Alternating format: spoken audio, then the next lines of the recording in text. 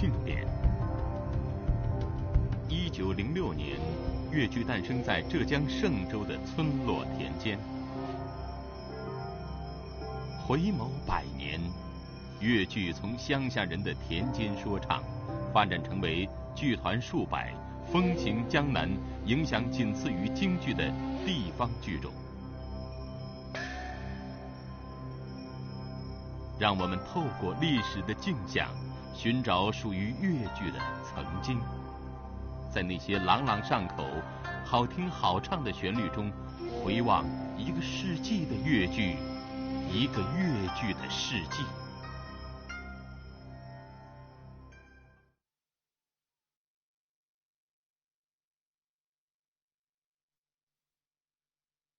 公元1906年，大清光绪32年3月初3，清明节。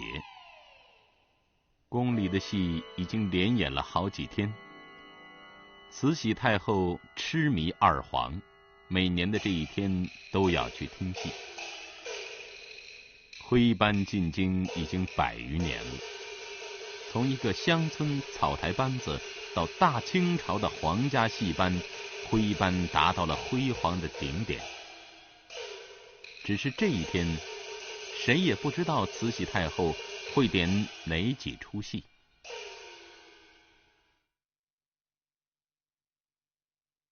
这一天的浙江嵊县东王村，清明时节雨纷纷。在说书艺人李士全家隔壁的香火堂前，村人用4只道筒和2副门板搭起了一个简易的戏台，也就是俗语说的草台。在那个雨意的春天，东王村要演戏文的消息被传得沸沸扬扬。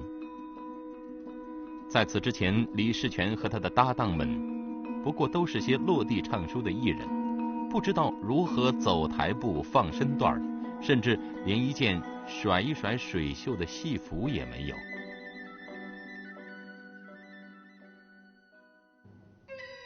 在宫中听戏的慈禧太后已风烛飘摇。这个统治中国40年的女人72岁了。6年前，八国联军攻入了京城，一屁股坐到了乾清宫的宝座上。大清国的皇太后和皇帝陛下只好仓皇西逃。6年之后，慈禧太后依然是紫禁城的主人，戏又要开演了。只是屈辱的战争赔款高达10几亿两白银，国库早已空空如也。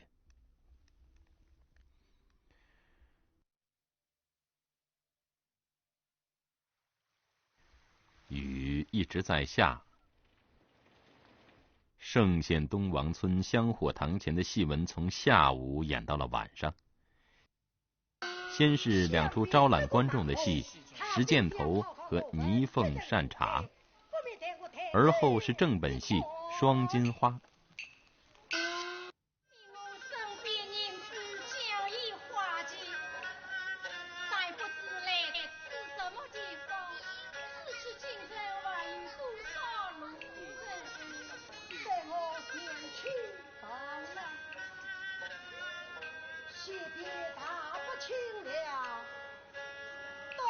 戏演完夜已深了，乡人们还久久不愿散去，他们向演员提议明天再演2场。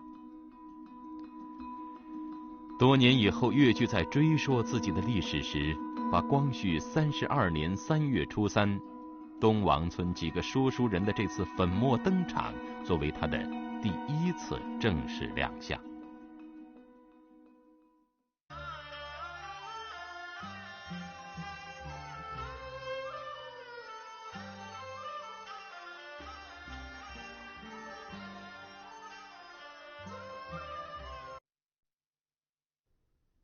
我们对100年越剧的追溯是从2001年就开始的。1906年，越剧诞生的东王村这个香火堂，这个是香河当个举子，当年的演出了，正是3月初3清明节。这个舞台内容大东门摆得正的是在这个门口，观众呢就在这个空场地里看戏的。那么当时演员有6、7个演员，其中有一个是东王村的李世坚，这就是李世坚的主王。2006年，东王村香火堂已经修旧如旧了。而100年前的越剧又是一番怎样的面目呢？当年演戏文的李士全是个4乡有名的落地唱书传人，而落地唱书被称为越剧的前身，据说是由盛县马塘村农民金启炳在咸丰元年一手创立的。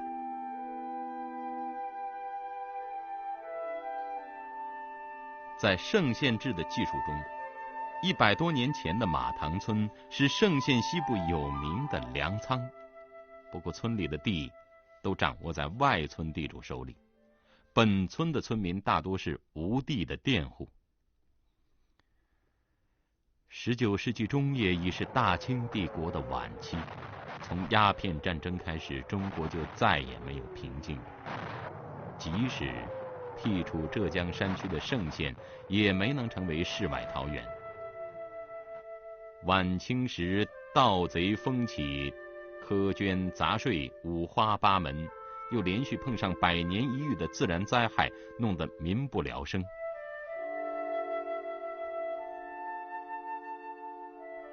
依县志的说法，同治3年至6年好雨成灾，同治8年4月洪水横流，坏田地无数。光绪15年7月，曾留下过李白等几百位唐朝诗人身影的陕西暴涨20余尺，田地尽淹水中，庄稼颗粒无收，圣人只好出门去吃百家饭，也就是沿门乞讨。乞讨的人太多，单纯的伸手要饭没有技术含量，混个温饱都难。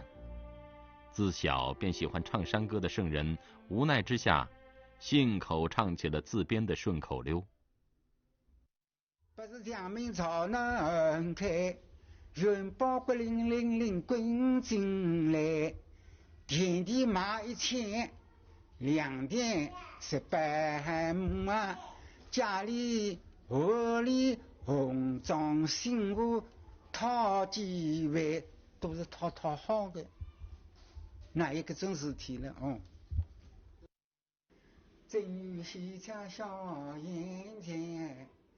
这种即兴的演唱通俗易懂，生动风趣，主家一时高兴，往往会给1块年糕、几只粽子的恩赐。这些沿门唱歌乞讨的圣人就被称为讨饭佬唱年糕。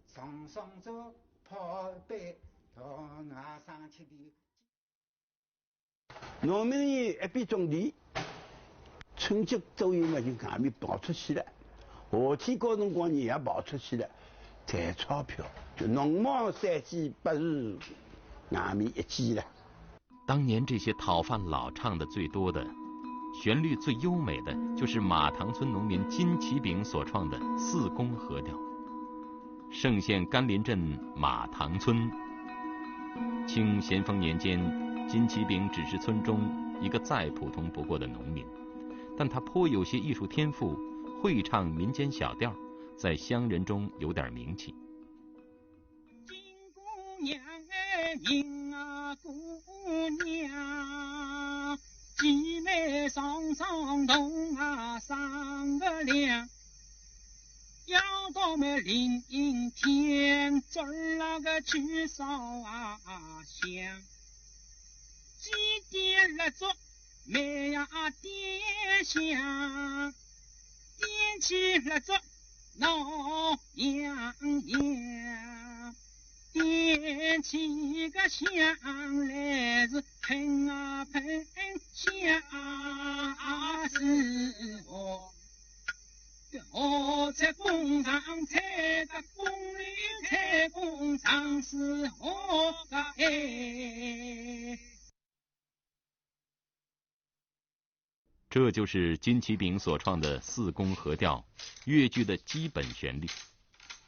他只是把跟随自己学唱的徒弟们编排成了一个有领唱有帮腔的合唱团，取《萧经》中的四宫上合尺5个字作为尾声衬字来帮腔，从而成就了越剧音乐的长江源头。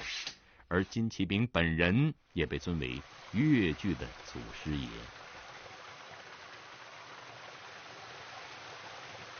57年我们城县呢召开了一个老年人座谈会，这个座谈会上呢，大家讲到呢这个落地唱书的起源了。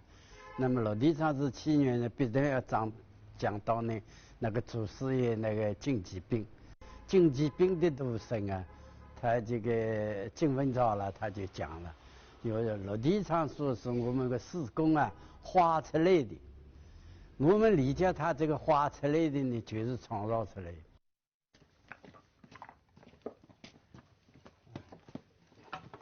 在嵊州马塘村，金氏一族的后人金老虎家中还保存着金氏族谱，或许在其中可以寻找到有关于金启炳这位越剧祖师爷的蛛丝马迹。我最早一个茶工就还800公了。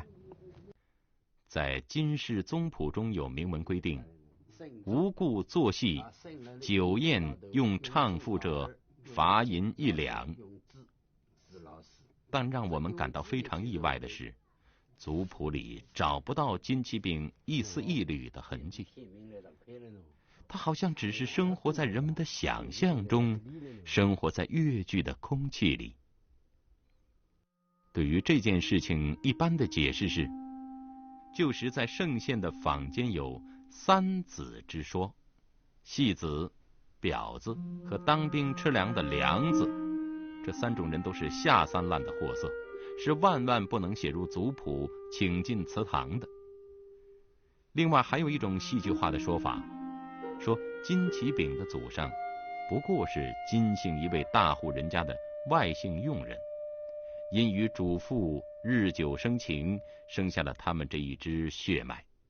尽管后来也改姓金，但终究不能名正言顺。这样的故事正好适合民间演绎。有关金启炳的身世，是不是唱书人张口就来的传奇，现在已经无从判断。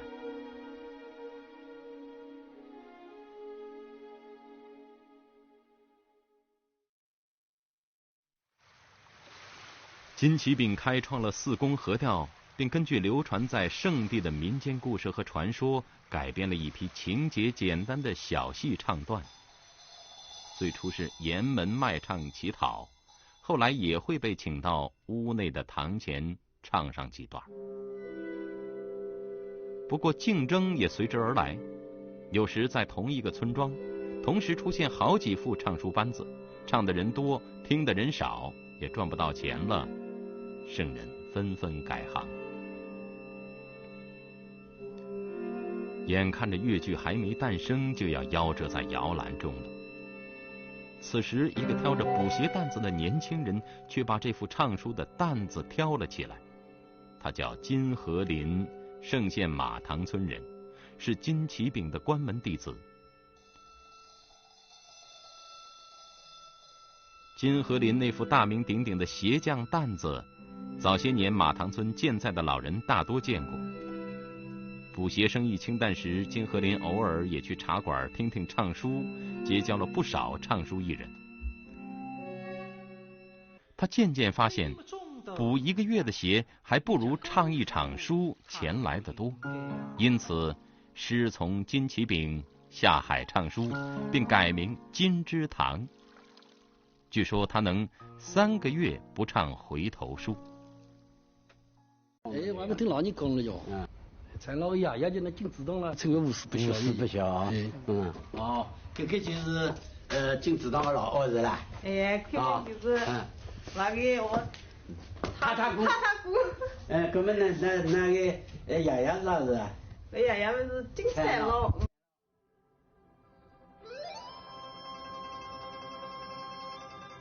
一时间，唱书的范围从农村逐渐扩展到了城镇。金芝堂和他的伙伴主要在余杭、临安一带唱书，还颇受欢迎。后来就有了精明的茶馆店老板，摆了一桌实惠的酒水，说服金芝堂等人留下来。1889年的一天，金芝堂在茶馆里听了一段《湖州三跳》。叫李真，两人代叫是同生，三他是里要为想念。就是这样一段《湖州三跳》。让金芝坛突然间悟出了唱书新腔零下调。从那时起，金芝堂编出了双珠凤、珍珠塔、玉连环等一些中长篇书目，开始使用一桌两椅和一些小型道具，并增加了表演性的动作。粤剧开始从沿门唱书发展到了走台书。湖州三跳在湖州那边流行一些曲艺音乐了，普遍的说唱音乐特点它是很强的，就是像说话一样，你地上的当说起那个头发低来低，说起那个头发来到了，大家说话一样的。我们这个诗歌我都要个前里呢，当当当当当当当当当当当当当当当，这个音乐在蘑菇风里比较容易，音区偏高，唱长辈是没有很多困难。怎么办呢？他五条呢？他这个经历的大头大低大头，在这个地方不行。大头大头，低也多的低，大低大头低大头，音区比较低，手语呢长辈是么表演，所以他显示了这个特点。零下调的出现，使金芝堂成为了粤剧史上又一位祖师爷式的人物。正是他和金启炳这两代人的继承和开拓，使粤剧的出现成为一种可能。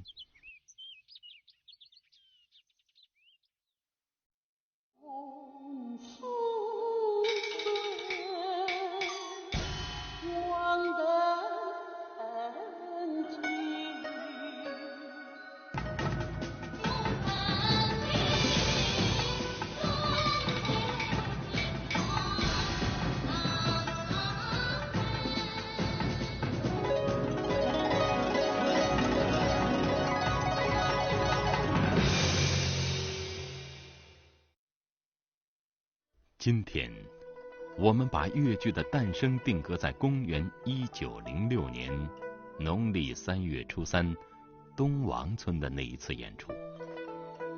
其实，在这之前，粤剧还有过2次试演，一次在余潜，一次在余杭。这2个浙江境内的富庶之地，一直是盛县落地唱书艺人云集的地方。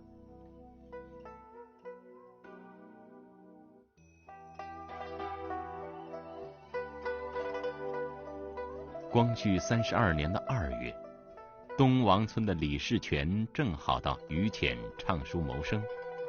就在武村河边的一家小客栈里，他和高秉火等盛县南派艺人不期而遇。一天的唱书结束后，有村民提议让他们像戏班子一样演出戏文看看。面对乡亲们的盛情，艺人们无法推辞，只好硬着头皮答应了下来。找那边了，正门找那边了。这个没吃过呢，还没在先听一下。这就是当年余潜、乐平、武状元程家的老屋旧址。四只大洞，四只大洞。这那个门板铺上去。对。这个就叫做整个厅。我那个厅这个厅顶多了。天特别啥个做，既是做跳龙灯呢，啥都要先到这里来。100年前，越剧在外坞村有了第一次试演。当时的艺人们演出了《石箭头》等小戏和《赖婚记》中的一段。当时这个石箭头是怎么唱的？就是呢，请他们两个唱唱给大家听一听啊。我们介绍2个人唱唱有当初时光很原始的时候的越剧，可是光也没有乐队啊，也没有锣鼓，就是清唱的啊。用自己的唱，用嘴巴来伴奏的啊。那么我们2个呢，就把当初怎么唱的唱给大家听听啊，可能不太好听啊，但是是这样唱的啊。哎呀，我先唱啊。哎呀，亲哥哥，你我亲妹妹是唱啊剧，元朗亲了么人啊中嘿。全国不谈非理财，莫做责任当啊小啊腿呀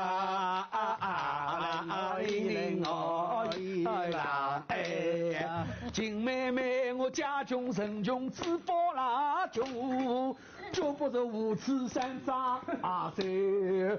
不你自在我不惧嘛，金妹放心别啦带鱼呀。在当年的李士全、高秉火等南派艺人看来，那样的一次演出像是一出闹剧。加上清明将至，艺人们都惦记着要回家撒谷子插秧了，所以没等到天亮，他们就悄悄地离开了这个小村庄。但这次演出的消息很快就传到了北派艺人的耳朵里。同样是盛县的叔叔艺人，怎么还有南北之分呢？这其实是由光绪10年的一起案件引发的。当时在余杭县方井街的岳阳楼茶馆，盛帮艺人和杭帮艺人为了争夺演出场地发生了争执，引发集体斗殴。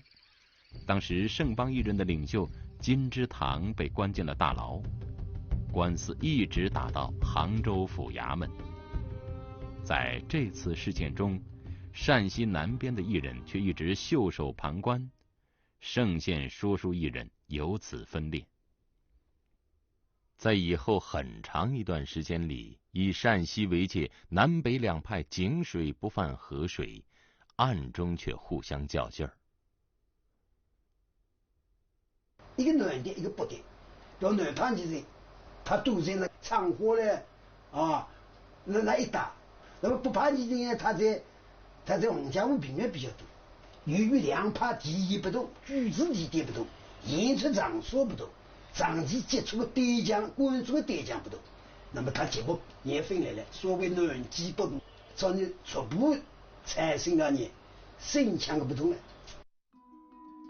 盛县南派艺人完成了越剧的第一次试演，北派艺人自然也不甘示弱。100多里外的余杭县陈家园，北派艺人早就跃跃欲试，也要演一出戏文。当年向来炳、马朝水等北派艺人就住在当地财主陈锡龙的家里。这个是老台门上，这个是还有嘎点东西移来了。这个房子，这老房子里面有5间吧？5间是吧？5间4厢。5间4厢。的这个4厢的话，要人家个6厢一度了，一样跟没度，一跟弄了。那不弄。在我们盛源人来嘛，总是在哪个屋里向啦，习脚个就是一说两菜呢，是侬阿爷带个。咱们那次呢？就听到话题了，就是好演戏了，遇见罗宾武村了啦，唱书呢不上台了，咱们就是有个马兆水呢，就是人家好做，我们好做。那么这个马兆水的师傅啦，就打了他一个巴掌。你小孩子懂得什么了？唱书是唱书，演戏是演戏，来我来个，照侬阿爷讲了，搿侬一巴掌打得伊了，搿就是演可以啥道理呢？演得不好嘛就不好，演得好嘛也好个，演啥个戏呢？演珍珠大。今天望无法事，母亲与我2个人，单单哥哥单，我们应当辛苦。此时的艺人们并不懂得唱书与演戏的差别，仅从方清别母到九松亭赠塔就演了4个半小时。村民们看得心烦意乱，纷纷回家吃晚饭了。无奈之中，北派艺人只得草草收场，结束了越剧正式诞生前的又一次试演。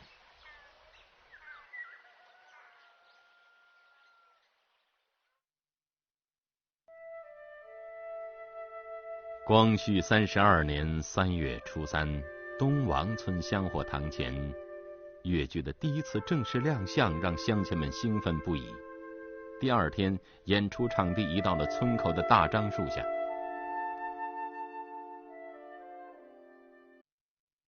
当时这个舞台呢就搭了那个地方，那么这个地方的观众呢，来自呢四邻八村相当多，这个演出反应呢是相当好。这个就是第2天在这里演出。那么从此演出以后呢，这个越剧的第1副小歌班了就正式成立了，越剧呢也就此诞生了。戏服是从庙里菩萨身上借来的，鹅蛋粉当水粉，红纸蘸水代替胭脂。开场的锣鼓就要响了，这时候却起了一点风波。镇里负责治安的团练以朝廷禁演莺歌银戏为名，派团丁来抓戏子了。这时候是一个叫李海发的乡绅出手挽救了越剧，使东王村的戏文得以继续演出。据说他是个革命党人。光绪32年，盛县所在的绍兴府活跃着革命党人神秘的身影。2年前成立了光复会，会长就是绍兴府的翰林进士蔡元培，鲁迅也是其中的一员。依然是光绪32年，光复会会员邱瑾回到了绍兴，在明道女学带了几天体育课。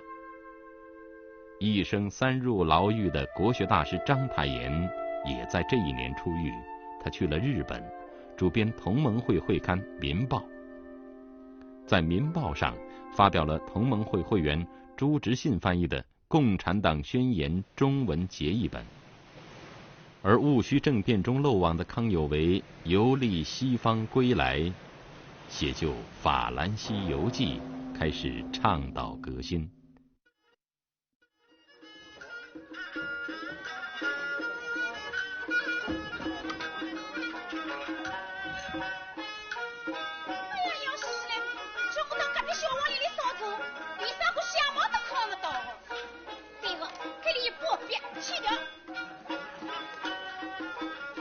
光绪32年，公元1906年，浙江盛县的一个小山村里，几个说书艺人的粉墨登场，意外地结出了一枚鲜艳的果实。而李士全和他的伙伴们只知道，无论是唱书还是演戏，都仅仅是为了养家糊口。他们也想不到，当他们放下锄头高歌的那一刻，竟会开创一种100年传承的戏曲。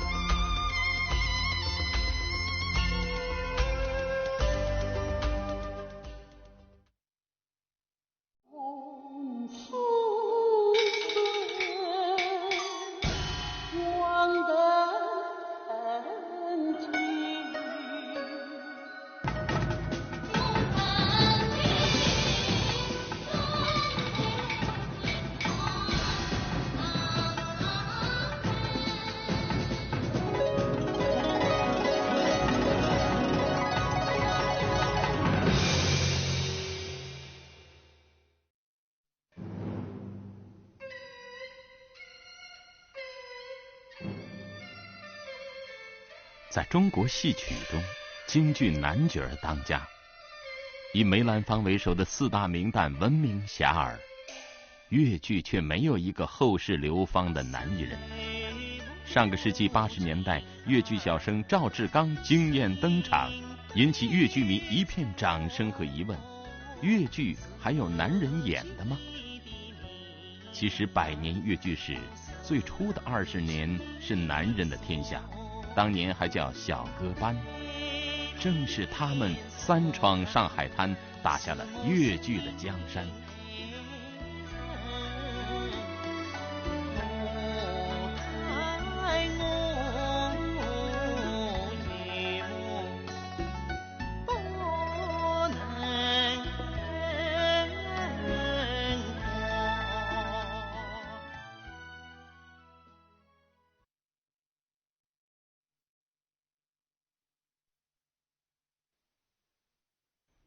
1917年，也就是民国6年，5月的气候已经有点炎热了。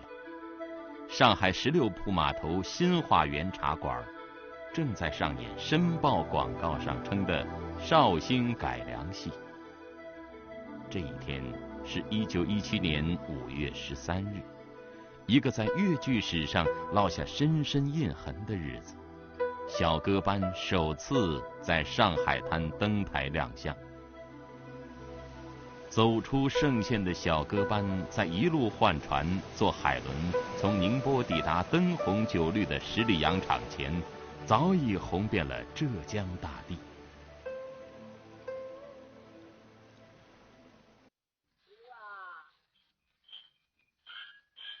光绪32年清明节，粤剧在东王村初试提升，生动的剧情、风趣的语言和乡土化的表演，为那些半路出家的叔叔艺人迎来了阵阵喝彩。粤剧的出世太匆忙了，匆忙的连名字都来不及取。当第一个粤剧戏班钱景松、李士全戏班在周边乡村演出时，只得借用名声在外的绍兴大班，称自己为小歌班。即使在今天的嵊州乡下，一些老人还是习惯地称粤剧为小歌班。小歌班呢诞生于1906年，1906年诞生以后，3人找到地方反动的保安团队的100，要抓要捕，是吧？要禁止，但是呢，还是受到群众呢非常欢迎。群众欢迎的话呢，你这个官府来扣，群众为保护。你这边扣嘛，就他呢到那边演，那边扣呢到这边演。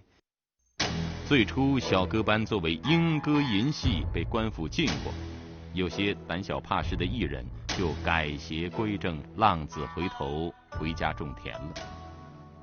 在家农忙3季，不如外出1季。圣人很快发现小歌班有钱赚，就纷纷仿效。不到2年时间，陕西两岸竟冒出200多家小歌班。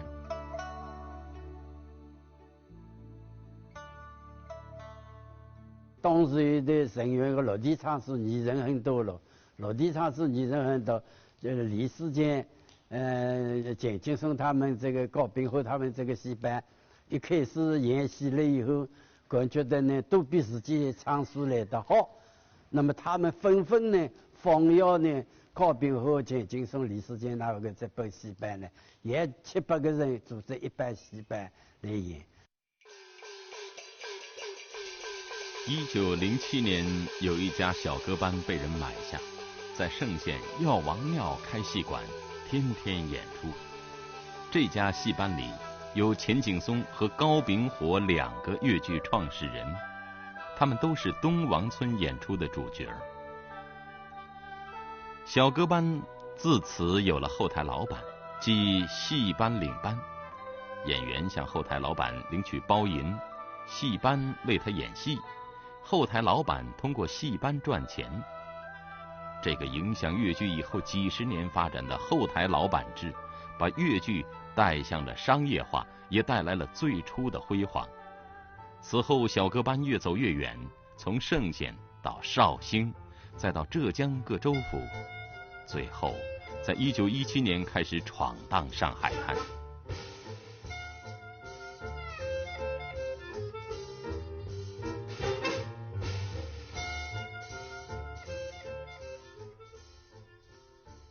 1840年的鸦片战争，使一向以天朝大国自居的清朝一蹶不振。在那次战争中，清朝失去了香港，也被迫开放了包括上海在内的5个通商口岸，即所谓的5口通商。古老神秘的中国吸引着各国的淘金者和冒险家蜂拥而来，而海运的发达让上海成为外商进入中国的码头。在当时乡下人的眼里，上海滩的十里洋场充满着神秘和诱惑，这里仿佛有遍地黄金，一夜暴富的故事在浙江的乡间流传。对小歌班来说，当年绍兴府最流行的戏曲《绍兴大班》在上海滩的成功，更是令他们眼红。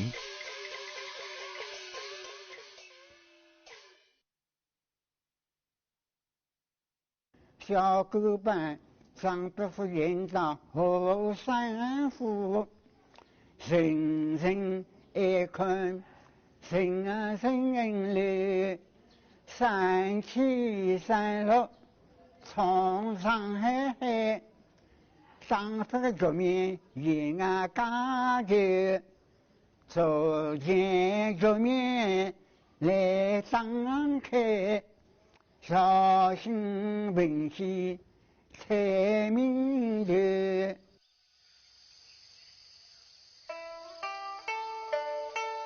1917年的4月，田里的秧苗刚刚返青，盛县新市乡上碧溪村的原生木家里聚了一批小歌班的艺人。他们刚刚抹干腿上的泥水，便做起了去上海闯天下的美梦。他们认定，只有去这样的大码头，才能打响小歌班的旗号，赚回白花花的银两。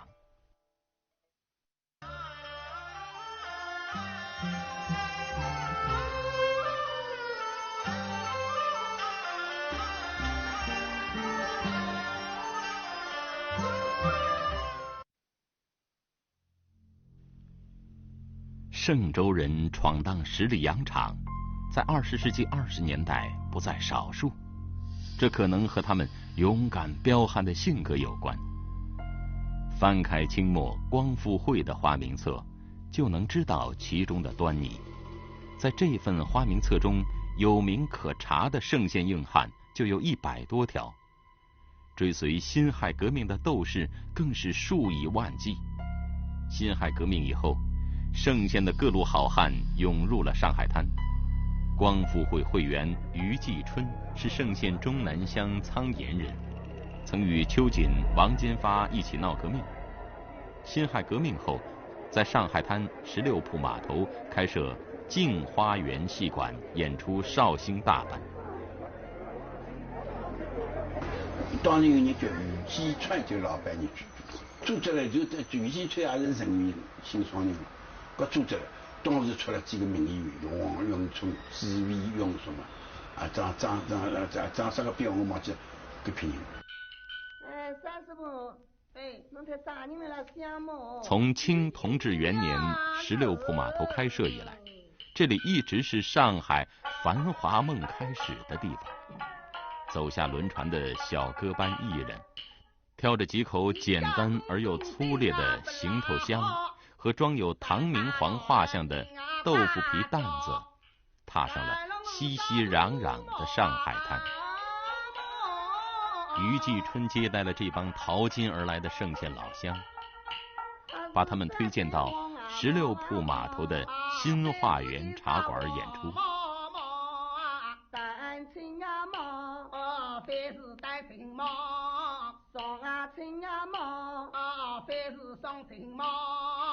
你会变金丝猫啊？一身份抽筋啊，是啊，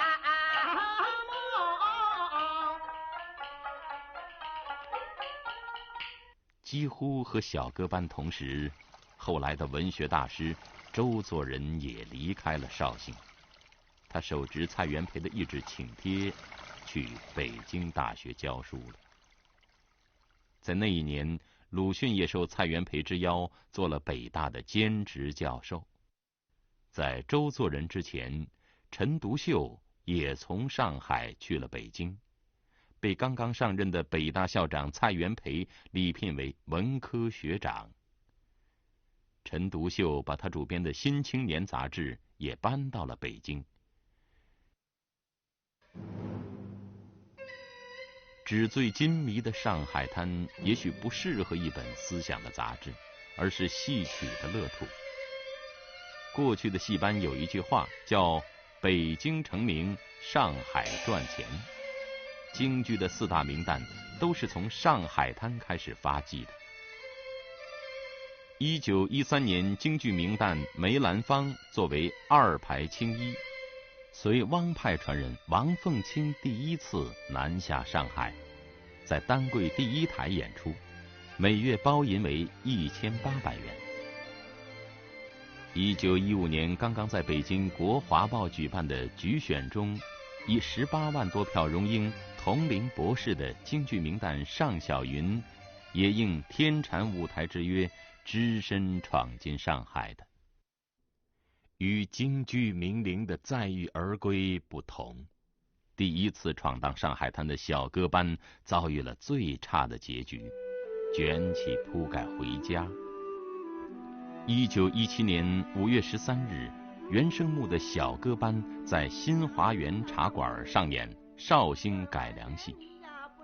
据当日的《申报》广告可知，这一天演出的有反映农民生活的小戏《捡茶叶》和全本《蛟龙扇》。为了刊登这条广告，茶馆老板杨培钦还是花了些银子的。新花园茶馆位于南市16铺码头9亩地的新舞台原址，当时只是一个草棚，有200多个座位。离茶馆不远处就是著名的宁绍码头，是浙江宁波、绍兴2地人聚居的地方。这是小歌班艺人进入上海后的第1个演出场地。上海也怕这个区别了，上海是跟顺丰围在一地贵在地方，各种地方是集中在上海。侬本来讲情况是适应过上年的，我还是清唱的，清唱一唱起来，另外调一句没，上海人走掉了啦。这种啥个戏啥个调子俺是不懂啊，听不懂了，嘎个走掉了。超棒舞台了。就真有人看，稍微有点生意。从乡村起家的小歌班，这一次他们面对的是见过大世面的上海观众。尽管演得非常卖力，但观众的哄笑声也不绝于耳。挑剔的上海观众根本不买这些乡巴佬的账。尽管不断变换剧目，又有不少盛县老乡捧场，但场面惨淡。迎接他们的不是鲜花、掌声和白花花的银子，而是杨老板那张拉长了的脸。我是那生活港里呀美，他是一个渔夫啊人，在我回家小地方。要向你去分享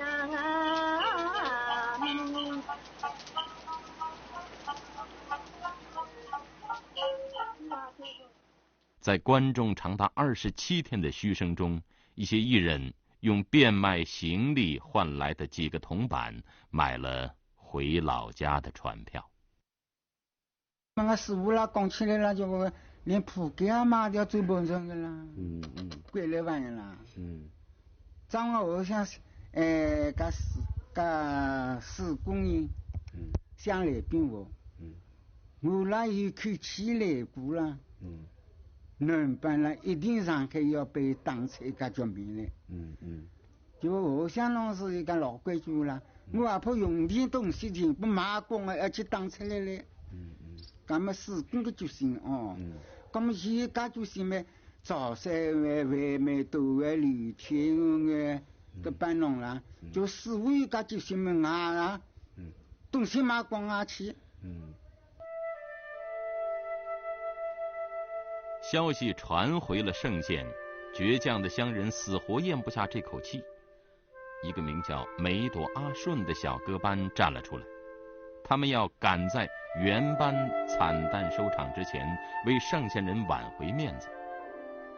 这个由魏梅朵、马阿顺率领的戏班，终于赶在原班退出前赶到了上海，并在原班停演的当天，在河南路观音阁码头的镜花园戏馆登台亮相。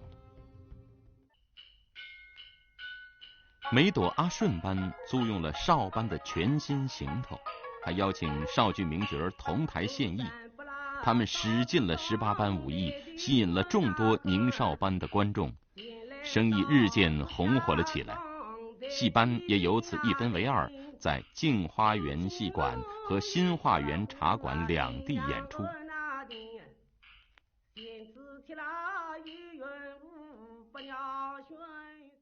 妹妹都性格呢，弄是很时尚的，但是啊，付我去的日语了，把流民的脾气下来的了，就刚刚弄了。妹妹多了，她不仅能演正旦，演鬼门旦，她也能演小家碧玉。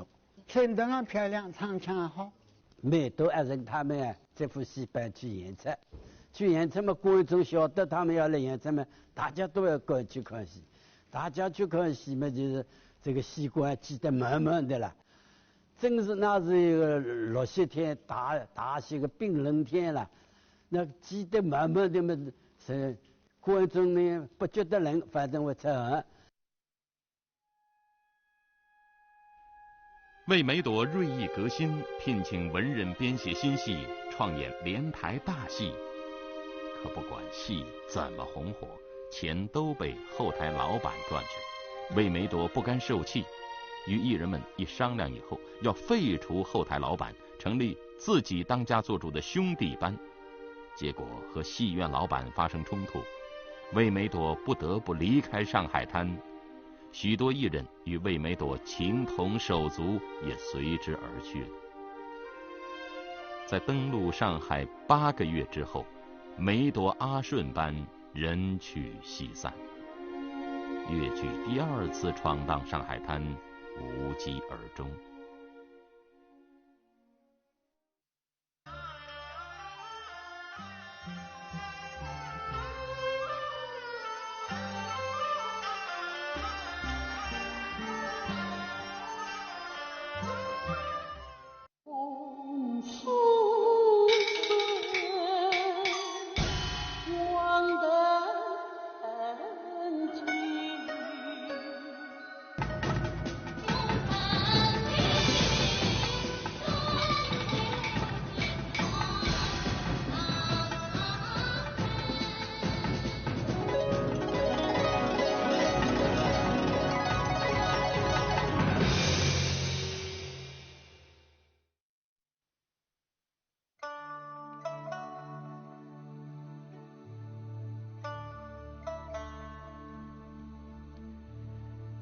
1918年的春节刚过，不甘受挫的魏梅朵再度萌发了去上海的念头。有了前2次的前车之鉴，这一回陕西南北2派艺人捐弃前嫌，坐在了一起。魏梅朵望着南北2派40多位名伶济济一堂，一口喝下了满满一碗绍兴老酒。1918年4月12日，农历3月初3，小歌班卷土重来，以魏梅朵、马朝水为首的艺人们正式演出于华兴戏院，挂牌为浙少著名客串班。这一天，也是粤剧诞生12周年，演出了全本《双金花》。一部南派艺人在于谦饰演时演过的戏，作为生日的纪念。此时演员的表演技巧日趋成熟，剧目又符合观众的胃口，尤其是突破了嵊县方言不易被上海观众听懂的语言障碍，票房收入一直居高不下。16年后，高亭唱片公司为粤剧男班艺人娄天红和小岳红录制了《双金花》中的大唐任期一场戏。我们现在听到的正是这张粤剧灌录的第一张唱片的录音。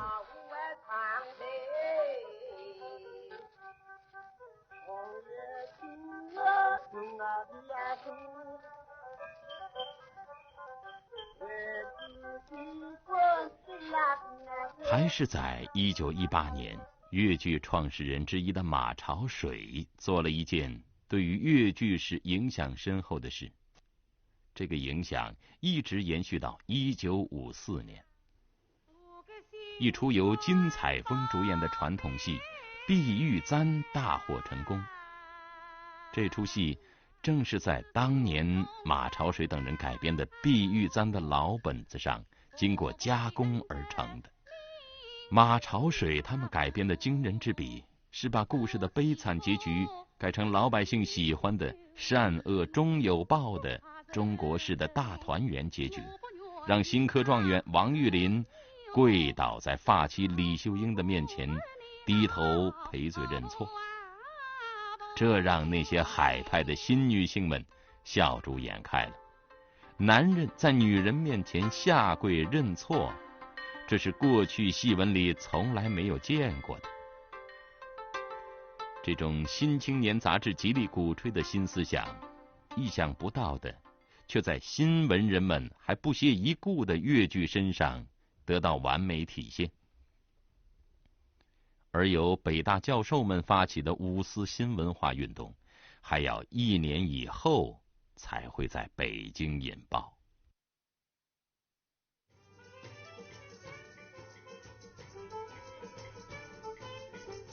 1918年的7月20日，这是粤剧史值得书写的日子。那些崇尚海派文化、眺望西方世界、口味十分挑剔的上海小姐和夫人们，聚集在位于闸北新疆路北公益里东首那座嵊县乡下人演戏的华兴戏园里。他们从开始时的漫不经心，中途时的哭哭啼啼，到最后哭着喊着将戒指耳坠抛上舞台，抛给了这帮他们原本瞧不起的乡下艺人。就在这个瞬间，小哥班的艺人心花怒放了，他们终于在十里洋场站住了脚跟。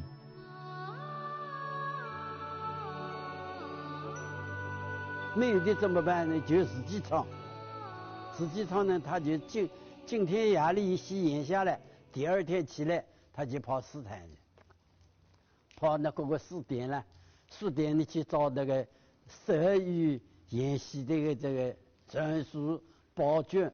男班在上海演毕业证开始一样，演的好两东西啊，像孙红跟毕业证孙红一两东西，我给从江上报上去了，明阳的也跑上去，真的修炼的也跑上去了。我爷爷在演这个毕业证啊，在家乡也是很有名的，所以这个戏到现在为止，我还一直整了这个传统剧目。碧玉簪的成功使艺人们第一次分到了沉甸甸的红包，他们悟出了这个赚钱的道理，为此特地花了些银两，郑重其事地聘请了粤剧史上的第一个编剧，他的名字叫于龙孙。1919年9月，上海天产舞台请来京剧名伶杨小楼组班南下，老生谭小培、青衣尚小云、刀马花旦是唱梆子的白牡丹荀慧生，史称三小一白下江南。三笑一白9月9日在天蟾登台，演出极为轰动，其他剧院纷纷动足脑筋争取观众。在上海站稳了脚跟的小歌班，在明星茶园和第一戏院2处演出。小歌班定位准确，剧目精彩，尽管包银和京剧名伶不能相提并论，却也是一样的热闹。得了实惠赚了名声的华兴戏园老板周林芷，亲自游说当地的富商，将戏院翻盖成3层楼，正式命名为升平歌舞台。这家戏院成为第一个专供粤剧演出的戏院。1924年1月盛县的第一副女子戏班进户，著名粤剧表演艺术家施银花、赵瑞花、涂杏花也是在这里首次与上海观众见面的。他们自己没有家底的，绍兴老板都有一套正式的京剧，尤其我们国家底下国在，他都有一套表演正式的动作。粤剧呢，白手起家了，什么基础都没有的了。他们要到上海立足立落来了，这是他们人，不断地去吸收像绍兴粤剧，像上海京剧粤剧，像什么节奏都会去粤剧，所以他们就成长起来，上海人就立脚立落来。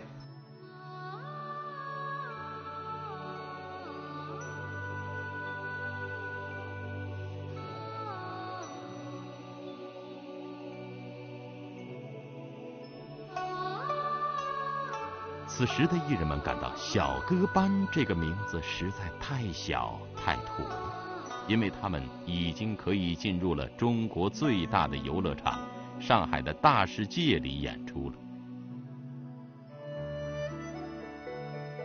为了这个名称，艺人和戏迷颇费了一番脑筋，最后由大世界老板黄楚九拍板，选用了马潮水提议的绍兴文戏。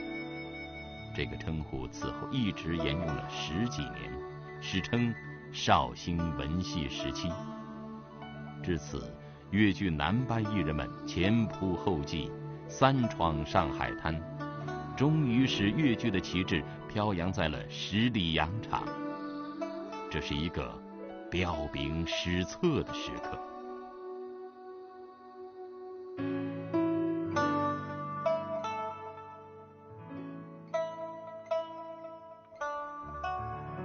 就在小歌班行情不断看涨，包银直线上升之时，有一个人却显得忧心忡忡，他就是那位说戏师傅金荣水。不久后的一个黄昏，他和在上海升平歌舞台当前台老板的盛县人王金水匆匆登上了去宁波的客轮，悄悄地离开了上海滩。他们为什么要放弃这灯红酒绿的荣耀？他们在想些什么？在当时成为了一个谜。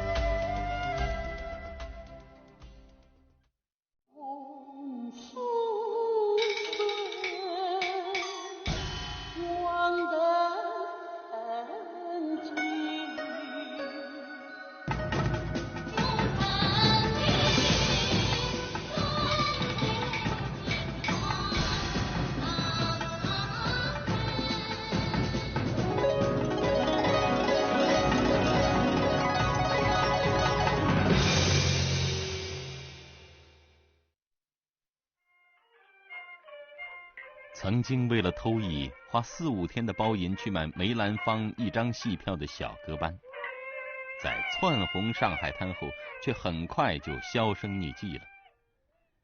一夜成名对盛县乡下的男艺人们来说可能是致命的，他们沉溺在上海滩灯红酒绿的生活中，沉醉在手戴10个金戒指的荣耀中，再也无心唱戏。没几年过去，各个戏院纷纷摘下小科班的招牌，粤剧刚刚在上海滩闯出一点薄名，又一次面临夭折。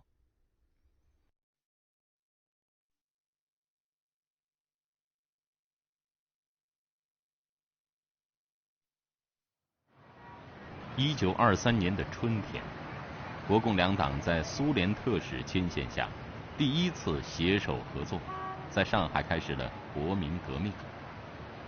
上海滩歌舞升平，而2个小歌班的元老，说戏师傅金荣水和升平歌舞台前台老板王金水，却匆匆离开上海滩，回到盛县。正是这一次不为小科班艺人理解的出走，在100年粤剧史上写下了最精彩的一笔。他们创办了第1副粤剧女子科班。科班里那些不经世事的小女孩，在几年之后，男班艺人风云流散之时，竖起了粤剧的大旗，并一举改变粤剧低下的地位，使它成为仅次于国剧、京剧的地方戏曲。1923年7月9日，农历5月26，龙虎日，大吉。在施家坳村陈明贵的老屋里，第1副粤剧女子科班正式开办了。50多个学员里，年纪最大的13岁，最小的才9岁。对个，5年5、6年时光了，搿里个金永山师傅啦、高西师傅啦，同我讲过了。因为刘登呢是伊拉昆阳杂地铺的，金永山呢，伊就是有张小木板上搭起来角落头。咱们搿礼拜学戏呢，同学啦，桌凳呢是高嘛，小姑娘坐不着，所以用门板搭起来个长长一块门板，搭起来以后，咱们做小姑娘们小椅子、小咪咪凳啦，团团个坐起来嘛，还得高兴。办粤剧女子科班的想法来自京剧，当时在南方有京剧的毛二班。京剧的毛儿戏是京剧到了南方以后啊，弄批小女孩子嗓子好听，要吸引那种南方不熟悉京戏的人，好看。毛儿是那满洲话铜话头，这是不成年的女孩子，16岁以下。王金水看到了京剧毛二班的商机，随即和老乡金荣水一拍即合，一个想发财，一个对骄奢的男班艺人日渐失望，想借女班另辟蹊径。于是2人回到了老家盛县施家坳，开始招收第1副粤剧女子科班。王金水的招生告示早早地贴了出去，没想到却在施家坳里里外外招来了一片骂声。尽管1919年的5四新文化运动在上海这样的城市已深入人心，辟处浙东的盛县也有波及，但女子学戏依然为族规所不容。王金水只好使出生意人的绝招，首先将自己的女儿桂芬送进科班，又苦口婆心说服内侄女施银花入科，最后拍着胸脯告示父老乡亲们，学员的衣食住行全部由他负责，满师以后每人发1只金戒指、1件旗袍、1双皮鞋，并且还发给新凤100块大洋。当时我去走上回来，一讲了只有2个多钞票了。早是这个大概3年多里来好，我一讲了3对女养的，咱们1只金嘎子，1件旗袍，晚上皮鞋。这几天呢，气象都好，我是听了一讲么私人房，一讲么是王祥子啊，王祥子么就是28个呢，一讲王贵妃。王贵妃嘛了就是王金山的呢，当时呢我告诉去，就当时呢你给我洗了你个啦，你弄好个啦，所以我侬刚告起来侬看一看不是个男的带好，咱们王金山结构搞王贵妃有带用了，个我侬自家来带我们搞其他了，后来报了，干一个。族规早忘了。顾虑也抛到了脑后，盛县各地领着女儿来报名的人挤满了施家坳。教戏师傅金荣水挑选了50多名学员。这批女孩子是民国盛县农村第1代不裹脚的女子，大字不识一个，从中却出了女子越剧第1批名伶3花1娟中的2朵花，施银花和赵瑞花。金荣山师傅呢，就是把戏文了抄成一片一片的，也是叫单片了，一片一片的抄起来嘛，告别呢每个小姑娘个角色，让伊们看不看个都教回来以后嘛，再看不看个教唱，先教要会读，要会背，专门再教唱，唱教好以后嘛个。才只好到门口稻地里了去穿戏，咱们到荆棘山面去请个行头师傅来，会走行头的了，跟他请来么走毛来走好戏是哪个装起来。在成立了3个月之后，施家坳女子科班迎来了第1次串红台，也就是彩排。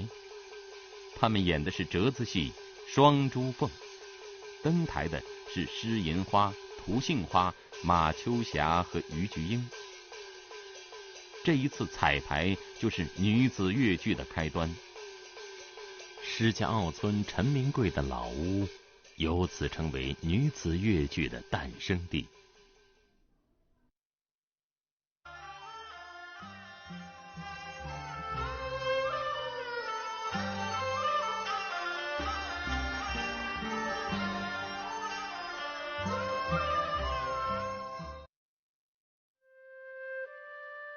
施家坳女子科班串红台的成功，使得王金水喜上眉梢，他急着要捞回投资。1923年底，就带着这些学艺才几个月的黄毛丫头，水陆并进，闯荡上海滩了。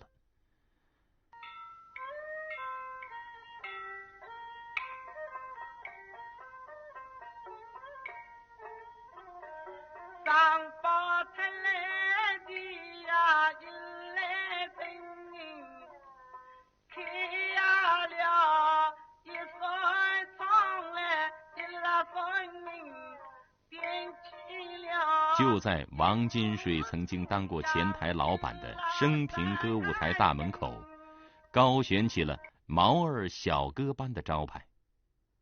演员名字前面全部冠以赛字，用金荣水的话说，我们就是来和男班比赛的。金荣水考试我讲是唱大名的，他不是唱小生啊，唱小生的，他有些动作了没粗糙的。这个哭调呢，搞得好个，女班上的注意了，上海观众颜色个一记了，女没允许了，有各种事体了，有个，那大家去看看。和男班艺人初闯上海滩一样，施家坳的毛儿小歌班也遭遇了滑铁卢。前2天观众好奇还有一些人头，可几天下来，稚嫩的演技、粗糙的行头使得票房急剧滑坡。升平歌舞台摘牌了，王金水只得率领戏班转入小茶楼里演出。辗转演出了几个月，但终是无力回天。女班悄然回到盛县，但没有想到，在施家坳，他们却仿佛是衣锦还乡的英雄。老族长破例为女班开放了神武堂，让他们在祠堂的万年台上杀鸡祭台，为村民们免费演戏。演出的那天，全村男女老少倾家出动，其情景与护航遭遇的冷落竟然是两般天地。后来号称花山鼻祖的施银花，唱着唱着就泣不成声了。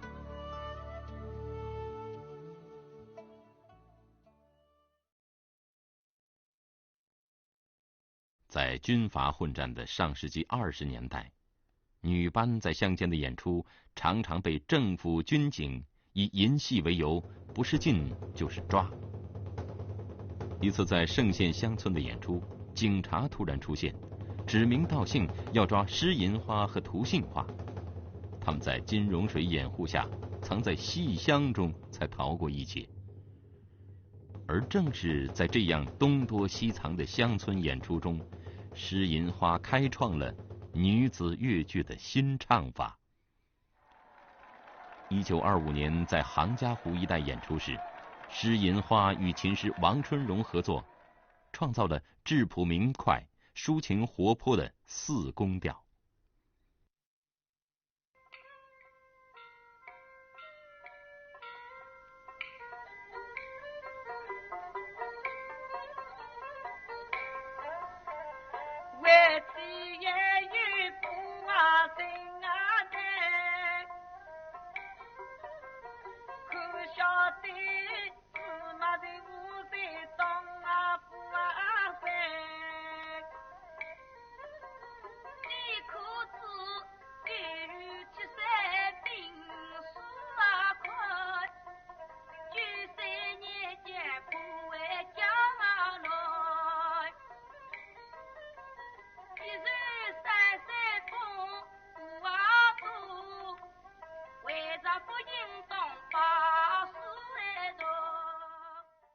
因为戏曲艺啊，从来没有从天上掉下一个灵来的，它是发展于规律的。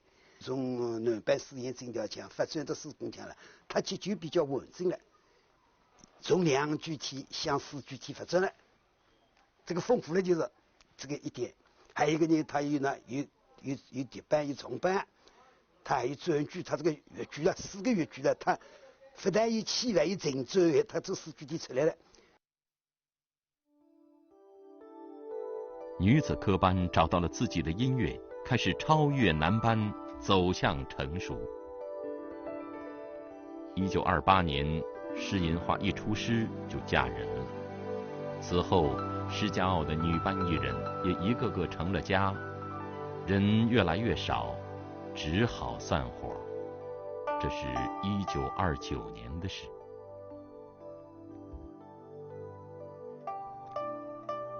作为第一副女子科班，王金水创立的施家坳女班看起来是惨淡经营，最后流于破产。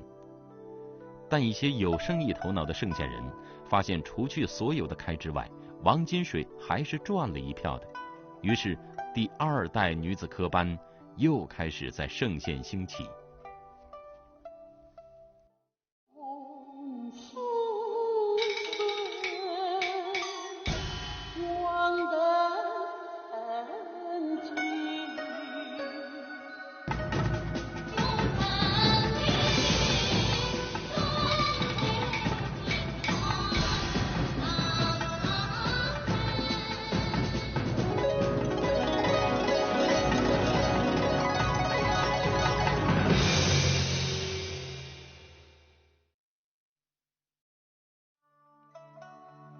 1930年，一个叫竹君堂的生意人纠集了一些志同道合者，合资入股，共筹得1000元大洋，自己持股3成，在盛县后山村白佛堂创办了群英舞台。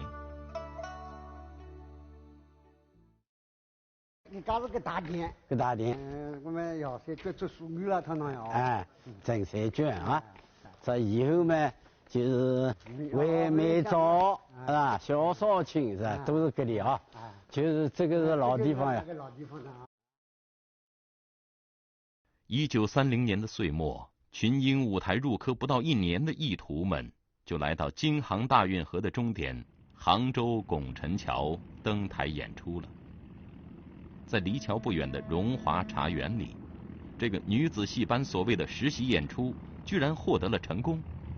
几天下来，收入很不错，班主竹君堂非常得意，他觉得这条赚钱的新路子算是找对了。竹君堂这一票赚钱的买卖，促成了越剧女子科班的真正繁荣。在群英舞台之后，女子科班如雨后春笋般冒出。据1934年的一项调查，仅盛县一地越剧的从业人员就达2万人之多，年轻女子大量习戏，以致当地的青年娶妻都成了问题。在一代越剧大师范瑞娟的老家黄泽镇，一下子就办了13副女子科班。即使远离盛县的杭州府新登县，也办起了东安舞台。越剧大师徐玉兰就是在那个时候入科学艺的。我是杭州府春江新登，我哪能会到学戏呢？因为我当年也是个小戏迷了。我对越剧是也不是那么爱，在家乡的时候啊，家里实在苦啊。那么正巧这个辰光呢办一只龙王舞台，那么我就报来了。本来阿拉也没搿能样这个年头学戏，因为那个诗人花啊、大行花啊，也把那个老姐姐啊到我们家里来演戏，那么我们呢去看了。看了以后呢，就还自己有几句能哼了。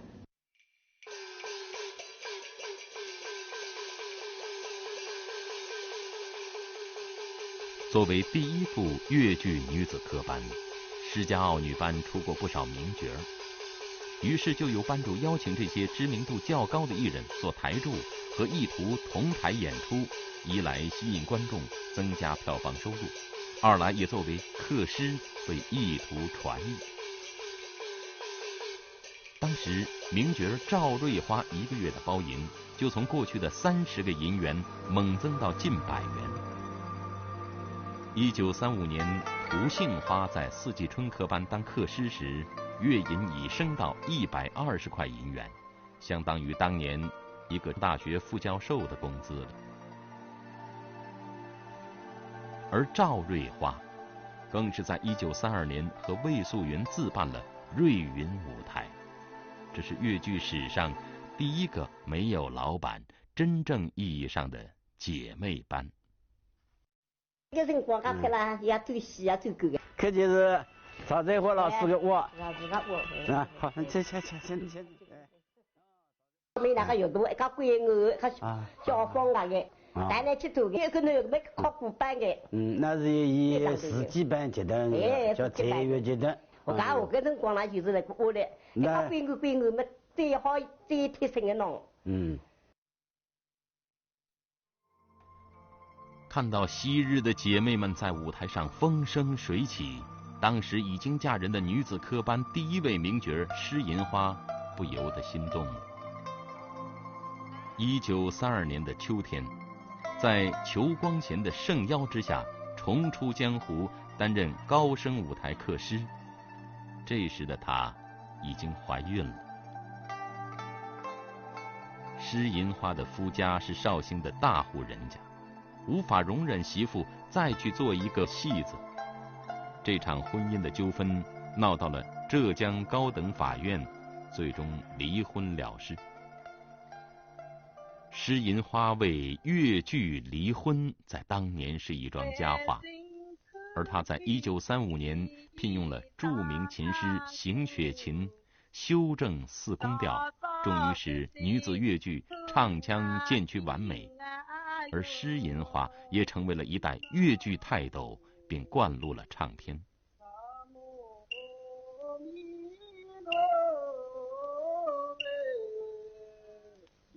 大一岁公啊哟么，搬起工来养的呀空。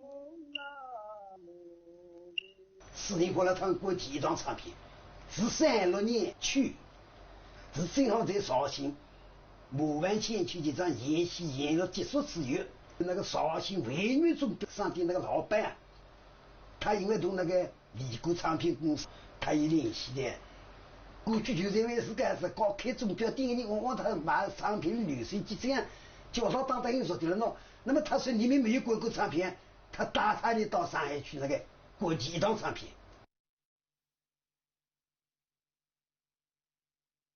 一大批女子科班的出现，使粤剧朝着女性化的方向快速地发展着。女班艺人们也开始背井离乡，闯荡周边的乡村和城市。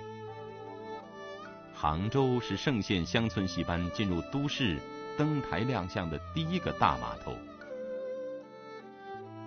早在1923年，施家坳女班就曾来杭州演出过。那时杭州的观众对粤剧实在太陌生了，滴多滴多的锣鼓声，在自古歌舞兴盛的西湖水面上，甚至没有激起一点浪花。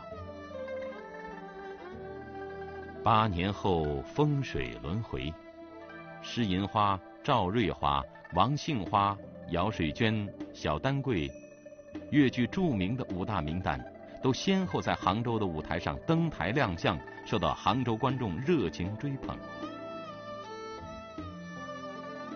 在杭州演出时间最长、知名度最高的，要算粤新舞台的姚水娟了。姚水娟1930年进入后山村白佛堂的群英舞台学艺，2个月就在梅龙镇中崭露头角。之后，姚水娟加盟粤新舞台，任头尖花旦。她的唱腔韵味浓厚，表演细腻传神。杭州大世界的经理新昌人张在阳看过姚水娟的表演后，不禁拍手大叫：“三花不如一娟！”经过媒介宣传，姚水娟一时名震杭城。姚水娟盛名卓著之时，正在杭州杨坝头国货商场小剧院演出的竹素娥也不甘示弱。这期间，在杭州的戏园子里，京剧南派武生盖叫天以饰演武松而声名鹊起，而竹素娥这个来自盛县乡下的女孩，也在舞台上把武二郎的正直仗义表现得淋漓尽致，这在不擅长武戏的女子粤剧中是极少见到的。我老师呢，做说我呢，人家都称他是粤剧盖叫天，因为他呢是文武双全，专门为他出了一个小报，那是叫粤剧第一张小报，专刊的。那是粤剧女子科班的第一个黄金期，只要是名角儿，都有着一群固定的戏迷，诱人的收入。还是绍兴的最大，跟那个是什么把个香烟，挺通行的，那么就叫什么把什么把出名了。当第一代女子粤剧演员大红大紫的时候，盛县甘林镇柳岸村的兴福庵里，新生一代的粤剧女艺人正在悄悄地成长。这个大没开呀，开了个，这个粮食呀，是啊，太小了。袁锡芬、福建香，还有钱苗花这几个有名的演员呢，他们都在这里有的。当时有了非常艰苦的，困不困了，搁里厢房楼上。你话没早3夜，你就到路上南窗呀，上起来。这那天气下雨怎么办呢？就到大殿里面学习。练功哦，阿拉这是沙滩里呀。沙滩里拉丁口肚子里，交关小囡个别里把拉侪拉丁拉好来了。搿辰光侪是看着心机，你拉背，你背出来啪当了那个报纸上的，还有高仿、家访、打手心的几种。可是阿小时候呢还有了，你拿着什么刀枪斗把子啊，都吹来就打的了，他是那样的了。我们那个扣班姊妹啊，那个给他打了，地上都趴的呀。阿拉手上不晓多少高仿翘起来，我实在蛮会背了那个，一看到高仿我才忘记他。吃得苦中苦，方为人上人。这一句民谚，就是当年越剧女子科班的真实写照。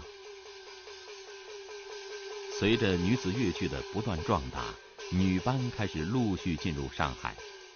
这个剧种云集、你方唱罢我登场的花花世界，首次进入上海的女班是姚水娟任头尖花旦的月薪舞台。到1938年8月，在上海的女班已达12副，到1941年增加到36副。几乎女子越剧的所有著名演员都云集上海，从此告别了流动演出的历史，越剧便成为了人们记忆里的女子戏。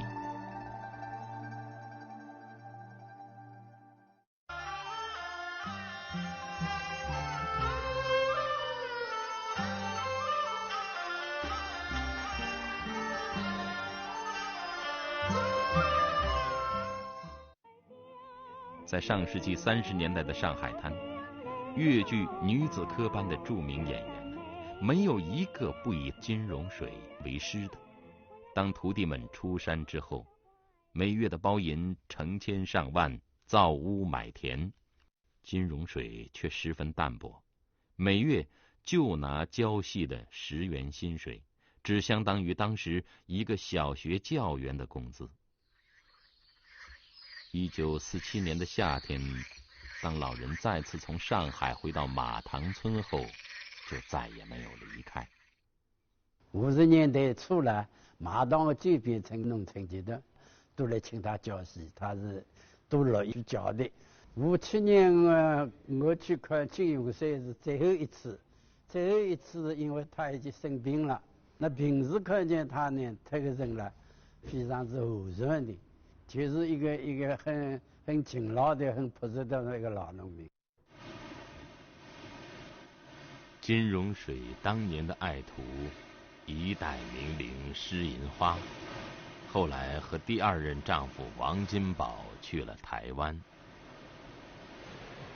据说晚年的施银花吃斋念佛，乡人们来家时偶尔也会唱上一段。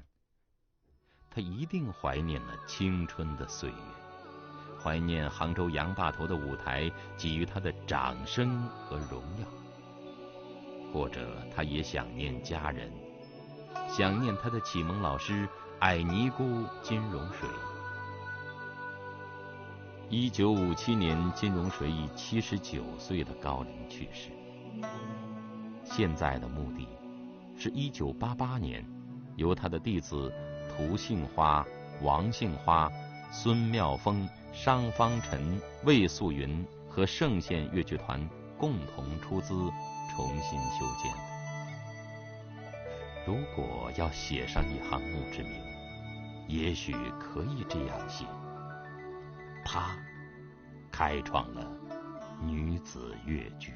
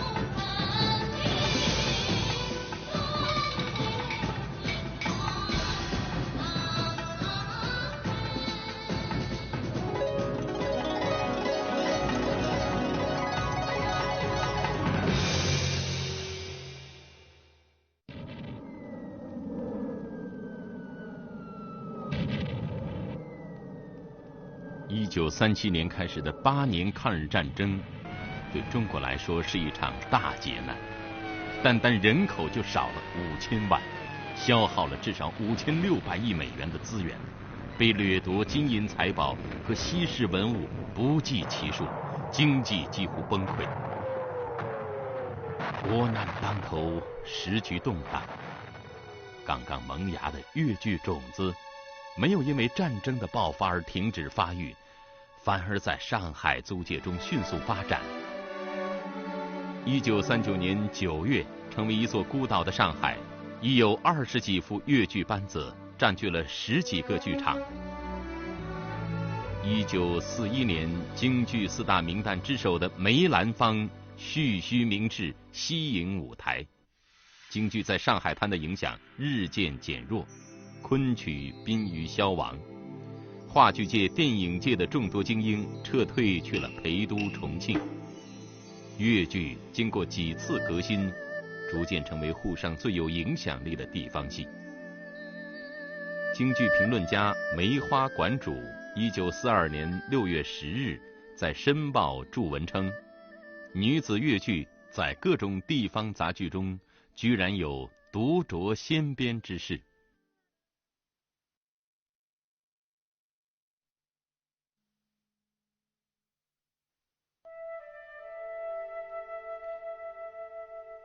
1942年10月28日，对百年粤剧史来说，是个值得铭记的日子。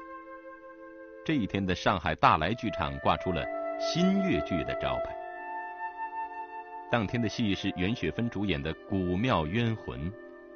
在袁雪芬演过的几百本戏中，这本戏不算经典，但她却掀开了新粤剧运动的帷幕。当时什么余香搿点蛮好，他把导演请来，我讲古道快到了，古道时间快到了，1943年嘛，是我讲日本租界改，对吧？一批这个文艺工作者，华籍的一批都到内地去了，到延安去，还留了一批人，搿批人请他来做导演的，编剧也是他们。葛么导演啊，他们根本就艺术咋提高了。从1906年在盛县乡下问世，到在上海滩出人头地，粤剧已过去了30多年，名有了，钱也赚了，可粤剧还只是一种下里巴人喜欢的地方小戏。即使是在最时髦的上海滩，也是上不得台面的乡下把戏。当年的粤剧皇后姚水娟也赶到了。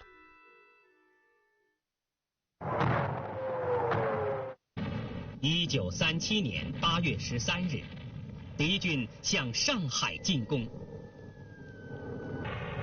1937年813事变爆发，上海成为一座孤岛。江浙人士大量涌入租界，躲避战乱。姚水娟所在的粤声舞台是第一个来到孤岛的粤剧戏班。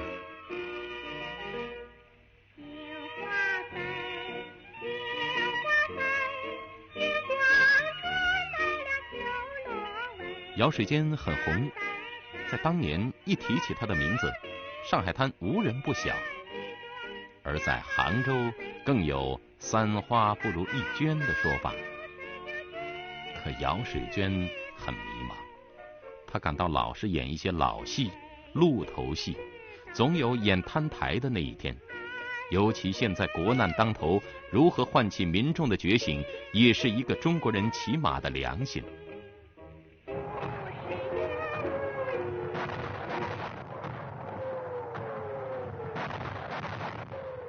1938年的5月，美国《生活》杂志发表了一集来自中国的照片。那是一个匈牙利摄影家卡帕拍摄的台儿庄保卫战。这个使日本损失1万精兵的中国村庄，被卡帕描述为日军的滑铁卢。这一年的抗战十分惨烈。听闻报道的姚水娟有些激动，她找来了杭州老乡，当过《大公报》记者的樊梨为她编写新剧。樊梨刚从日军日夜轰炸的武汉来到上海，他失业了，是来上海讨晚饭吃的。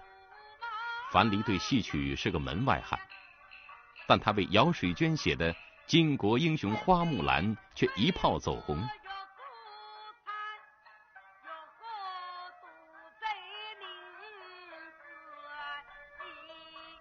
1938年9月，上海天香大戏院女子越剧改良的帷幕徐徐揭开。当姚水娟扮演的英武飒爽、气度轩昂的花木兰一亮相，立刻博得了满堂的喝彩。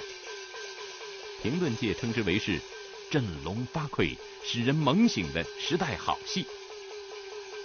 当时上海英文版刊物《大陆报》盛赞姚水娟饰演的花木兰犹如法国的女英豪圣女贞德，这是外文报刊第一次赞美越剧艺术。那是抗日那个社会统治时期了，上海是敌占区啊，日本佬占领的，占领以后的社会比较混乱。末天呢，就是这个姚水娟同他那个编辑了，叫万里。伊到万里是大家侪是蛮得一起个了，讲出来，伊讲侬还是要用布巾，那么用布巾了。搿辰光搿个叫伊做，伊讲侬做花木兰下去好。每人都有个爱国心嘛，是不是？日本佬来侵略我们嘛，我们要反抗的。那么伊种花木兰，花木兰伊得来是人家观众侪老欢喜看。这些反动派啦，说在报纸登出来，天香大戏院是有一颗定时炸弹。巾帼英雄花木兰连演27场，将近1个月。不仅为越剧老观众们津津乐道，还吸引了京剧、电影界的人士前来观摩，使越剧一夜之间拓宽了观众的层面。编剧樊梨此后一发不可收，陆续写了《蒋老五殉情记》《孔雀东南飞》等11部大戏，其中时装戏占了一半，突破了女子越剧只演古装戏的局限。当时的上海在淞沪会战后正处于日军占领之下，观众既夸赞姚水娟的技艺，更敬佩她的爱国热情与胆识。不久，在媒体举办的观众投票中，姚水娟被推选为越剧皇后。搿辰光是叫越剧皇后了，是了，越剧皇后。搿辰光我总记得有一天啊，阿拉学生子懂了勿懂个，有一天人是交关关。搿辰光还来了天香大学的，人交关关侪来，哎哟，姚水娟，恭喜侬，恭喜侬！因为姚水娟呢，她是文武兼才，同时呢，她这个唱腔呢，那是也是一个代表人物。大概也是搿辰光天香大学搿能介出来的，大概嘛里向我也有得看见个，啥个有得帮小小么是提名，伊是个叫纳木文，是吧？那么呢，梅兰芳是搿个电视。为什么他这个网友与众不同呢？是群众选出来的。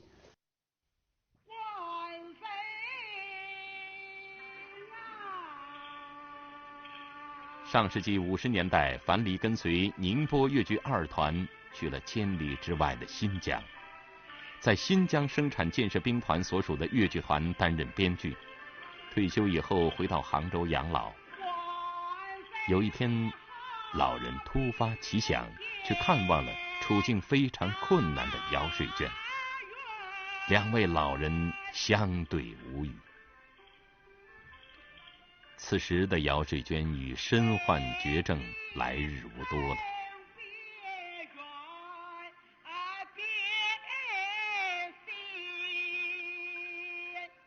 1942年的秋天，姚水娟还如日中天，依然是上海滩的越剧皇后。不过，一场比她的越剧改良更激进的新越剧运动，在大来剧场悄然拉开架势。一个叫袁雪芬的青年艺人要继续革新越剧。这场后来奠定了中国越剧地位的新越剧运动，却是在面对残酷现实的无奈中开始的。它的起因甚至有些悲壮。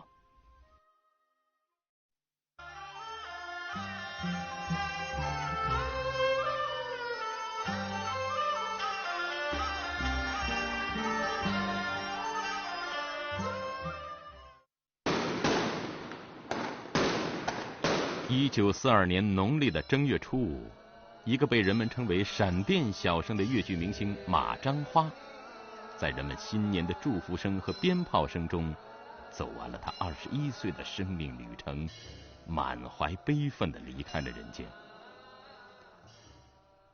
马章花是盛县马家村人，10岁学艺，是越剧界第一个到广播电台唱越剧的演员，也是最有名的女小生。她还和电影明星周璇在电台合唱过一首叫《还是团圆好》的歌曲。因为马章花当时在上海确实是红白的，红了半白天。她的演出啊，这个卖手啊，那当时真不可想象。在剧场个排位可以排到这个门口，因为当时的辰光。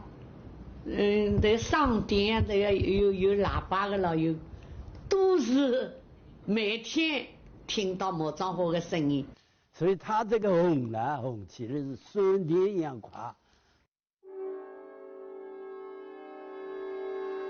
剧场老板陆根第对马章花垂涎3尺，在马章花和一个大学生自主恋爱结婚，离开大来剧场自立门户后，陆根第叫了一些黄色小报记者炮制文章，对他进行人身诽谤。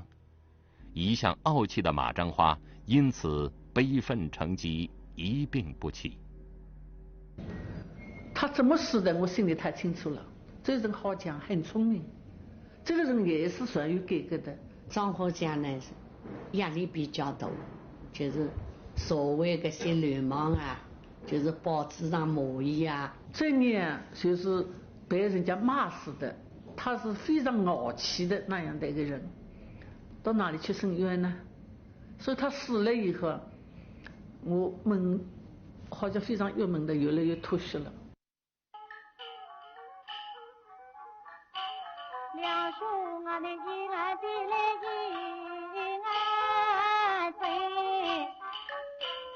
马章花与袁雪芬搭档3年，台上珠联璧合，台下情同姐妹。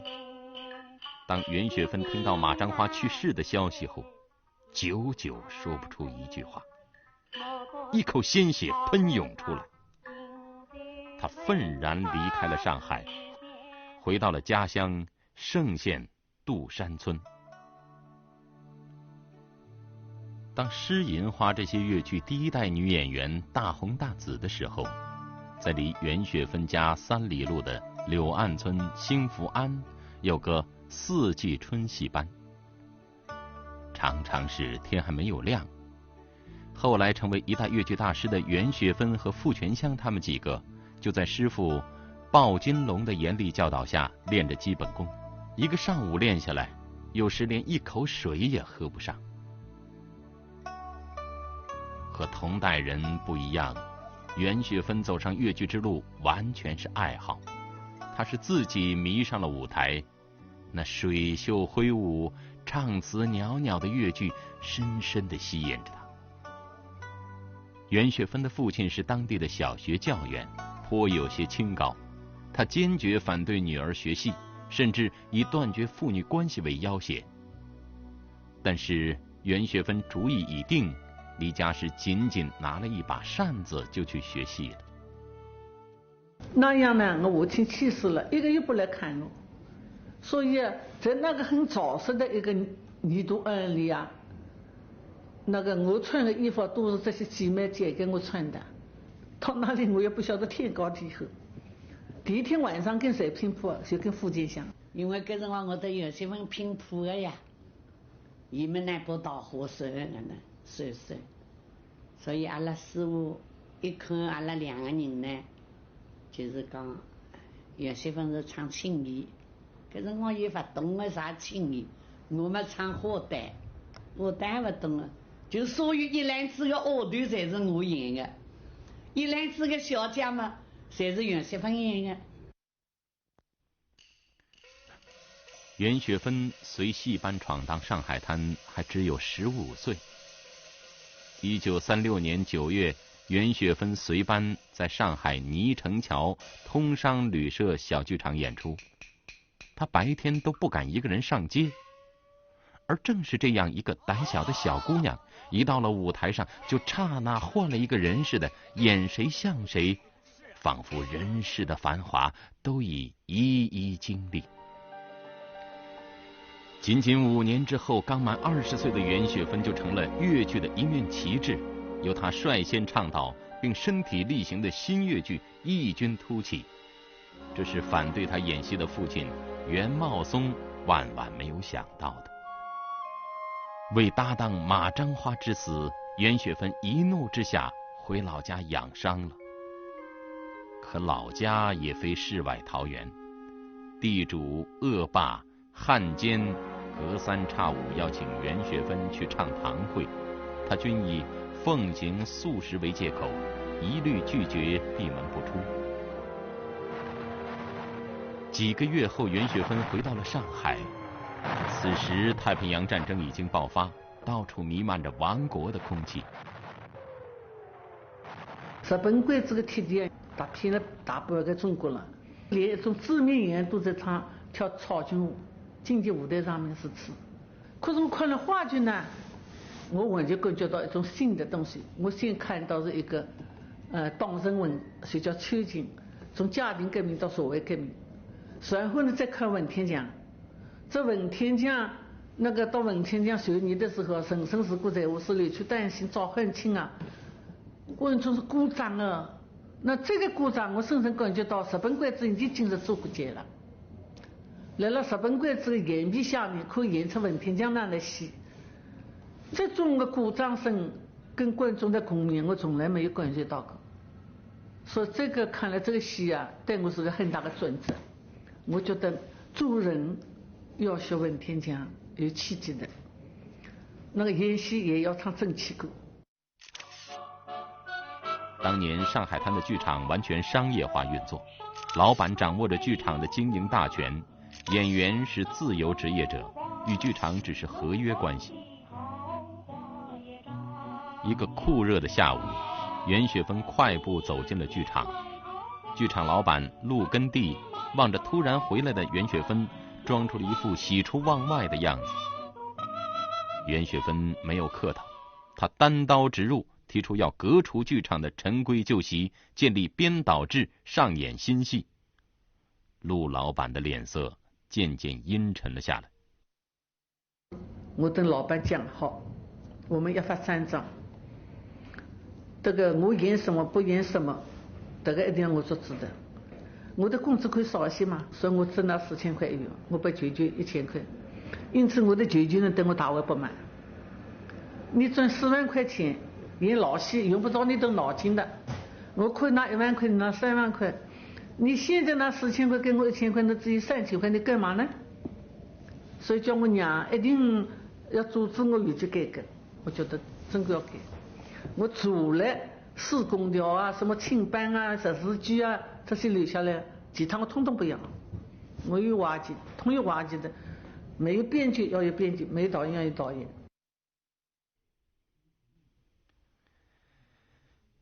1942年10月28日，袁雪芬新粤剧运动的第一部作品《古庙冤魂》在大来剧场公演，座无虚席。袁雪芬的3万多包银终于没有白花。其后新编粤剧《断肠人》《雨夜惊梦》《边城儿女》也相继亮相。在以后1年多的时间里，袁雪芬所在的4季春戏班共演出了30多个新剧目，月月有新戏，戏戏有创新，令上海的粤剧界为之一振。我后来去了以后，你就看到她的化妆，她的化妆是水粉化妆的时候。化妆以后嘛，我自己是搞化妆的，这个水粉化妆好像跟这个舞台这个布景配合不舒服，我是不是可以搞油彩化妆？哎，老袁他是很赞成这个。所以这些呢，自己有一种感觉的东西啊，点，啊，要有本子，要有导演，要有舞台设计，我们的服装也要跟近期不一样。因为你参与了文艺工作、新文艺工作、音乐、美术、戏剧、舞蹈都有啊，都跟这各种空缺事物，哎，好嘞。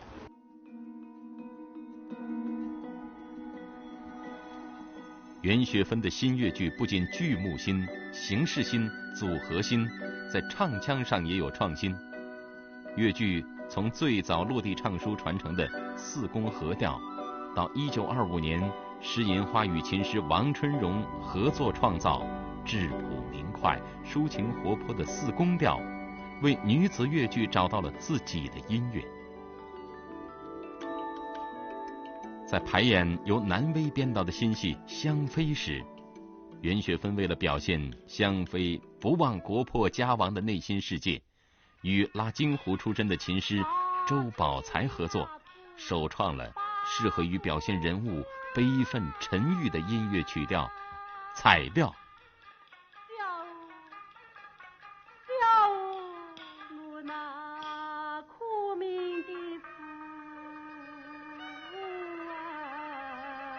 无独有偶，后来也在大来剧场的范瑞娟在演出《山伯临终》时，也和琴师周宝才合作，把整台戏的技调即兴地唱高了一个调，同时吸收了京剧中反二黄的旋律，对越剧四宫调中的落字调进行丰富和演变，创造了抒情性极强的弦下调。彩调和弦下调是越剧音乐在新越剧运动中一次里程碑式的突破。这两种曲调与施银花创造的四宫调，至今仍是越剧的基本曲调。袁学芬的新越剧运动很快就被上海的越剧戏班所传承，在上海演红了半边天的尹桂芳和竺水昭也举起了新越剧的旗帜。越剧的春天仿佛就要到来了。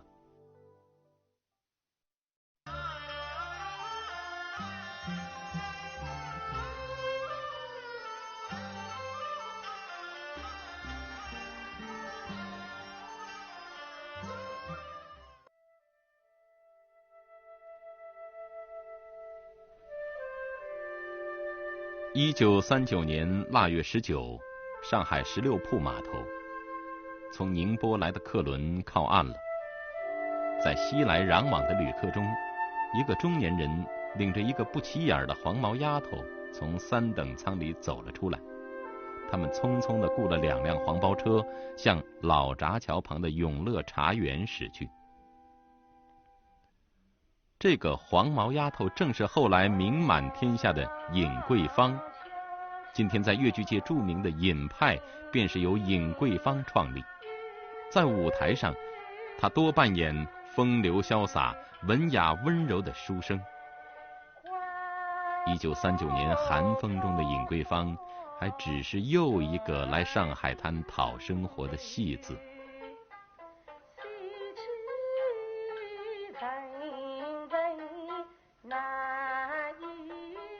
尹桂芳的老家和越剧发源地盛县毗邻，在新昌县坎下村的小龙潭。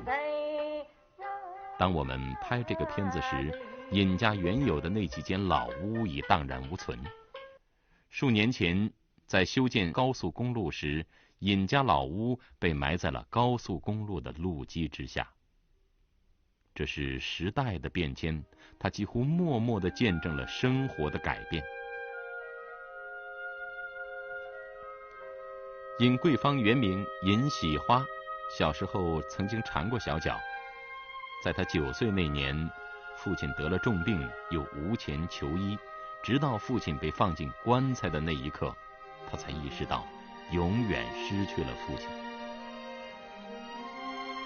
1929年4月，尹桂芳投靠了盛县上东乡下任村的一个小歌班。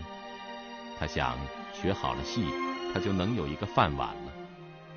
但他第一次学戏的梦竟如此短暂，因为经营不善，他到小歌班仅仅只有7天时间，小歌班就关了门，他又一次被生活拒绝了。可是尹桂芳毫不气馁，他知道对于他来说，只学戏这条路了。在科班里，他学的是花旦。在他17岁那年，一个偶然的机会，应一家戏班之邀，尹桂芳去了舟山的沈家门，并在那里改演小生。就在沈家门，尹桂芳结识了竺水昭。竺水昭是盛县人，比尹桂芳小2岁，供花旦。在共同经历了一次意外的牢狱之灾后，两人义结金兰。他们2个共患难以后是结拜姐妹的嘛。我第一次看到尹阿姨的时候，我妈妈就叫哥叫杜阿姨，其他阿姨我都叫阿姨嘛，一般都是阿姨就比较开，她叫大阿姨，大阿姨就是比较特别亲，我们讲上海话就真正的自家姨娘，就这个意思。记得小的时候，我特别喜欢到尹阿姨家里去玩，每次到她家，她都会知道我喜欢吃米老鼠汤，每次就是一波米老鼠的。在竺小昭的记忆中，或许早已没有母亲竺水昭与大阿姨尹桂芳的昔日风光，而人称舞台情侣的尹桂芳与竺水昭，当年正是上海粤剧的一块金字招牌。和袁雪芬一样，尹桂芳对粤剧的现状有着清醒的认识。她和竺水昭合计了一下，不顾老板反对，一起亮出了新粤剧的旗帜，请来一个叫余银的文化人做编导，编排了根据张恨水小说改编的时装戏《夜深沉》。夜深沉一鸣惊人，龙门大剧院外人如潮涌，客满排日夜高悬。此后他们又推出了拿手的王牌戏《何文秀》，逐渐形成了以女小生为主的粤剧新的表演风格。尹桂芳由此赢得比美男子还美的美男子之美誉。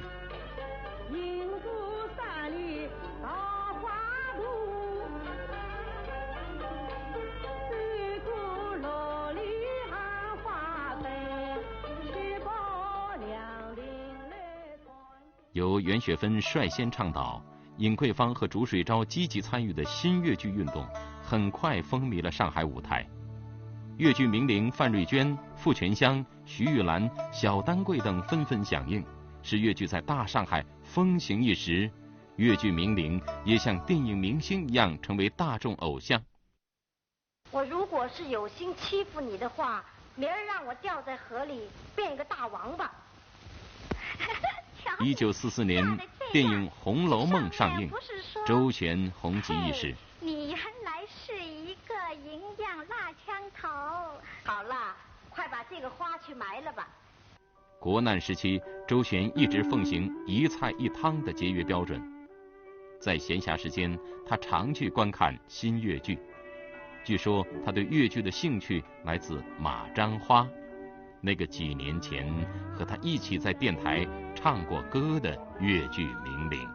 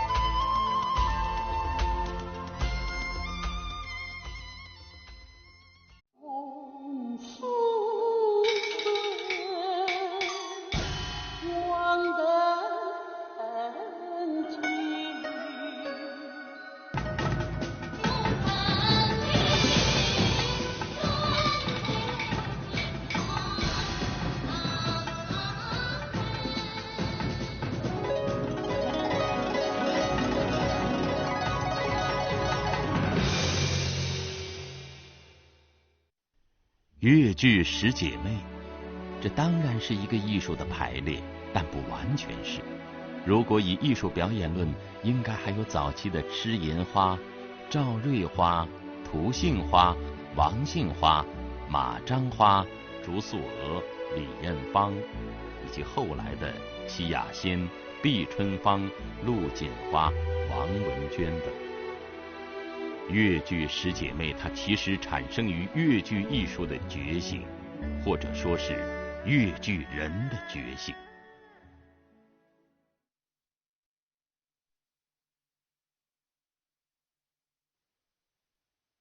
1946年10月19日，鲁迅逝世10周年，上海各界人士纷纷用各种方式纪念这面民族的旗帜。有一天，编剧南威把鲁迅的小说《祝福》带给袁雪芬看。那天我在明星大戏院演出，白天下来以后改装了，晚上要演出了。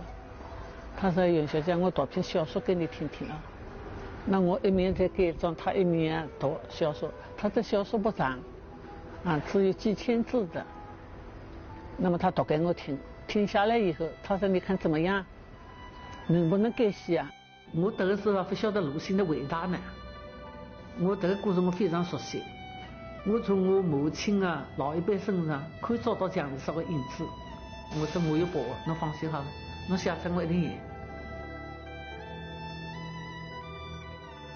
上演《祝福》正是越剧对绍兴老乡鲁迅逝世10周年的最好纪念。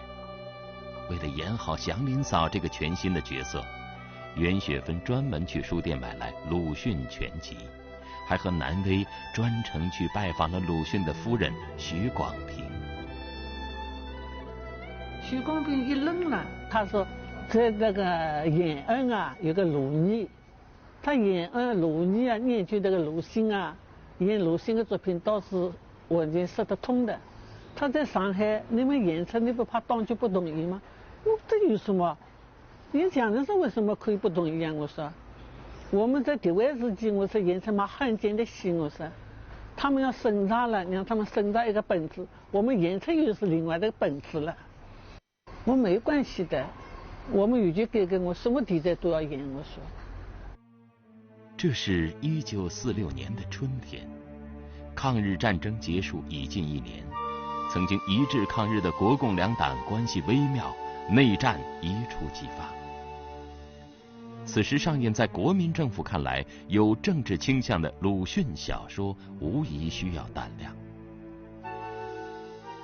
在征得许广平同意后，学生剧团开始排演《祥林嫂》，袁雪芬自己扮演祥林嫂，范瑞娟扮演贺老六，张桂凤扮演魏赖子。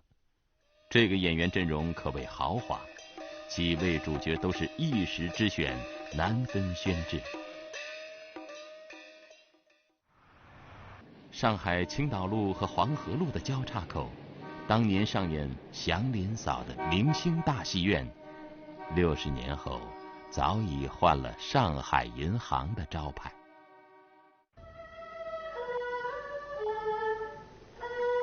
这是1978年上海越剧院重新排演的越剧《祥林嫂》。那年袁雪芬56岁。而1946年5月6日的晚上，明星大戏院首次上演《祥林嫂》，依然是今天袁雪芬记忆中最为深刻的一幕。哎呀，那天我们从来没有过的，因为我们请许光宇先生请他来看嘛，结果他请来的都是新闻业家的。我们那个编导南岳他连长的徐小红的进来不得了不得了，他今天田汉来了，洪生来了，张军祥来了，季默来了，吴凤也来了。我也不晓得我们这个作品怎么样，比我朴素的感觉，比我所熟悉的我从那个地方出来的人的生活习惯，很朴素的演出。上去呢嗓子越唱越好，你是演戏我真的蹦撞过去，把桌子板凳全部撞倒，结果桌面归桌面，桌脚归桌脚，下面还要演戏了呀。后来那个监场的就没有办法，只好把桌面这骨拉瓦塌个这个桌脚上面，很狼狈。这就是当时啊演出的。鲁迅的小说第一次搬上戏曲舞台，并在国统区的上海演出，立即引起了各界关注。上海的报纸都报道祥林嫂演出的盛况，说这是新越剧的里程碑。1948年由学生剧团原班人马演出的祥林嫂被启明公司搬上银幕，这是鲁迅作品第一次拍成电影，他开创了后来流行一时的越剧电影模式。可惜的是，经过那个动荡战乱的年代，1948年拍摄的祥林嫂电影拷贝早已下落不明。现在我们所能看到的是上海电影制片厂和香港凤凰影业公司在1978年重新拍摄的。袁雪芬扮演的是老年祥林嫂。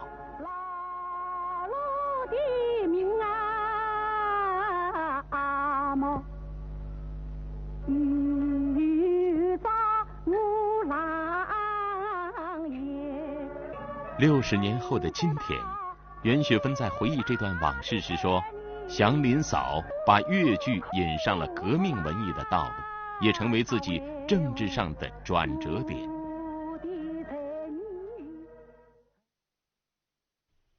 中共上海地下党注意到了这些越剧名伶的政治倾向，开始接近他们。1个月后，参加国共和谈的中共代表团团长周恩来来到了上海，他冒着风险赶到明星戏院，坐在观众席中观看学生剧团演出的《凄凉辽宫乐》，为那位曾扮演祥林嫂的圣县姑娘鼓掌叫好。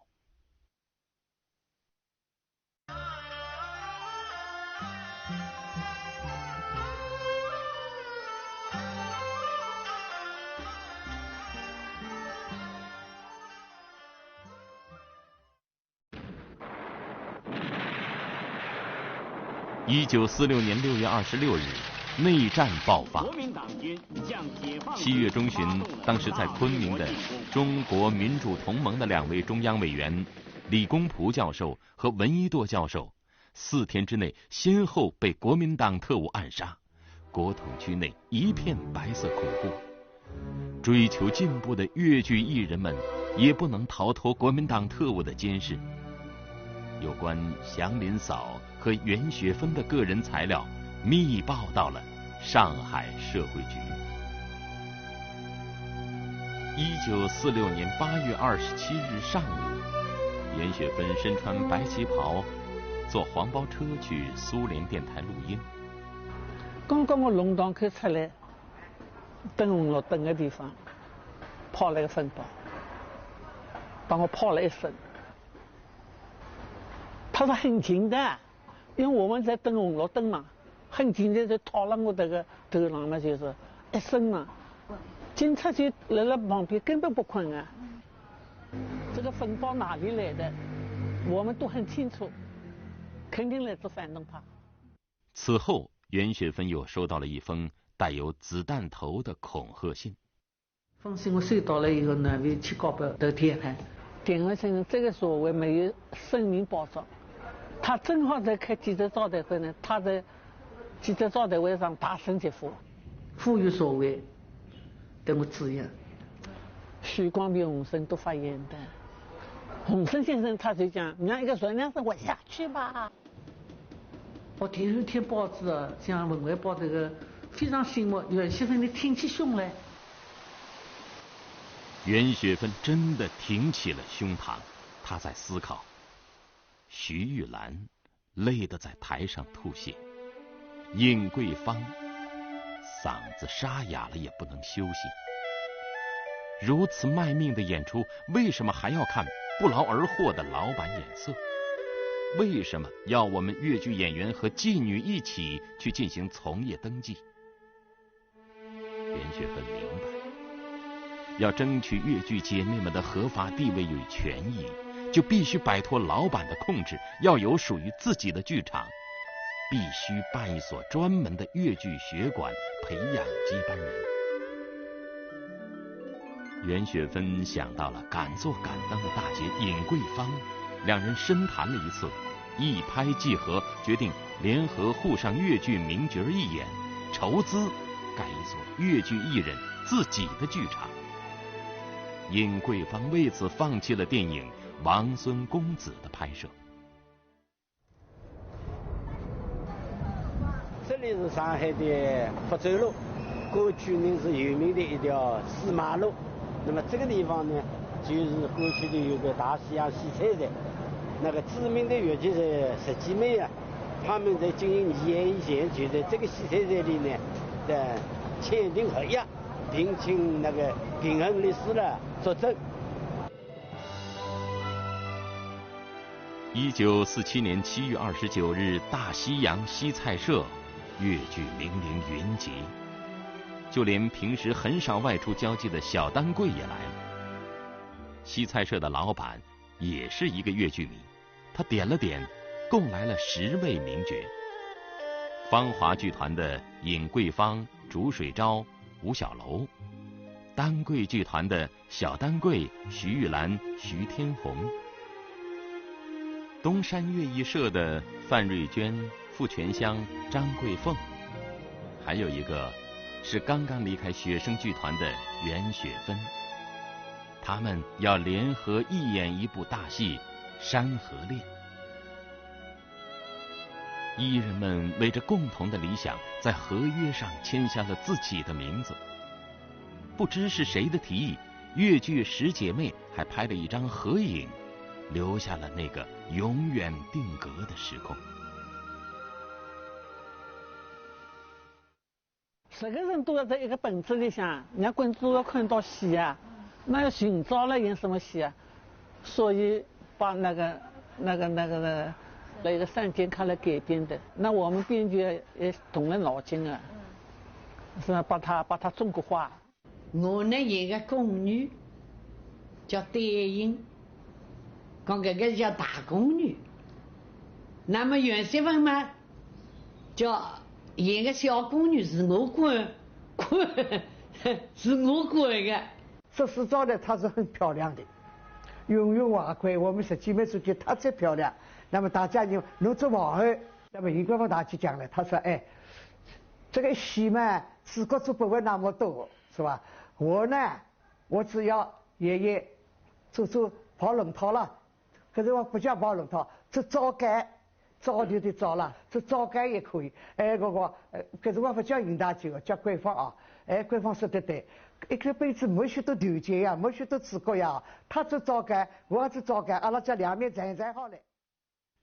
结果尹桂芳和范瑞娟演了2个大龙套武将军。故儿你有话只管对我讲，我常与你到北京。这样说来，我是错怪了你；这样说来，我是当得了你。1946年8月19日下午，《山河恋》正式对外公演。当时卖的座位票分为3个档次：10万、5万和3万国币。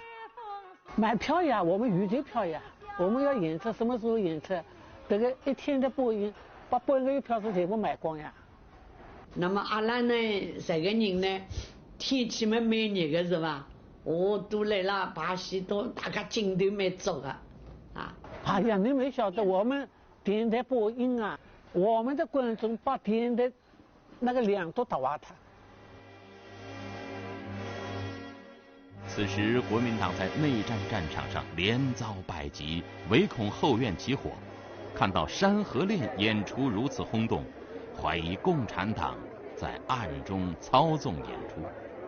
后来讲来封门了，不把了演出了。我们演下来的钱不能动，只好冻结。上海市警察局松山分局将一份非法公演勒令停演的公文送到了黄金大戏院的后台。第2天一早，袁雪芬、尹桂芳、吴小楼和律师平衡赶到上海社会局交涉，到下午1点，终于等来了局长吴开先。吴开先讲，袁雪芬啊，高明的人啊，有这么一德，我把你抓起来，马上给我抓起来。我说好呀，我玩什么法？我说你来抓呀，我说我玩什么法呢？我那个胆子也很大，很大，我什么都不怕了，告诉你听。这么个尹桂芳呢，当时也年轻啊，是吧？气人啊，我是吴克谦，我当时就他跟吴克谦给你揪出来了，他就当时讲，我当时就没有手枪，有手枪我一枪把他打毙了他，就是意思就，气死了大家都。这是一场艰难的交涉。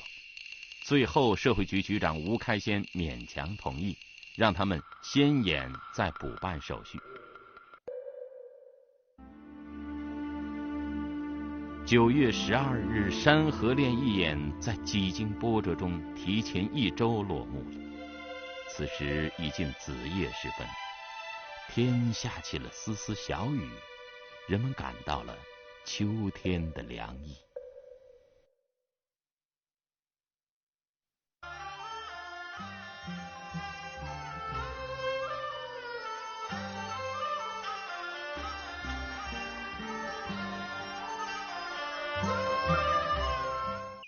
正好1个月，1947年10月13日，正是橘黄蟹肥之时。傍晚，徐玉兰刚刚演完日场，正和剧团的姐妹们围坐吃着大闸蟹。一个票贩子跑来，带来一个惊人的消息：有个人来报了，他不得了不得了，那个成龙自杀了什么的。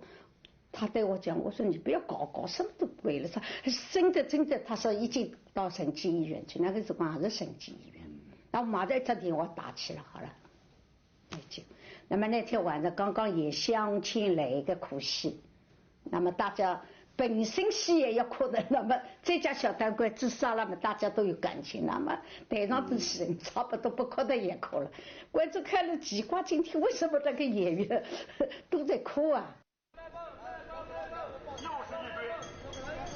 第2天早晨，人们翻开当天报纸，白纸黑字赫然报道了一代名伶小丹桂自杀身亡的消息。徐玉兰从报上看到了那一纸遗言：做人难，难做人，死了。是韦兰芳来告诉我听的嘛。他死了，有韦兰芳啊，所以人家快点啊，弄想办法，陈文家被张成文被死了。殡仪馆我也去的，我妈妈也去的，因为小丹桂呢，他没有爸爸，没有妈妈，都早就过世了。他是实际上听你小丹桂是越剧红人是吧？他里面关在里面一个遗体，就是跟衣服穿的那没有东西的，我亲眼看到没有一根。只有这个鞋子前面有2颗珍珠，还要名誉把这个小丹桂恢复过来。小丹桂原名钱春韵，浙江盛县长乐镇人。4岁丧父，8岁做了童养媳，10岁入高升舞台学戏，拜玉传海为师。小丹桂自幼吃过童养媳的苦，进入科班学艺后，虽然辛苦，有时还要遭师傅毒打，但他总觉得戏班犹如天堂。小丹桂学艺刻苦，未出师门即已担任头尖花旦，以后相继走红于宁波、杭州和上海。1938年5月，混迹粤剧界的张春帆看中小丹桂的演技，到宁波请他和师姐妹数人赴沪演出。代班师傅竭力劝阻，但小丹桂对张春帆的话深信不疑，就跟着他来到了上海，进了他的戏院，成为丹桂剧团的台柱。他是1930年粤戏的，在宁波呢已经称为粤剧皇后。在粤剧史上第一个称粤剧皇后的就是小丹桂。他是我的师姐，当时的情况当时是很红的。他的戏来讲的话是文武双全了，都来得了他的。我们经常在说嘛，三花不就一砖，一砖没摇三砖上去了，是吧？一砖不就一担，是吧？那个时候小当官也是挺红的了。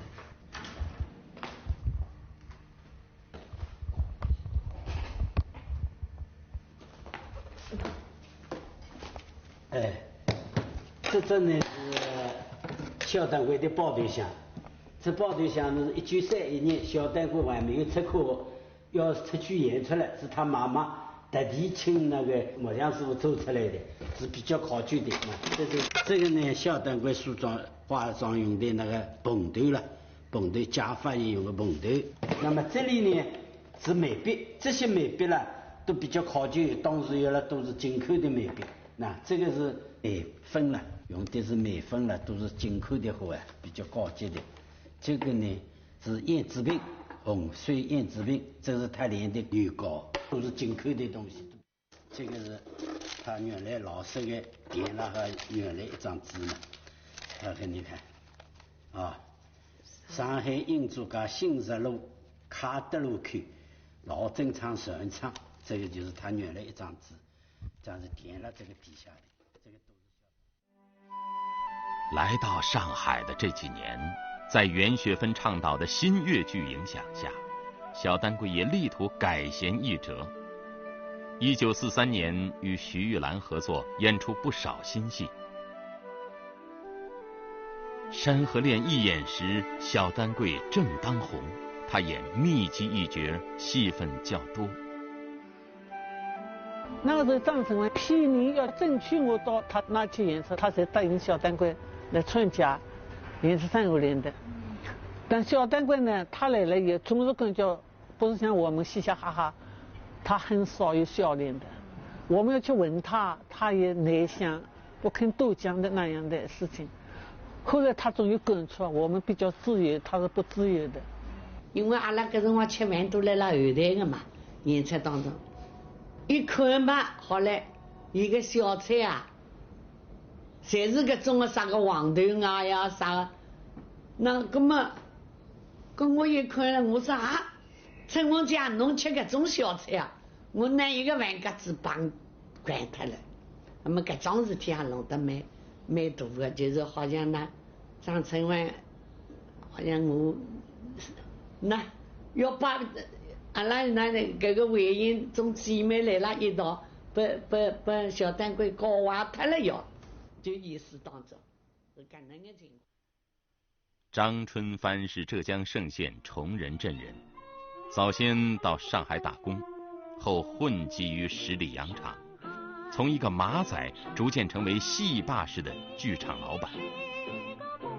小丹桂到沪不久，即被张春帆占有。我看他哭呢，我觉得他的处境很难的，所以我蛮同情他的，是吧？小丹桂是最老实没嘞，最老实没嘞，一点都没反抗。伊来了演戏啊，就是化妆，可能也被控制有关系，不管光，自家们觉得也难为情，意思也有，没搿两个运气了，因为伊不激情了嘛，各人跟姐妹都不激情了嘛。连同事都有不激情了嘛？那时间到了，有车子来了，等了，回去了。就这样，张春帆和小丹桂名是叔侄女，实是小妾，生活了好多年。随着小丹桂的走红，张春帆把她作为摇钱树。但凡剧院营业不佳，就改演小丹桂挂牌主演的《马寡妇开店》。小丹桂一身薄纱上场，身材隐隐约约，唱的又是寡妇思春的词，每场爆满。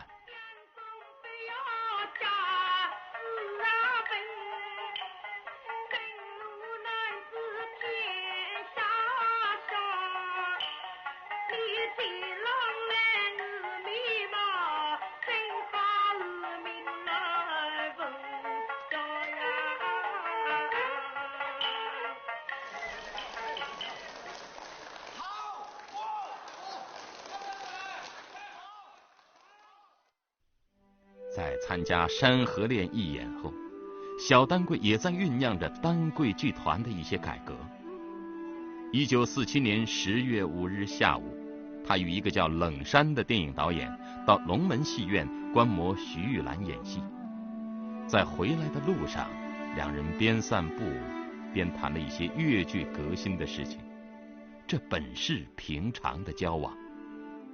张成湾下面的手对他小丹桂一举动有人盯梢啊，更重啊。这么个这张成湾，另外讲他呢，就是等待冷山啊有不正当的关系嘛。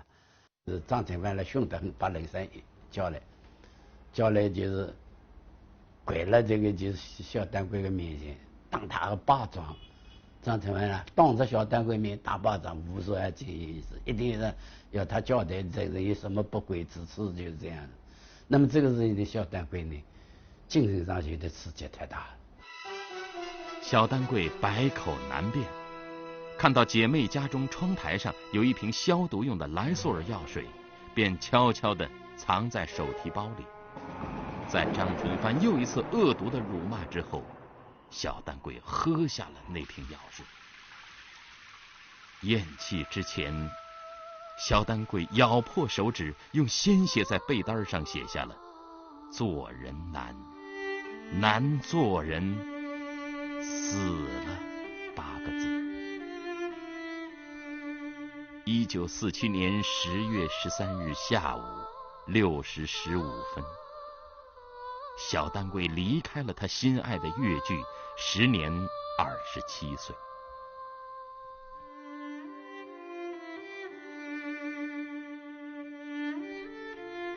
出殡那天，300多位粤剧演员和难以计数的观众自发地为小丹桂送葬。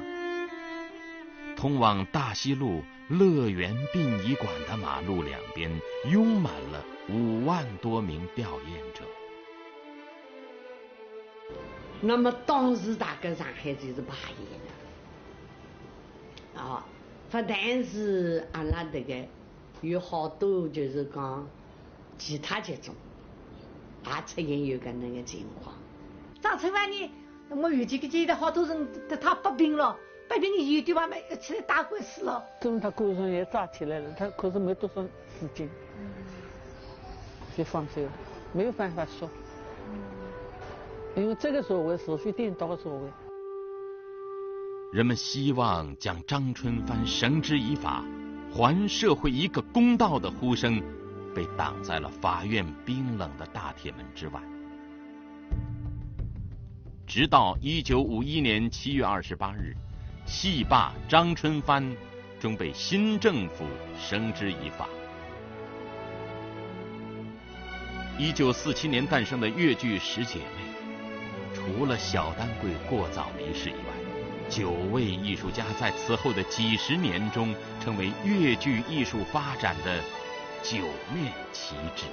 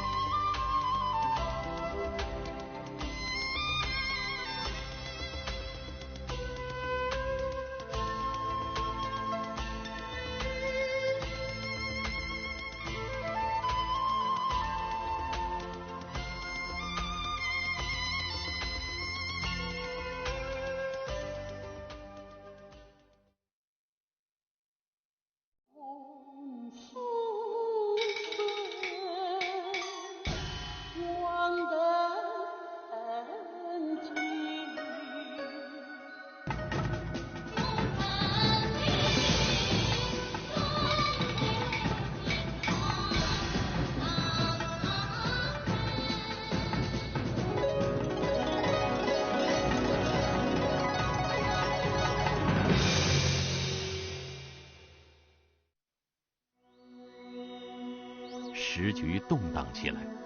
内战的混乱使上海到处弥漫着彷徨恐慌的气氛，谁也不知道将来会发生什么。世道又一次乱了，戏究竟还得唱下去。越剧红绫柔弱的肩头开始担当起道义2个字，他们在乱世中细细体味人心向背，带着对和平生活的朴素向往，冒着风险演出针砭时事的戏码。1949年上海解放，他们期盼许久的翻天覆地的新生活终于来临。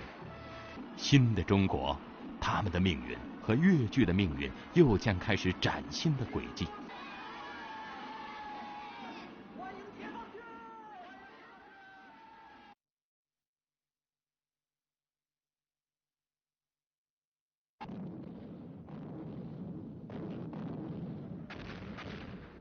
1949年，辽沈、淮海、平津3大战役让内战局势成为定局。当年的天下和人心都已非国民党政权所有。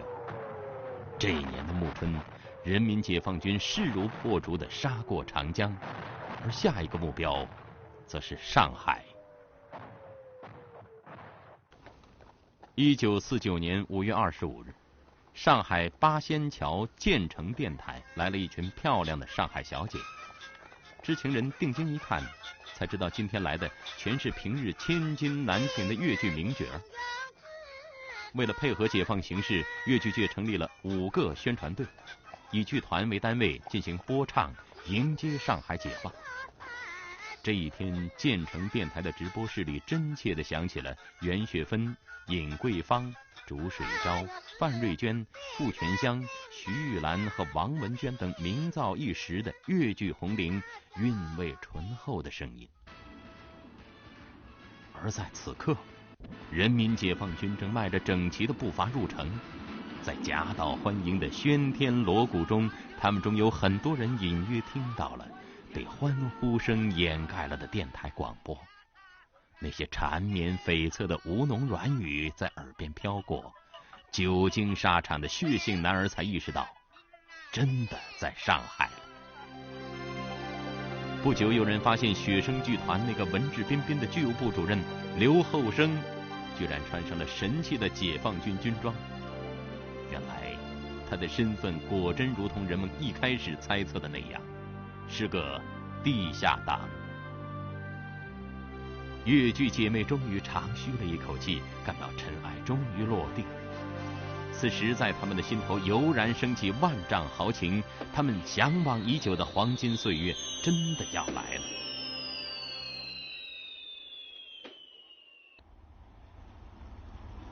1949年9月，在上海开往北平的列车上，袁雪芬怀着忐忑不安，同时又激动不已的心情，放眼窗外那一片新生的风景。几天后，他走进了第1届中国人民政治协商会议的会场。那个时候有梅兰芳、周新芳、陈延秋，加上我的小鬼，一共4个人。我当时不肯去，我当时通知我叫我去开会，我说我有下头能啊，是吧？我梅兰芳、周新芳、陈延秋都是我的先辈，我是晚生，他们艺术上都有贡献。我是后续人员，我只有20几岁嘛，对不对？我发誓你们另外找个人吧。那后来地下党的那个玉林先生讲，怎么另外可以找人？你是中央决定的。林伯区秘书长，请主席。10月1日下午3时，袁雪芬作为全国所有地方剧种的唯一代表登上了天安门城楼。在距离开国元勋20米远的观礼台上，性格刚强的袁雪芬流下了激动的泪水。这或许是越剧在新中国的大舞台上展露的第1个表情。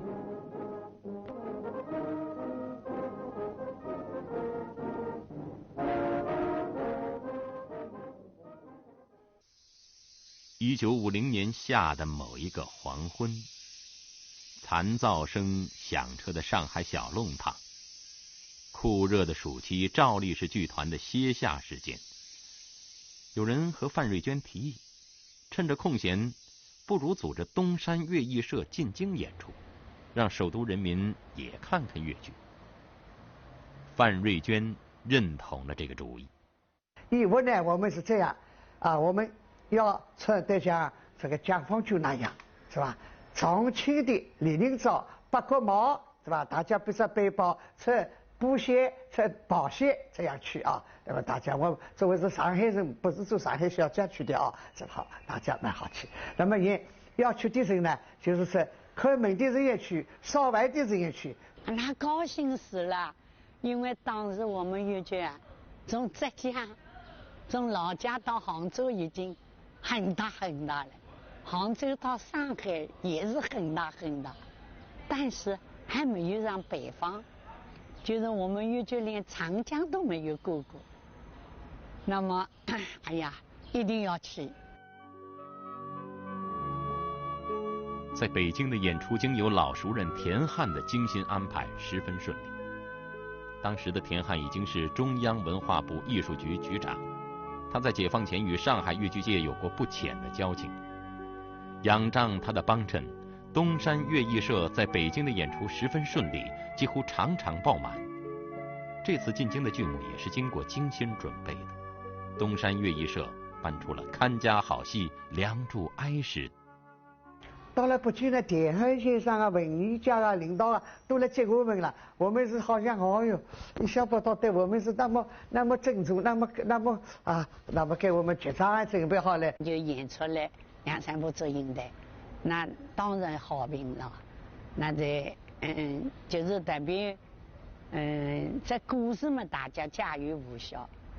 就是我们那个舞台的有点变化，台上得台的，那是非常新颖的，对观众就是对我们越剧非常好评的。早在越剧前身落地唱书时期，艺人们就根据流传在盛县的民间传说，编成了《十八相送》《楼台会》等小曲儿。后来小歌班的小戏《十八相送》和《楼台会》在浙江城乡上演了10几年，被当时在上海的男班名生王永春和名旦白玉梅加工成了上中下3本的连台本戏《梁山伯祝英台》。对于一个骨子老戏，声名鹊起的名角们都有一种跃跃欲试的热情。李艳芳的《山伯回书》，马占花的《梁祝痛史》，越剧皇后姚水娟的《梁祝》，以及袁雪芬与范瑞娟的《梁祝哀时》等等。塑造梁祝形象的成功与否，似乎成了证明一个越剧演员演技优劣的评定标准。行家里手各领风骚的戏，才是真正难唱的。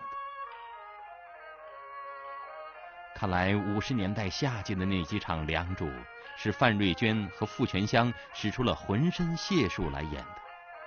北京的观众第一次身临其境地看到这个柔美缠绵的南方戏时，似乎忘却了西皮二黄给他们带来的长期的熏陶，而把心情软款地融入了一个关于爱情的悲剧故事里，释出几滴伤心泪来。令范瑞娟和傅全香没有想到的是，周总理也悄悄地看了《梁祝》。他后来邀请范瑞娟、傅全香、南威和陈鹏到家中做客。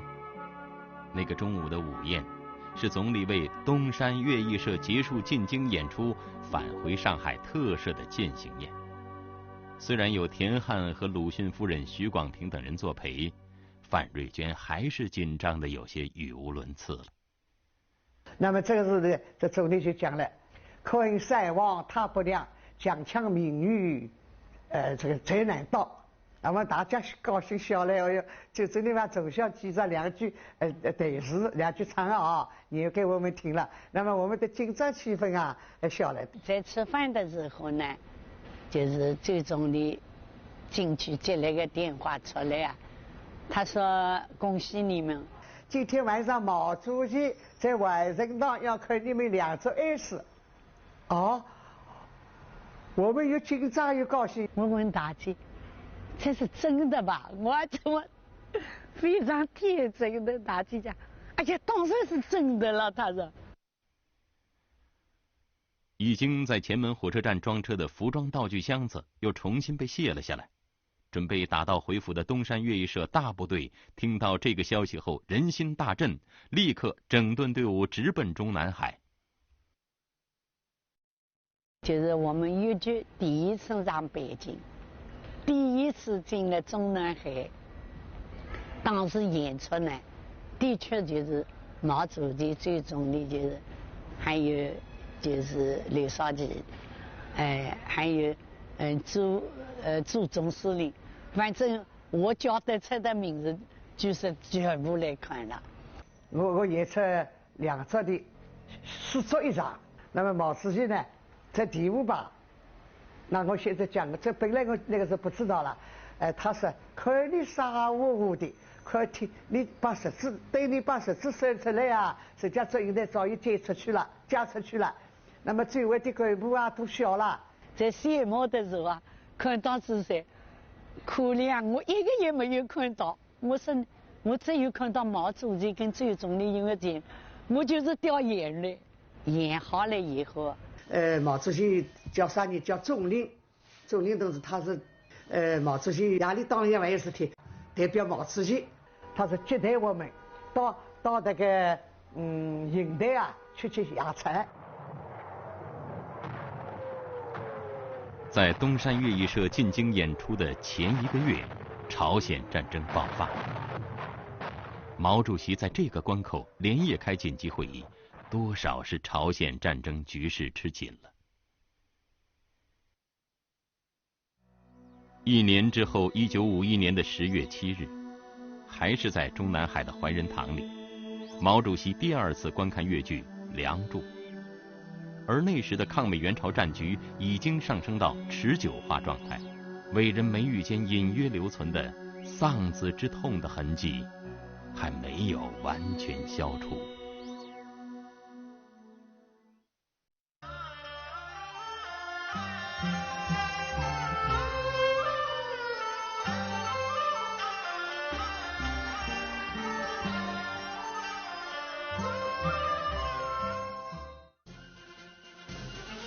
抗美援朝对新中国来说是一场生死攸关的战争。年轻的志愿军渡过鸭绿江，牵动着举国上下几万万同胞的心。虽然红色中国的人民饱受着多重的压力，但振兴家园的如火如荼的热情随处可见。在当时，购买一架战斗机大约需要人民币15万元左右。范瑞娟提出捐献战斗机的想法，很快得到了上海越剧界30多个剧团和3000多名员工的响应。总工会跟一个文艺工会，那么是我们直接领导，那么的秘书啊，一道去商量。他们说哦，你这个想法很好，是吧？这个想法呢，我们现在就可以实行。那么我说我想问几个问题啊，我说顾虑是有顾虑的，我们架飞机是吧？我说成都力量大了，我开大会开下来了，他们大家都很高兴，下次娘就学习，我们演出好了。越剧界又一次声势浩大的义演开始了，这使人想起4年前的那个夏日，那个让越剧姐妹记得一辈子的义演山河恋的日子。而他们身边再也没有小丹桂、袅娜的身影了。不久以后，一架越剧号鲁迅战斗机在新中国的土地上腾空而起，向着朝鲜3000里江天直飞而去。转眼又是一个国庆，以范瑞娟和傅全香为首的东山越艺社的大部分成员，这时都已加入华东戏曲研究院越剧实验剧团。这一次是他们进京为国庆2周年献礼演出，他们带去了《梁祝》《宝莲灯》和《父子争先》3个剧目，招待全国各地来京的官礼代表和部分外宾。在京期间，范瑞娟还当选为全国青联委员，同时又是全国政协的特邀代表。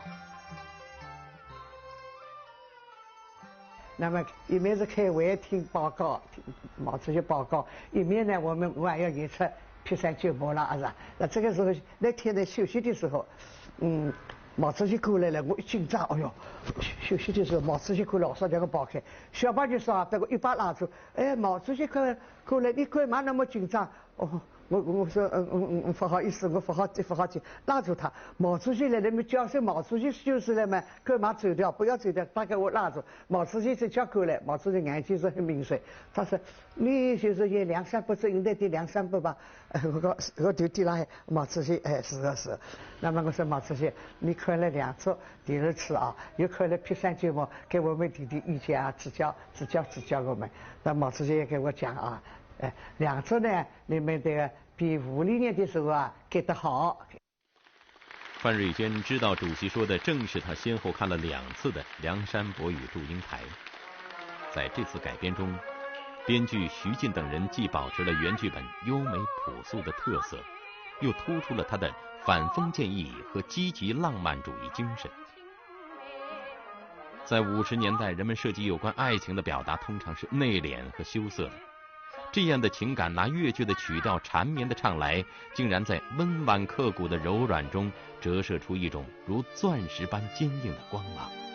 那种忠贞、顽强和执着的力量，含蓄地符合红色中国的人民对待爱情以及对待命运的态度。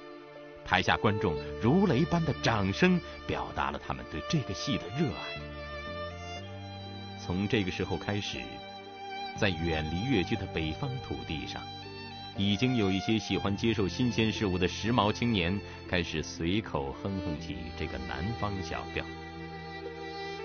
1952年的冬天，在周总理的关怀下，毛主席在越剧《梁山伯与祝英台》拍摄电影的请示中亲自做了批示。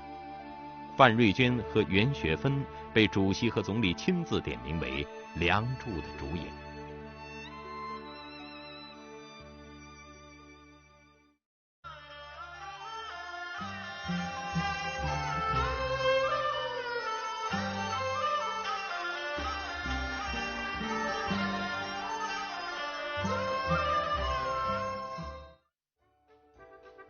上海的浮华盛景一直少不了电影的点缀。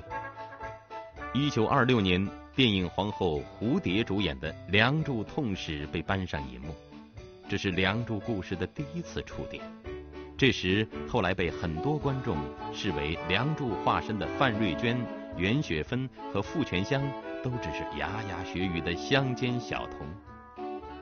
随后的1935年，天一公司复拍了梁祝故事，受到东南亚观众的追捧。1953年春节刚过，主要负责越剧电影《梁山伯与祝英台》拍摄任务的夏衍和于玲便召集了电影导演桑胡和黄沙，主演范瑞娟和袁雪芬等人一起审看刚刚拍摄的《梁祝18相送》一折的彩色实验片。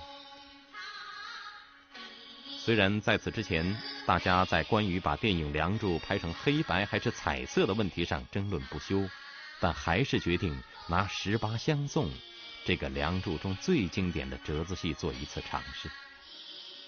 那个时候我们不具备这条件，那时候电影厂呢都有苏联专家的，他不许我们拍彩色，一定要拍黑白。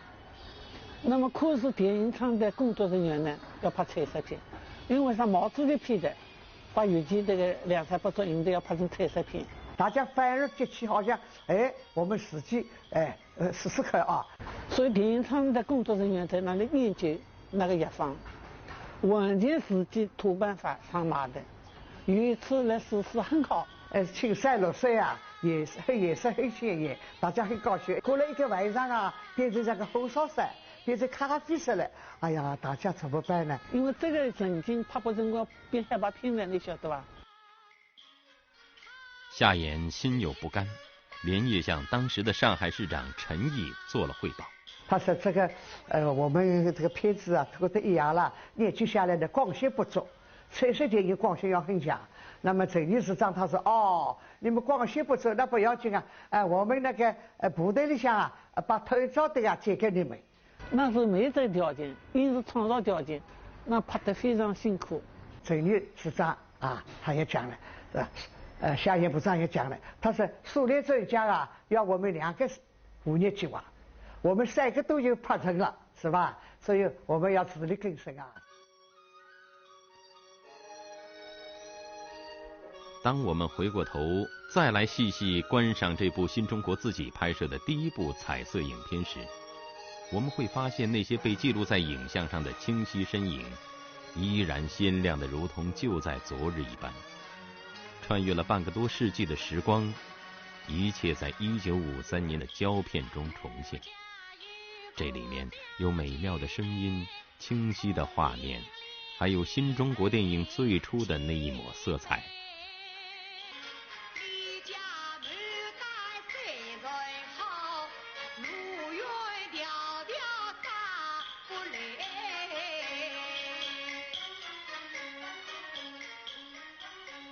1954年春天，第8届国际电影节在捷克斯洛伐克的卡洛维发利举行。在当时，遥远东方的红色中国对于全世界来说是个神秘的国度。彩色戏曲电影《梁山伯与祝英台》在电影节的放映很快吸引了各国电影精英的关注。那么我呢，第一次穿花旗袍，第一次穿高跟皮鞋，第一次烫头发，第一次喝牛奶。那么去了以后呢，看好多是他们外国电影了，都是外国的近代的啊。那么放我们的2出电影呢，大家都是很新奇，很喜欢，因为从来没有见过，是吧？中国的片子，古代的那个布景服装啦，他们也是第一次。看了以后呢，他们感觉到，为什么梁山伯祝英台的那个主演主角怎么没有看到啊？其实我每天在他们一起，我穿的衣服了什么都不一样啊。那么有一次呢，一个翻译不晓得谁看出来，这个是好像是做梁山伯的啦。那么我说，我是哦。那么好，大家哄起来了。哦，笔记本嘛很多啊，叫我签名。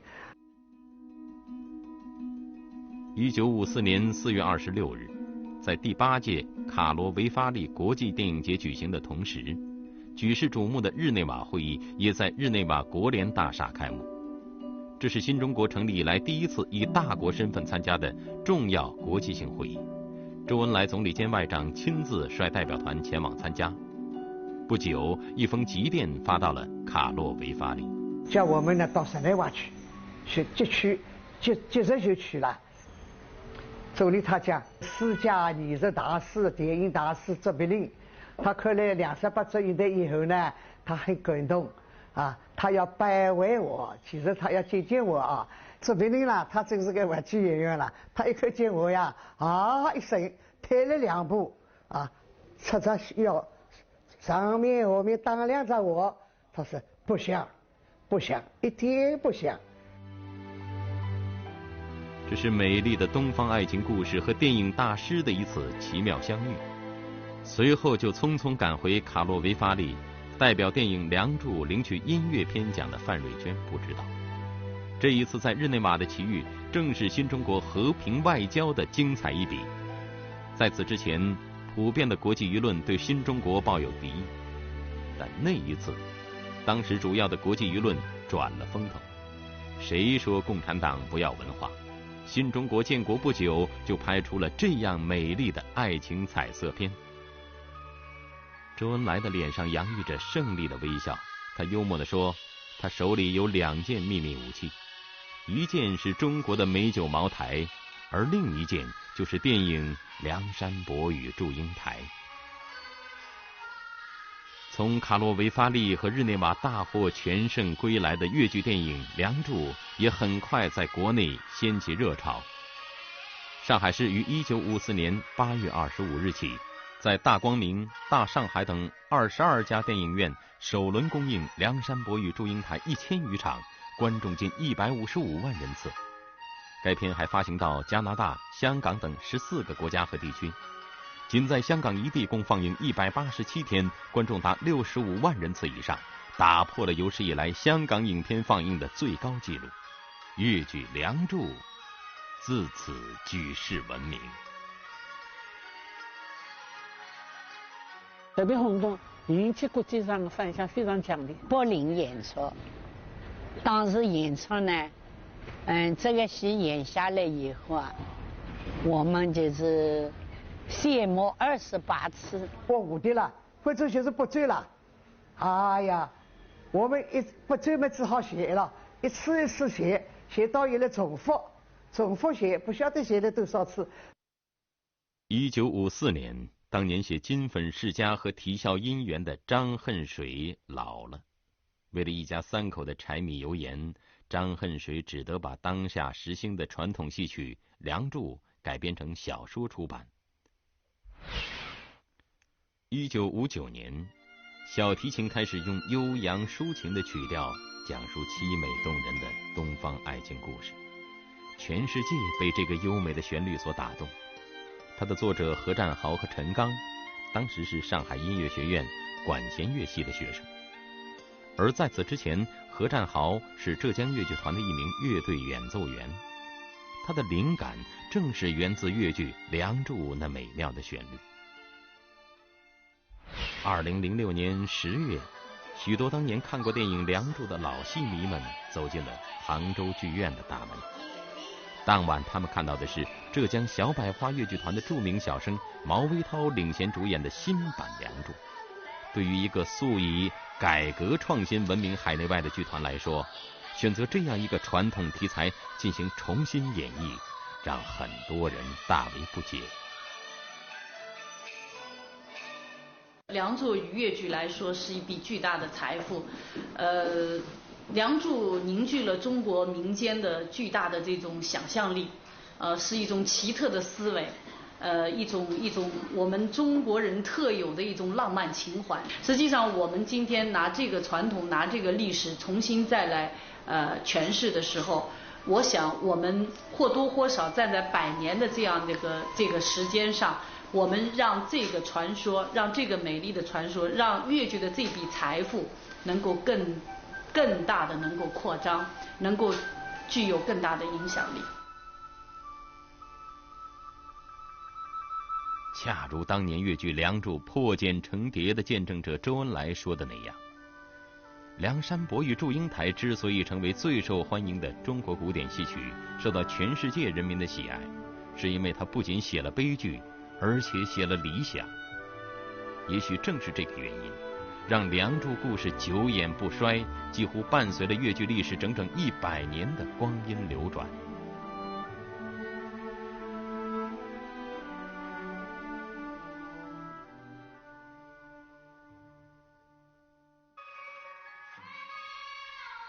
而对于50年代的人们来说，《梁祝》似乎成了当时每个人心中一个最美好、最浪漫的理想，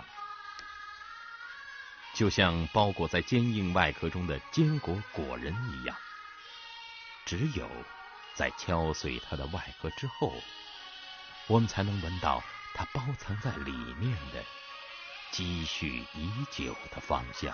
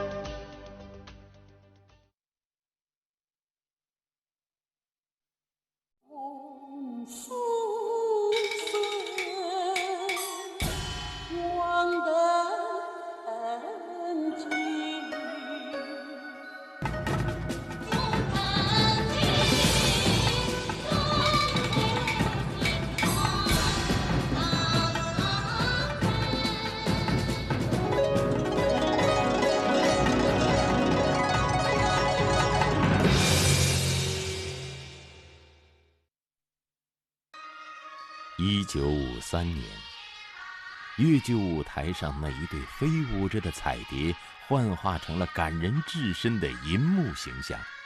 新中国第一部国产彩色艺术片《梁山伯与祝英台》问世。1956年，浙江昆苏剧团的《十五贯》在北京演出后也引起轰动。在百花齐放、百家争鸣的历史时期，粤剧的又一出经典剧目《红楼梦》横空出世。诗情画意的江南戏文与旷古奇绝的古典小说之间，就这样结下了不解之缘。而之后的岁月里，成功与辉煌，艰难与困境，粤剧也都在默默地经历。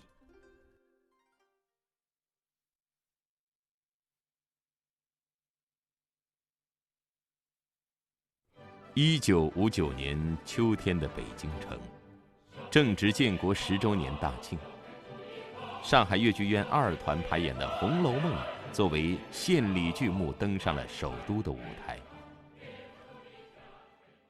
老戏新编，这出由徐晋编剧、徐玉兰、王文娟主演的《红楼梦》，于1958年2月在上海首演时，就曾连演54场，场场爆满。国庆10周年的进京演出，《红楼梦》再次引起轰动。周恩来总理也来到剧场看戏，并接见了编剧及主要演员。《红楼梦》在北京演出期间，中宣部副部长周扬宴请文艺界人士，饰演贾宝玉的徐玉兰也在其中。这一天的宴会上，时任文化部副部长的夏衍迟到了。夏公怎么还不来，是吧？那么结果我们还没一直等他夏公来了，大家说夏公你来一次了，罚酒3杯什么什么。那么夏公以后，我今天不是迟到，我是堵起来。他说没办法，人家都要为我拿票，要拿。他这次来演出2月最红，一个是红仙女的广东粤剧，一个上海粤剧。《红楼梦》在京城一票难求，京剧大师梅兰芳也对来自南方的粤剧产生了浓厚的兴趣。1959年，梅兰芳为国庆10周年排演了《穆桂英挂帅》，这是他一生中最后一出新戏。而同样作为献礼剧目，《红楼梦》的精彩也让梅兰芳眼前一亮。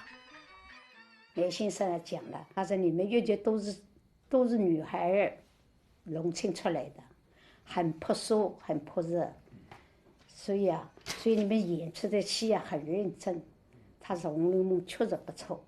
那么沈维慈插话了，他说是啊，我是导演，我看谁的戏不掉脸，今天怎么看《红楼梦》我都掉眼泪。他说1959年的中国戏曲舞台正是百花齐放、百家争鸣的时节。3年前昆曲15贯演出大获成功，一出戏救活了一个剧种，也成就了一座旧戏新编的里程碑。而对于粤剧来说，一批经过整理改编的优秀传统剧目，如《梁山伯与祝英台》《白蛇传》《西厢记》，早已经在全国各地流行开来。自1956年底到1958年春，作为粤剧创作的大本营，上海的粤剧舞台更是好戏迭出。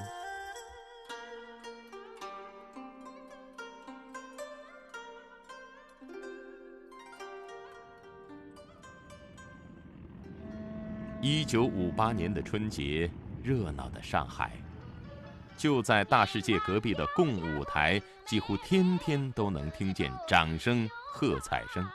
一出戏从2月18日一直演到3月31日，连演54场，观众达86343人次。这出戏就是由徐晋编剧、徐玉兰、王文娟主演的《红楼梦》。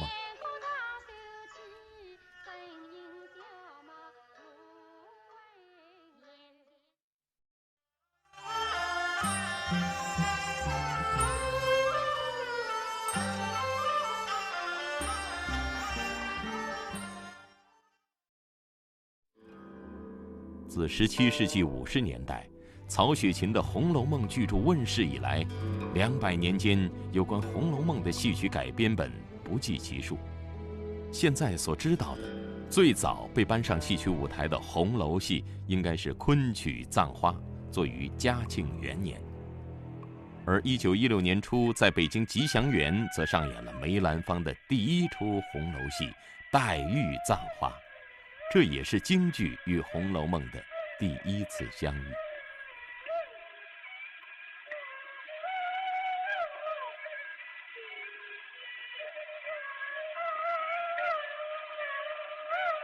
对于京剧来说，红楼戏旦角多，戏班的各行当难支配，演起戏来容易场子冷清，所以京剧界的老一辈从来没人正式演过红楼戏。而年轻的粤剧则有着自身的优势。上个世纪的30、40年代，女子粤剧已经深入人心，演绎大观园里的宝玉、黛玉自然是得心应手。我们今天还可以听到早期录制的唱片中那几段朗朗上口的旋律，都来自粤剧的红楼戏。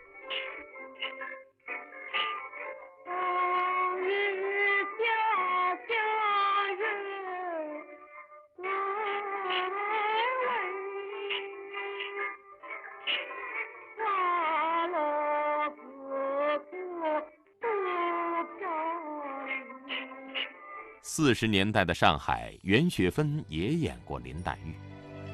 傅全香和范瑞娟的东山乐艺社还演出过《宝玉与晴雯》，只不过那个年代的红楼戏初登舞台还不成熟。但即便如此，忠实的粤剧观众还是可以通过几出戏文去认识曹雪芹笔下的那些艺术形象。《红楼梦》我是看了不少的，那个时候在通商戏院。通商戏院就是在宜人桥那里，我老师也是演过《红楼梦》的，跟芝兰芳。楼下林黛玉，素爱活泼，世界有过老的，人人淡淡，好比那可怜人。听我妈妈一直讲哦，一个人比较一直要生病了咯，要哭了咯，爱哭了什么的啦，都是觉得你这个小孩了，这么像林黛玉一样。那时的王文娟只是一个刚离开家乡来到上海跟随表姐学艺的圣县女孩，在学了2年小生之后改戏花旦。她一定没有想到10年之后，她饰演的林黛玉成为了戏曲舞台上的经典。而年长一些的徐玉兰在1947年底已经成立了自己的剧团玉兰剧团。18年的下半年，我们就到明星戏院。明星戏院那个时候呢，我们就要培养一个青年花旦，那么我们把王文娟请过来到我们玉兰剧团。所以王文娟呢是18年的下半年带我合作到现在。从此，这一对舞台姐妹合作演出了许多经典剧目。1952年，还一同前往朝鲜战场慰问演出。他们是越剧时空里18相送的梁山伯与祝英台，情投意合的张生与英英，彼此爱慕的书生和李鱼精。直到1958年，他们又成为了永恒的贾宝玉和林黛玉。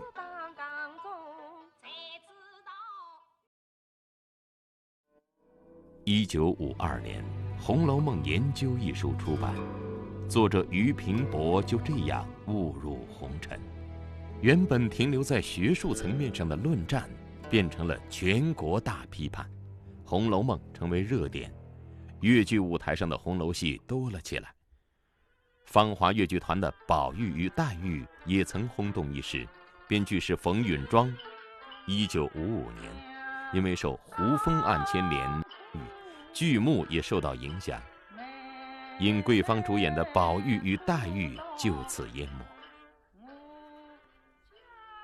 而就在同一年，冯允庄的好友张爱玲带着最心爱的《红楼梦》离开香港去往美国。谁又能说尽《红楼梦》的真谛呢？上海越剧院年轻的编剧35岁的徐进并没有这样的野心，他只是想写一出好戏，一出能够打动人的戏。也许最适合越剧表现的，就是宝玉和黛玉的爱情。围绕着宝玉、黛玉的爱情戏，徐进从原著的400多人中选出了17个剧中人，说白充分运用原著文字，唱词创作更是才思飞扬，再加上葬花、焚稿、哭灵等情节的设置，造就了一代经典剧目越剧《红楼梦》。徐玉兰、王文娟等一批演员就这样邂逅了他们艺术生命中最光彩夺目的角色。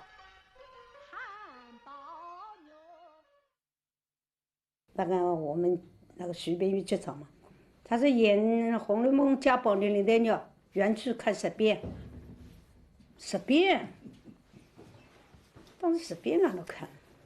我那5年刚刚有个机会，一团刚刚到苏联，到德国，那我2团接过去演西厢记。那么当时我们北京出发到莫斯科9天就演，到德国半个月了，在火车上，那么帮我一个机会，我原剧3部原剧大起，通读了3遍。我演林黛玉是立下军令状的啦。当时我们领导了宜宾同志，他跟徐静问我，王文娟，你演林黛玉演得好吗？我演不好，看我的头。因为我这个一只戏是比较主要的配角，搿辰光年纪还轻了，22岁，57年嘛。得2个老师搭档是吧？心要跳，人要发抖的，到底紧张的。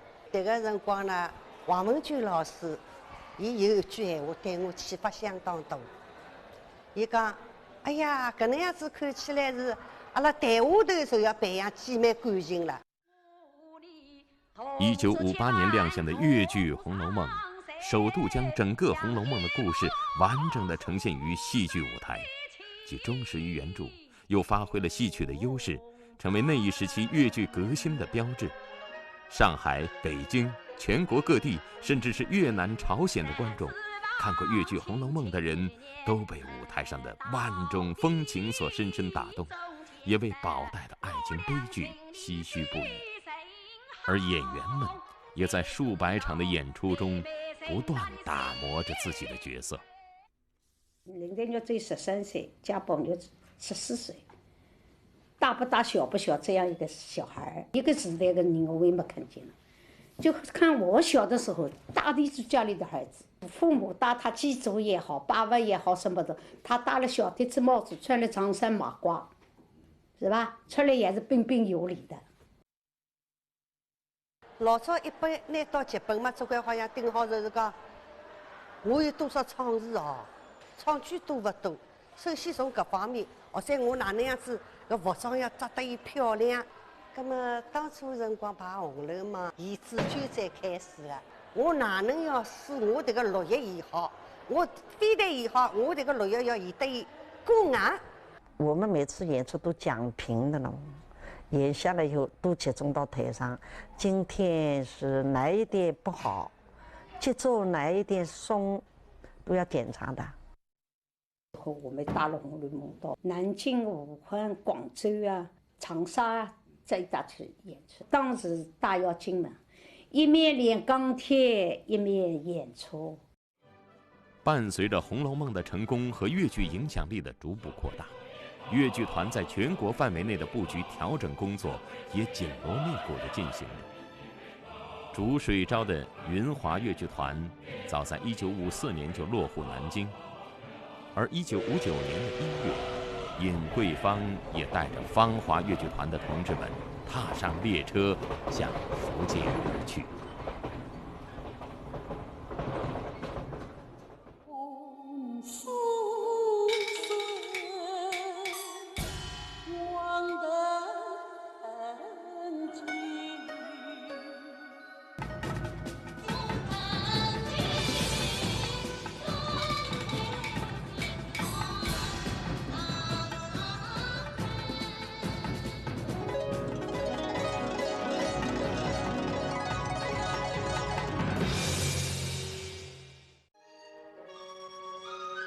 上个世纪的50年代末和60年代初，戏曲电影的创作走向了鼎盛时期。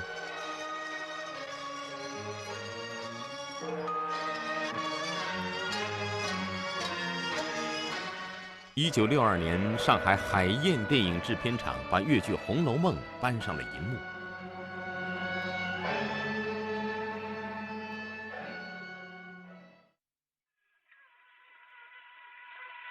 最早将《红楼梦》故事拍摄成电影的是1924年的民兴影片公司，他们将梅兰芳的《黛玉葬花》等5出京剧片段搬上了银幕。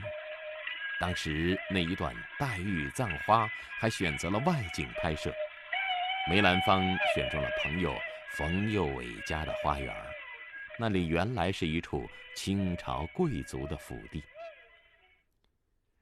而到了1942年，上海中华联合影片公司拍摄了故事片《红楼梦》，演员都是那个时期红得发紫的影坛大明星。周璇演林黛玉，袁美云反串贾宝玉。当时还只有15、16岁的王文娟也是周璇的影迷。一到星期天呢，早晨总是看电影，下午晚上还是早上演出。我看了周璇的这个《红楼梦》呢，她的声音好像有点记得，她的化妆好像有点记得，她是人倒蛮爱笑的。1957年，电影中那个灵巧的黛玉不在了，金嗓子周璇在上海病故，年仅37岁。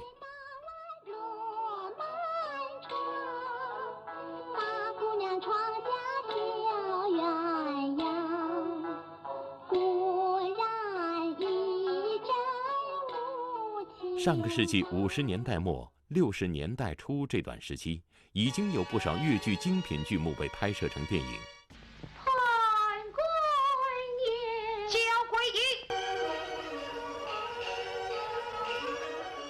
红楼梦》登上大银幕，要从1960年的那次赴港演出说起。我那个时光嗓子多好了，都30几岁个蹦的时候哎，是吧？一演《红楼梦》一演18场。当时香港的电影人也领略到了《红楼梦》的魅力。那么演出以后呢，就是香港有的凤凰公司要叫我们留下来拍电影。那个时候老导演是朱日麟呢。那是我的老师朱石麟朱先生呢，他是香港凤凰影业公司的艺委会的，可能他看中了这个戏，留在香港那么长的时间来拍一部戏呢，有许多具体困难。后来怎么想呢？就决定由上海跟香港合拍。财力、物力、人力都是我们的，那么叫他们拿什么，就是拿标准，五彩，就是德国的意思蛮标准。所以《红楼梦》的色彩特别好看，就是这个标准，他们打的。戏曲电影是中国独有的电影品种，而粤剧电影也创造了中国电影100年史上的好几个第一。1962年，为了拍摄《红楼梦》，上海海燕电影制片厂耗资100万，而在当时，一个普通工人的月工资大概是20元。当时是海燕厂的最大的摄影棚，他们没拍过电影，新的，就给我们拍《红楼梦》。没有在外边什么苏州啊、扬州、杭州没拍过，都是搭的，都是3夹板木条子搭的。那水也是摄影棚里头挖一个坑，上面围起来，放自来水，再搁点颜料，变成绿的了。怡红院的楚里边仿的这种古董啊，都是国库里借出来的，不是假的。如此巨大的投入，压力是可想而知的。戏曲舞台上的《红楼梦》能否再次成为银幕上的经典呢？我没拿它当戏曲片拍，我是故事片加唱。秦万导演也是确实费了很大很大的精力。我是戏曲演员，在舞台上做动观的，你不动嘛，观众看不出你什么呢？那个镜头一上来，一面走到了太多了，再来，一面后来就是推得太多也要来，水袖一发到外边去了也要来，对吧？从来蛮多的。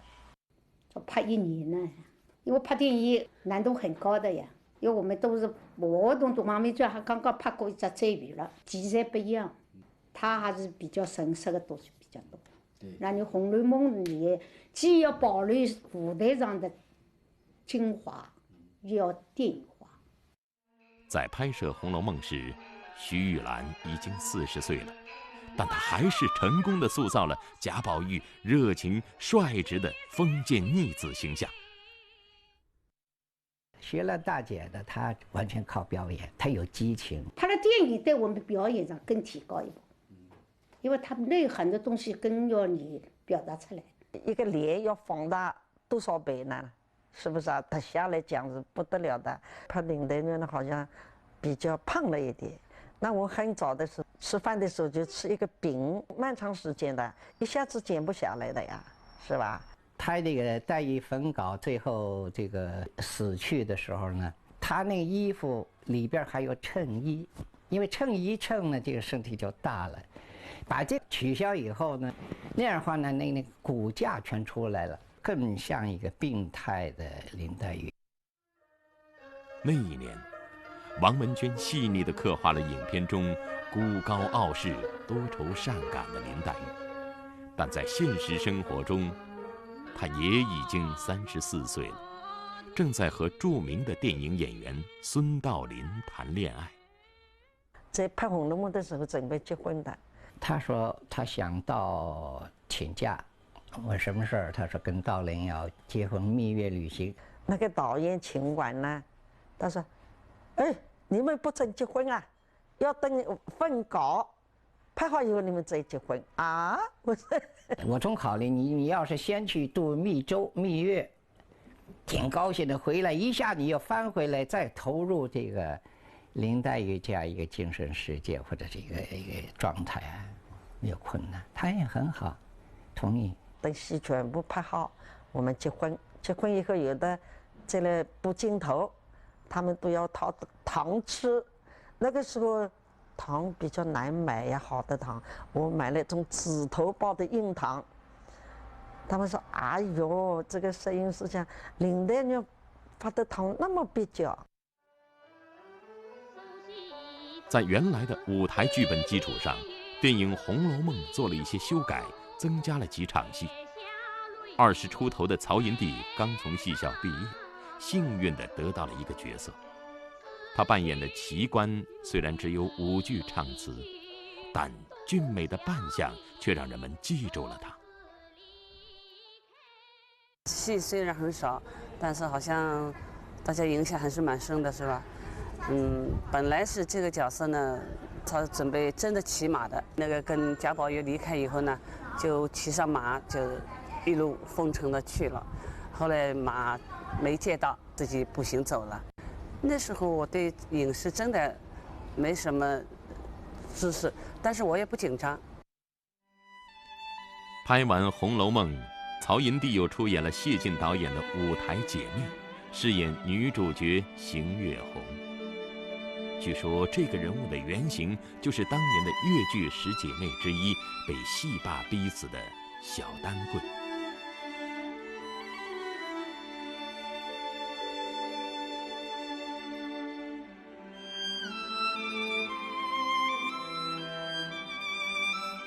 1962年，《红楼梦》正式封禁，但当时的政治环境已经不允许这样的靡靡之音出现在电影院里。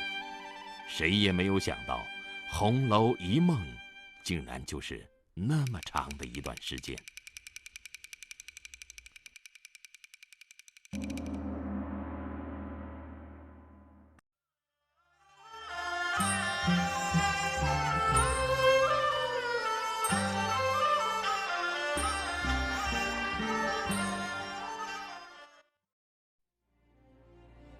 《红楼梦》的拷贝正静静地躺在不知名的角落，等待着总要来的春天。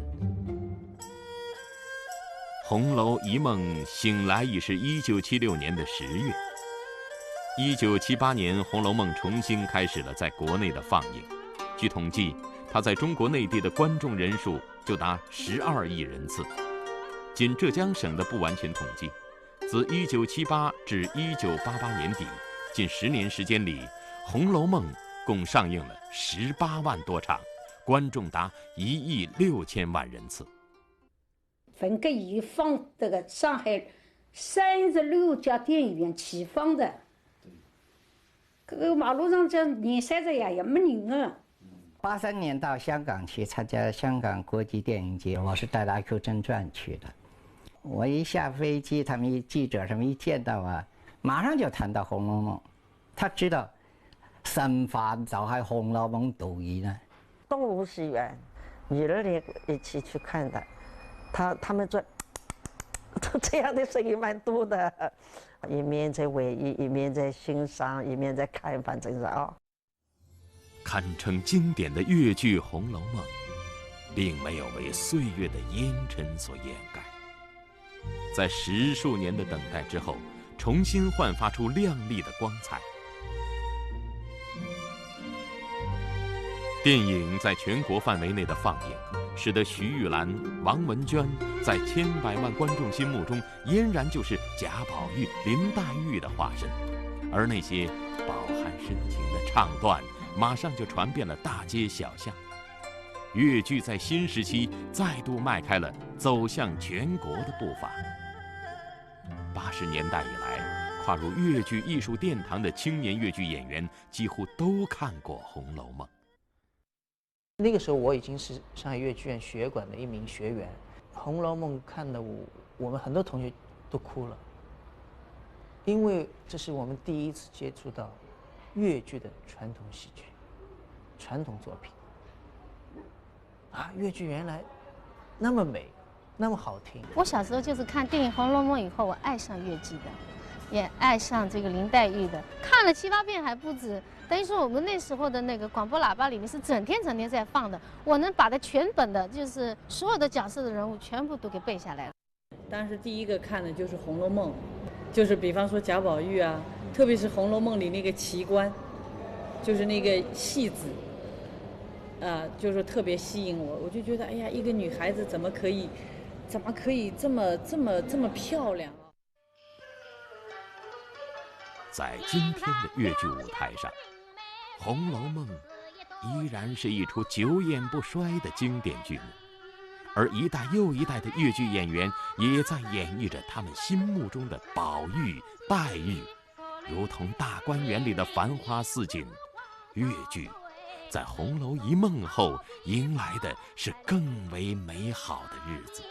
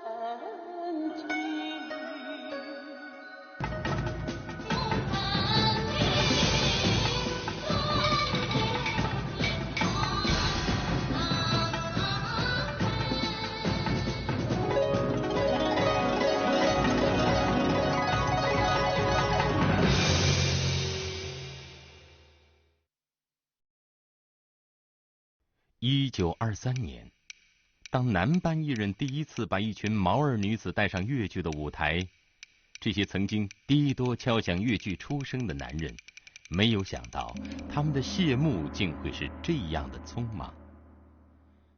短短的10几年，一群曼妙女子辗转城乡，轻歌婉转，唱出了粤剧的满园春花，唱尽了粤剧的豆蔻年华。清一色的女扮男装成为当时200多个戏种中的花枝独俏。在青春逼人、登堂入室的喜悦里，男班艺人的隐退没有引起一丝波澜。男人们再次正式重登粤剧舞台，已经是1952年。那一年的5月17日，第一个男女合演的专业剧团在浙江成立。从此，男女合演跨越了半个多世纪，起起落落而又连绵不绝。有人称其为粤剧的旁门艺术，有人把它看作是女子粤剧的并蒂雄花。总是有人相信，温婉抒情之外，百年粤剧的未来仍然需要广阔的天地和一份难得的阳刚。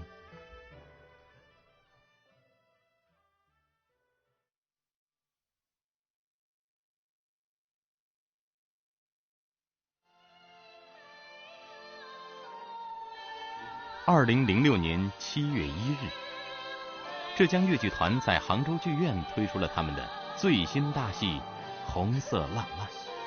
戏中讲述的是发生在重庆渣滓洞集中营一对革命恋人凄美而浪漫的情爱传奇。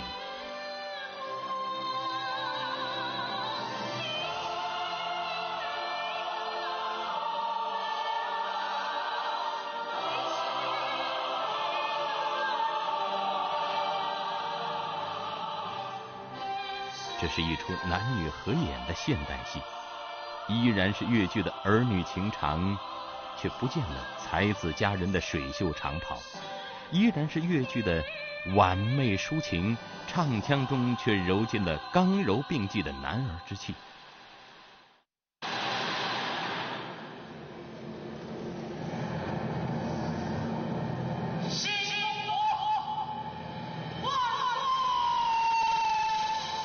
看了你们的戏，我真想倒回去几十年，重新来演男女合演。著名粤剧表演艺术家傅全香对《红色浪漫》做出了这样的评价：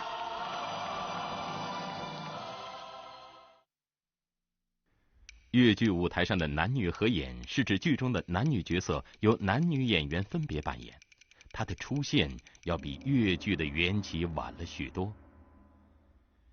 粤剧的初创时代属于那些大胆而又头脑灵活的男班艺人，100年源头的舞台上并没有一个粉黛女子。7年弥陀心里明，相见要忘了这是定，真名真定金定上我一心要。直到1931年，第一副女班头牌涂杏花应邀顶替因吃鸦片而潦倒的男班小生，粤剧才有了第一次男女同台。在这个被称为男女混演的短暂时期，男可以演女，女可以演男，演出形态并不纯粹。此后，粤剧舞台女班盛行，到上世纪40年代，一群来自浙江乡村的乖巧女子，终于在上海的孤岛中，把粤剧出落成一幅艳惊四方的才女模样。正当粤剧诸姐妹在上海的孤岛中出淤泥而不染，风华正茂的时候，男女合演在粤剧的故乡却有了一次开创性的邂逅。与粤剧的起源一样，这样的开创依然发生在乡村。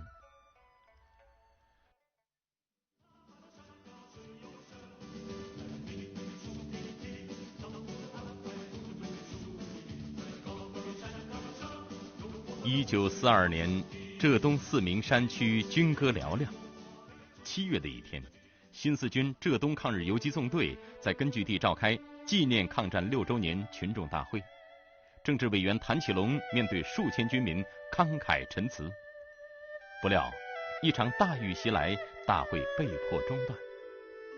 等到雨过天晴，群众聚集，汇集目标却不是大会的会场，而是一个滴多作响的草台班。哎，就这个位置了哦。哎，这个位置，这个位置会吃不大会抽的。那种往这干嘛？那种往这，然后拿这个来呀。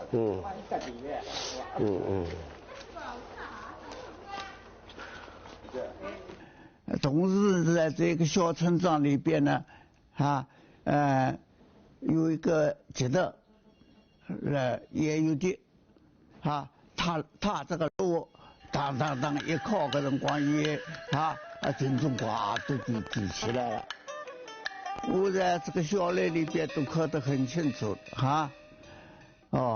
这是我们个区党委的书记这个号召力量还没有这个游击队那么大，那么大，这个影响很深。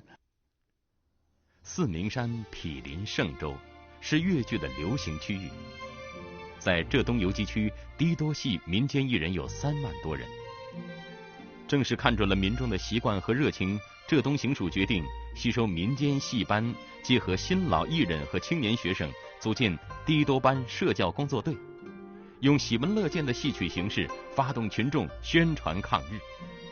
于是越剧的男女合演有了从内容到形式的第一次预演。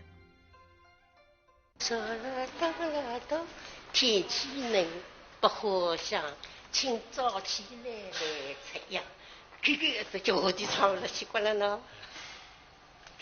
这都是没长的了。我们这个节奏呢，最大的一个特点是演这个狂热的戏，识别事业这个事业节奏上来讲呢是男女合演的。地震的辰光呢是国民党88代国民党啦进来抢了两了搿种个戏，还有呢桃田丰厚，有的呢是这个风波亭。这个我们的责任同这个群众对这个浙东的游击，他这个非常之熟悉的20-30岁上一起演戏的辰光，演部队里边演出的是个士兵他都跑到那个游击队那方面来看很熟悉的。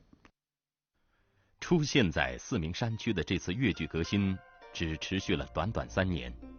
越剧的研究者给予这段没有任何剧本和旋律留存的历史以高度的评价。这不仅是因为它开创了男女合演的先河，还因为它扎根群众，贴近现实，说工农故事，唱抗日英雄，给一派才子佳人妩媚轻柔的舞台带来了一阵朗朗新风。由于大军北上山东，他最后留给越剧的是一出北撤余音的小戏。而这一时期的上海，越剧舞台上也是一片新风浩荡。新越剧跳出了私定终生后花园、落难公子中状元的窠臼。越剧祥林嫂的横空出世，在越剧的发展史上竖起了一座里程碑。我是有太太问苍天，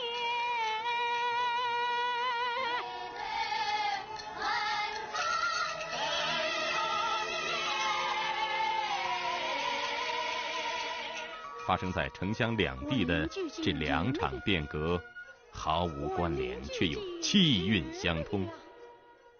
有意思的是，黄元、一斌这些四明山男女合演的领导者，建国初也来到上海，与袁雪芬和她的姐妹们一起，共同创造和见证着新中国100年越剧的黄金时代。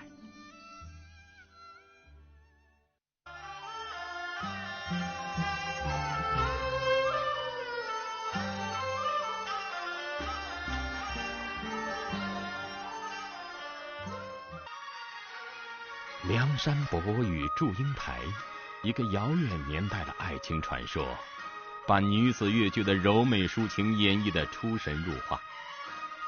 在新中国阳光灿烂的日子里，年轻的越剧艺术在18相送的旋律中迅速蝶化成中国第2大地方剧种。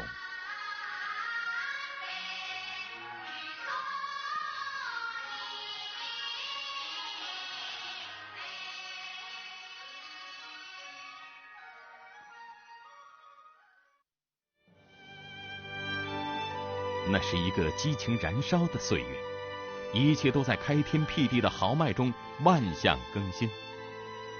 就是在这样的年代，越剧的男女合演破土而出。1952年，周恩来，这位粤剧艺术的强力推动者，在全国第1届戏曲观摩演出大会上接见了袁雪芬、范瑞娟和傅全香。他说，粤剧也要表现新生活，女扮男装在艺术上有难度和局限，女子粤剧和男女合演的粤剧需要共同前进。进入这个女子粤剧最鼎盛的时候，进入彩调时期的时候，它整个的曲调我觉得比较柔美。它因为都是女子来演男演的，女子来演男的呢，但是如果反映这个传统戏呢，我觉得大家都对它呢并没有什么意义。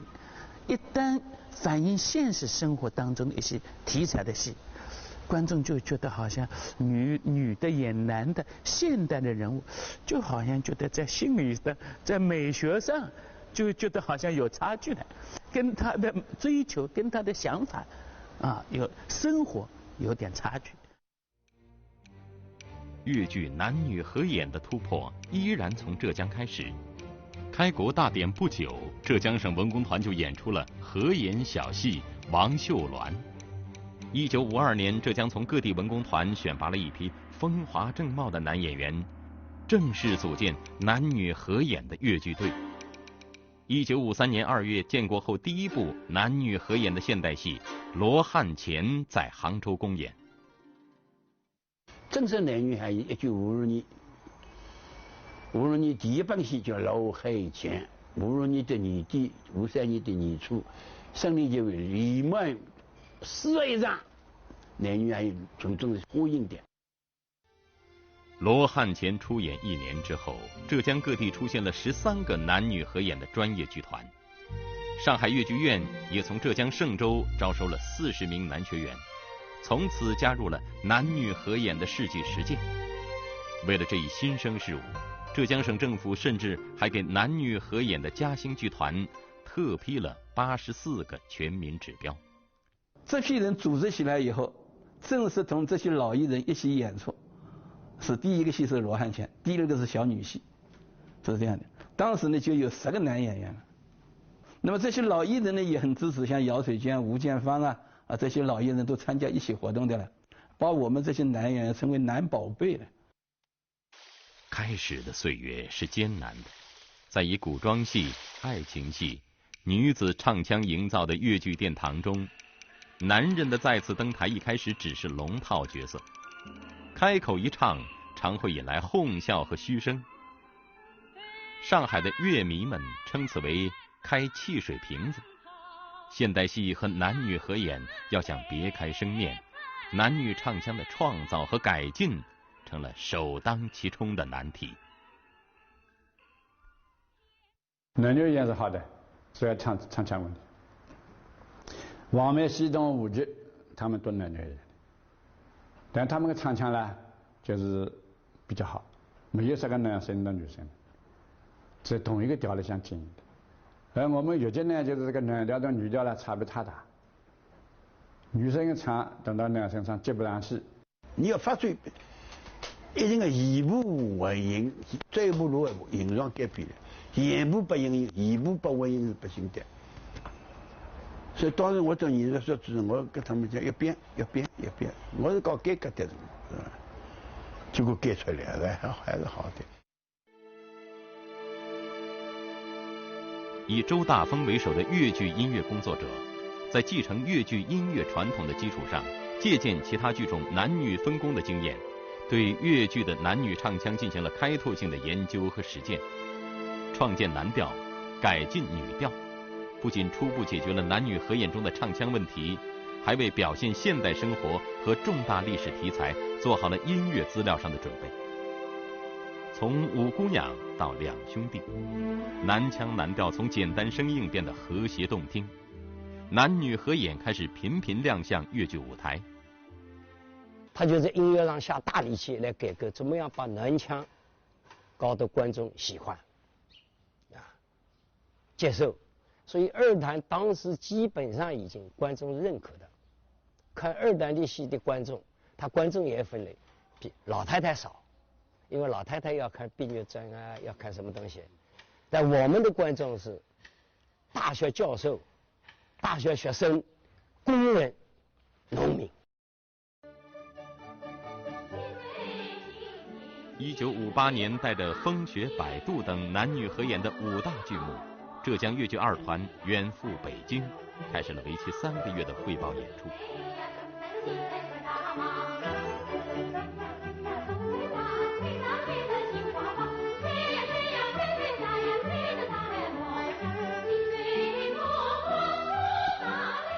这首脍炙人口的《采茶舞曲》，就是出自其中的一出小戏《雨前曲》。9月11日的晚上，北京长安剧场的观众席上，悄悄地出现了2个越剧迷。周总理和邓大姐买票看戏，至今仍是100年越剧史上的一段佳话。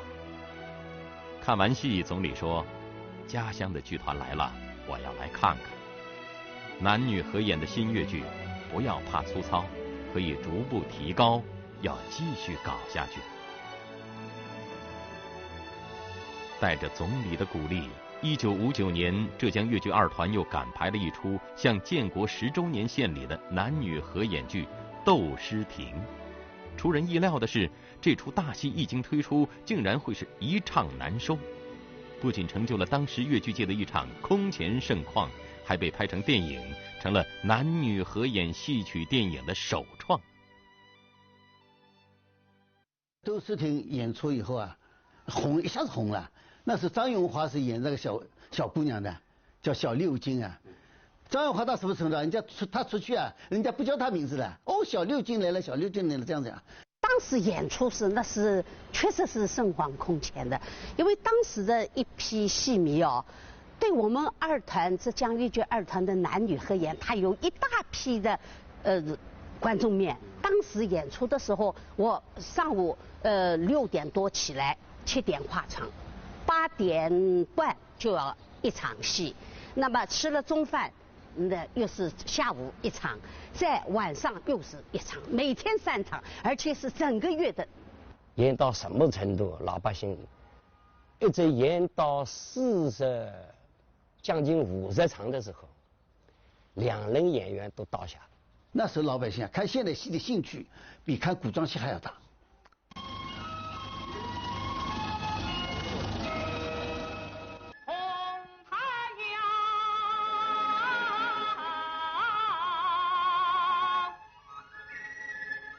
从山花烂漫到半兰花生，男女合演的热潮不仅发生在浙江，上海的男女合演同样风起云涌。11郎、江姐、技术员来了，平凡的岗位，一出出连台好戏，在张国华、刘珏、方国泰、史继华等男演员的演绎下毕露风华。男女合演也不仅发生在城市舞台，浙江越剧二团坚持送戏下乡，在海岛农村汲取创作营养，被誉为当时全国戏曲团体的8面红旗之一。现代戏男女合演构成了50、60年代100年越剧的独特景观。文戏、武戏、历史剧、现代剧题材纷呈，新作迭出。虽然带有时代的烙印，但阳刚气下，越剧的时空天宇已经变得更加宽阔。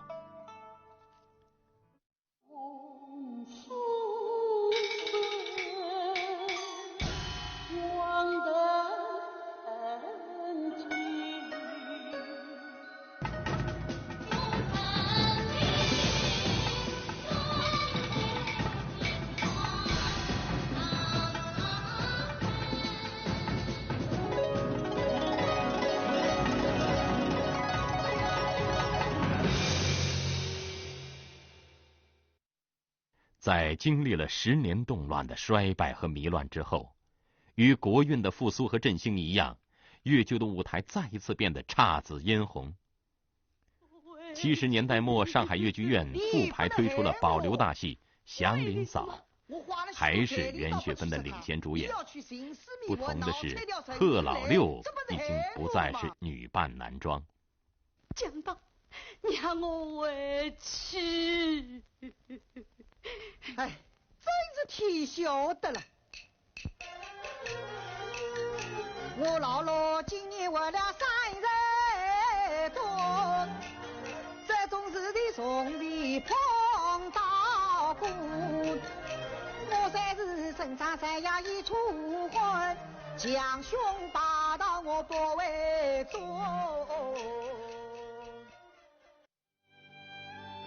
上世纪70、80年代是粤剧男女合演一路欢歌全面创新的年代。在上海3月春潮，鲁迅在广州把领袖和名人搬上了戏曲舞台。莎翁名著第12页《王子复仇记》也被扬为中用。粤剧王子赵志刚就是从那时崭露头角。而在浙江，小刀会在长三角连演了100余场，《强者之歌》《胭脂》《11郎》广受观众喜爱。从题材到唱腔，从舞美到伴奏，粤剧舞台上新剧迭出，大气蓬勃，展现出一派中兴气象。乔梦，哎呀，三郎，你回来了！回来了，回来了！这套菜之前好长啊！是啊，是啊，真想你呢。先洗个脸。慢，乔梦啊，先看我先报。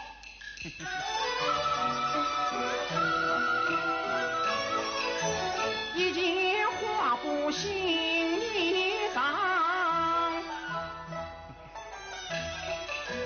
，2鬓凤凰珍珠上，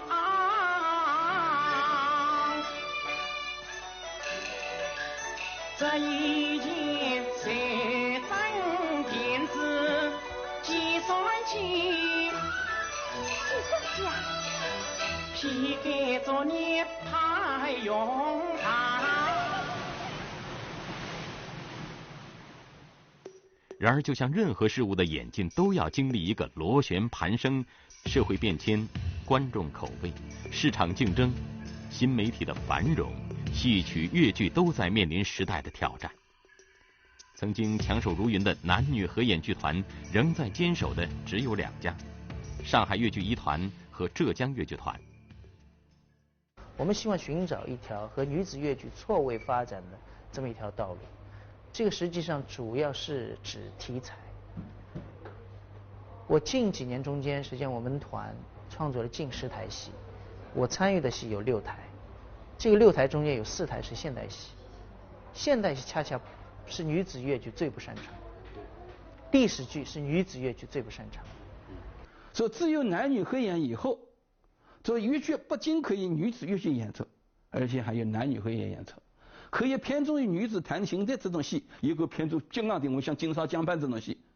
这个对一个剧种的完善是一个丰富啊，2条腿走路啊，是不是？是这个剧种更成熟的标志。在上海，赵志刚用赵氏孤儿第一次亲密接触钱刚独领；在浙江，既靠巧凤、金凤和银燕的感天动地，也有借势兴剧剑走偏锋的别样生机。你不想没有桃子拿来过，没有老年人拿来桃花里是满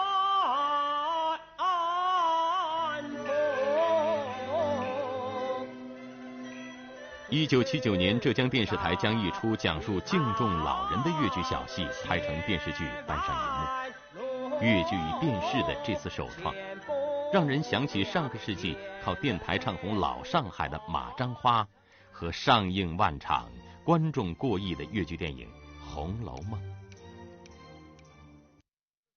这个戏拍了以后，给了我们二团的人一个很重要的启示：男女合演不仅可以舞台上，还可以通过它来扩大自己的观众面，来吸引更多的观众。这个第一个戏曲电视，我觉得我们浙江台，包括我们那个林台长，功不可没的。在粤剧舞台面临挑战的时候，粤剧电视剧的出现为男女合演找到了大展身手的天地。1991年，浙江粤剧团专门成立了影视部，与浙江电视台紧密合作，上演了一出借势兴剧连台好戏。从《九斤姑娘》到《汉武之恋》，从巧凤、一鸟九命到大义夫人、天之娇女。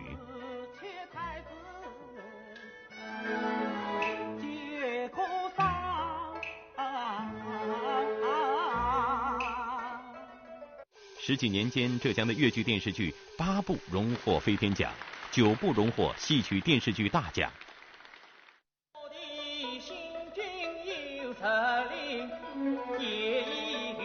1996年，粤剧电视剧《秋瑾》一举夺得中宣部5个1工程奖。在这一奖项中，为我国戏曲电视剧实现了0的突破。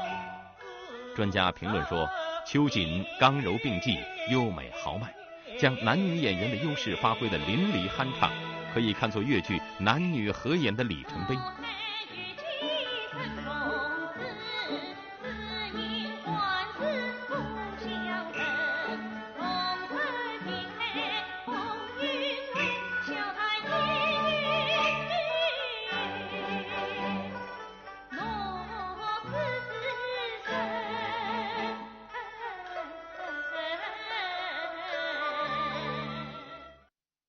我觉得男女合演的好处是避免了很多矫揉造作的东西，啊，很真实，男的演男的，女的演女的，是不是？他看着是反映生活真实是有好处的。你特别要演现代戏，是不是？你没男女合演，你是个光是女子乐剧，你怎么演？我觉得这是一个里程碑，是吧？一直发展到今天，就是粤剧也演现代戏了，是吧？跟时代更加合拍。所以我觉得粤剧要真正的出路，还要男女合演，坚持到底，走出这条路来。粤剧还很年轻，在中国源远流长的戏曲大家庭中，它还只是一个晚辈。粤剧是生动的，它来自民间；粤剧是时尚的，它敏锐而包容。100年粤剧是一段不断开拓眼界的历史，早已是根深叶茂，温婉动人，却仍在兼收并蓄，舒展筋骨。今日的娇美已经历历在目，未来的万千风采，人们还只能静静的期盼和猜测。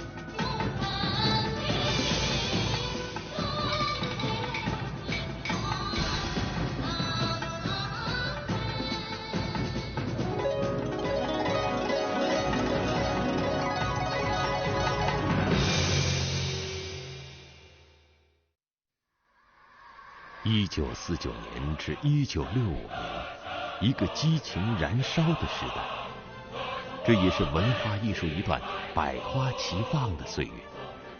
在粤剧的舞台上，一批年轻的名字开始被观众熟悉。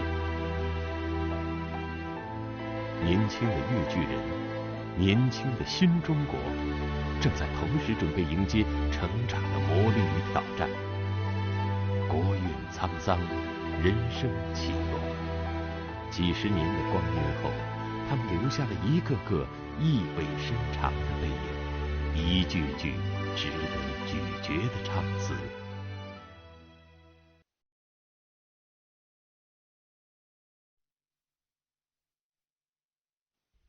1954年秋天，第一届华东戏曲观摩演出大会在上海举行。35个剧种，150多个剧目参加了演出。范瑞娟、傅全香、徐玉兰、王文娟、张桂凤、尹桂芳、戚雅仙、姚水娟等获得表演1等奖。而跟这些红透上海滩的名角同获1等奖的，还有2个粤剧界的小字辈：24岁的金彩峰和21岁的吕瑞英。在后来的日子里，他们为粤剧的振兴与发展起到了承上启下的作用。金彩峰从小就是个粤剧迷。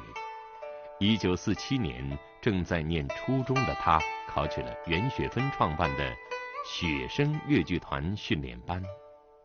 那个时候，我们这个学生上哪里有剧本啊？就是在台角看戏，看戏以后呢，把他们唱词啊记在这个脑子里，唱腔记在脑子里。那么回家以后呢，一句一句把它抄下来，学他们的调门，对吧？学他们的嗓音怎么发音，怎么韵腔，就是这样学的。上个世纪30、40年代，上海流行粤剧演员到电台演唱，为剧团做宣传。名演员没时间唱，便常常由金彩峰这样的学员去替班。我有时候我一个人，我唱2个角色，比如楼太会，我又唱祝英台，又唱梁山伯，那么以假乱真，是吧？那么那个时候呢，观众呢，那个时候兴这个定唱的，你比如说当时留下来，哎，我要金彩峰唱啥，对吧？那么我就唱。那么我呢，在电台里面呢，久而久之呢，人家记住了，来看戏了，哎，来找来，哪一个是金彩凤啊？那么一找出来，我在做宝龙套，我做那个兵啊、太监啊、书童啊。就是会学艺十分艰苦。幸运的是，在花样的年华，金彩峰这个酷爱粤剧的中学生迎来了一个艺术的新时代。中央人民政府，成立了。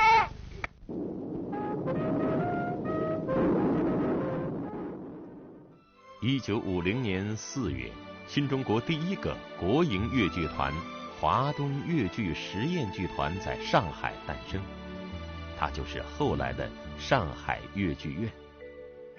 1951年建军节那天，金彩峰和自己的老师辈，上海的许多粤剧名伶们一起全身心地加入到这个进步开明的新集体中。不久，新成立的粤剧实验剧团进京演出，金彩峰也遇到了他戏剧人生中一个重要的契机。要招待那个周总理和领导呢，说要那青年演员都上去给总理看看。好，给我一个任务，叫我一盘赋。那个时候我哭死了。哎，我不是科班，戏也不知道，那这要一礼拜叫我哪能拔出来？我不要拔，我是那个时候很幼稚的。1个星期要排练出盘夫，这对于半路出家的金彩峰来说是有点犯难的。为了剧团有一个新的气象，领导最后还是下了死命令，这戏是非演不可的。那个时候怎么样呢？就是唱词呢，金一峰老师说我就记下来，个头也没包过呀，个大头。袁老师跟傅老师他们几个人跟我包头，扎得精是精得了，眼睛血红了，痛是痛得来不得了个了。我到台上要上去的辰光了，我不肯出去了，吓死了，把我推出去了啦。袁师傅砰一下推出去，我没有办法推出去，我只好做了。袁雪芬的这一推出了一个粤剧舞台上的经典形象严兰珍。盘夫、索夫后来成为京派艺术的奠基之作。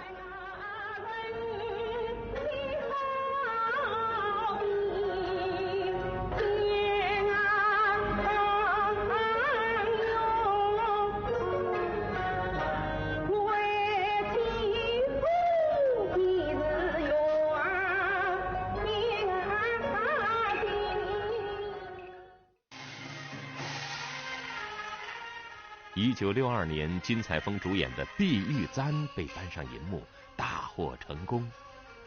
李秀英一角也达到了金采风表演生涯的顶峰。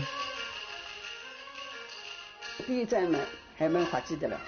排起来的时候呢，把苏蒙棍给他，那个李秀英呢吐血，死掉，就是说明这个封建社会呢是把那个李秀英吃掉的。谁知这个观众啊不善，这个舞台监督他去讲了，他说为什么要这样改呢？什么什么什么都叫他修去。观众代表出来讲这个不合情理，阿拉观众看了心里闷死，一定要送蒙棍，这样送蒙棍嘛就心里开心啊。你不要多言多语多相劝，害得我们都是多想多不心酸。怪爹娘粗心粗许粗配人，配了你这个不人不女不心欢。就是在1953年，金采风被推上舞台的那一天，周恩来总理还看到了另一个令他印象深刻的名字——吕瑞英。当时吕瑞英扮演的是九金姑娘，许多人并不知道，眼前这个机智泼辣的九金姑娘的扮演者是个孤儿，8岁入科班学戏，刚刚20岁，却已经有了12年的戏龄。从一个颠沛流离的科班小艺人，成为一名新中国的文艺工作者，吕瑞英开始了他理想中的新生活。1953年，吕瑞英参加了越剧电影《梁山伯与祝英台》的拍摄，扮演丫鬟银心。随着电影在国内外频频亮相，全国观众也开始认识吕瑞英。真正使吕瑞英声誉鹊起的是1954年她扮演打金枝中的君瑞公主。两你也不滚吧！范瑞娟甘当绿叶，为年轻的吕瑞英配戏，演驸马郭爱。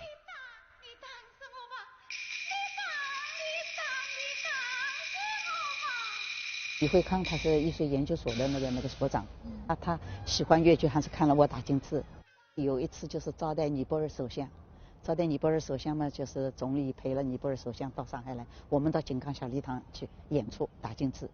他呢作为学生代表来陪客人的嘛，看了戏以后，他说他从来没接触过，他说中国有这样美丽的古典剧种戏啊。他认为这个戏的意义也好那个化妆服装我们这些又好，表演又好。本来他是理科的，他后来他说我要去学文科了，就去戏曲学院。在当年的那次华东戏曲观摩演出大会中，吕瑞英果然不负众望，拿下大奖。打金枝也从此开创吕派艺术的诗画风格。那个时候就一兵嘛，一秘书长，他说你说这块金的牌多重吧？我说我不知道。他说这块东西可以压死一个人了，他就告诉我要继续努力，做事业的接班人。作为新中国越剧事业的接班人，吕瑞英在风华年代留下了近40个难忘的舞台形象，特别是《西厢记》中那个为人津津乐道的活红娘。什么？我也不晓得叫他老儿做什么呀？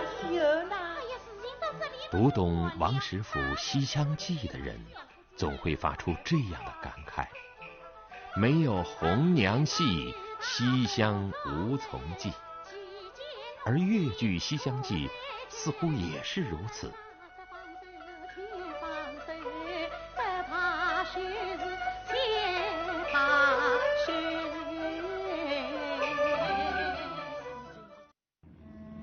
在越剧发展的黄金时期，人们对一个好演员、一出好戏的关注程度是今天所难以理解的，哪怕演的只是一个配角。孟丽英在《红楼梦》中扮演紫娟，因为经常饰演著名旦角王文娟的贴身丫鬟，人称丫头王。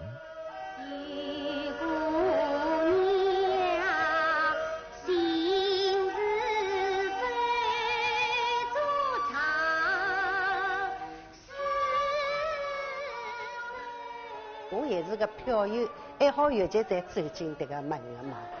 自家有那只要正确估计自家啊。我既然不能做头路戏，我做二路戏，我哪能拿二路演好？是吧？二路戏也好，也得以正行。我被观众所认可的都是二路戏啊。是吧？譬如讲西游剧里也是做个丫头湘君，是吧？孟丽君里向我多数侪是这个一类角色。我所有的戏曲，我最喜欢越剧，我忠于越剧。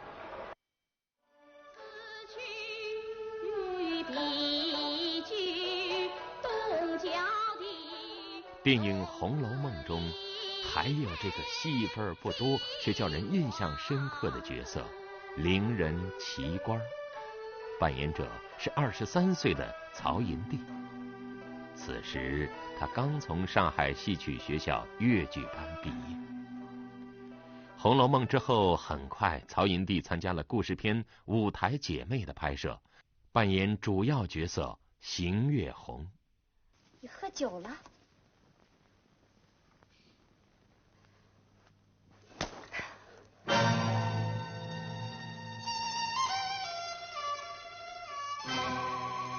拍舞台姐妹对我是这一辈子忘不了的。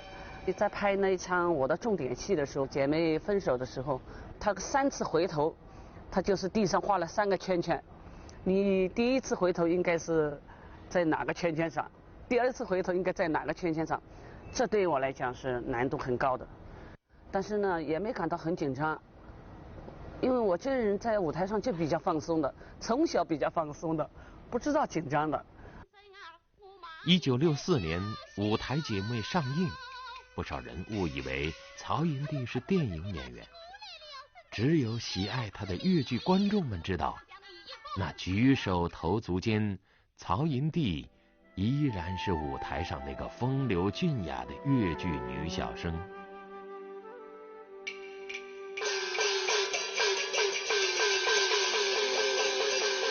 史继华是1954年上海越剧院招收的第一批男女合演的学员之一。过去的我们老师京剧老师跟我讲，练瞎子功。什么叫练瞎子功呢？半夜里头人家睡觉，我练的，我就是这样子。我不是怕人家看见，我晚上睡不着，我就练功了。我学过京剧、昆曲，也学过川剧、汉剧、河南梆子，我全部学过。上个世纪50年代，正是女子越剧如火如荼的时候，观众看到一个男小生上台时，顿时嘘声一片。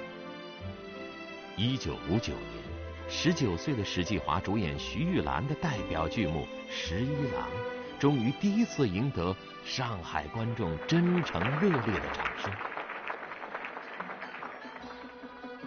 十一郎的演出为越剧男女合演在上海立足发展奠定了基础，史继华也成为越剧界屈指可数、文武兼备的男小生，得到了舞台上千面人的美誉。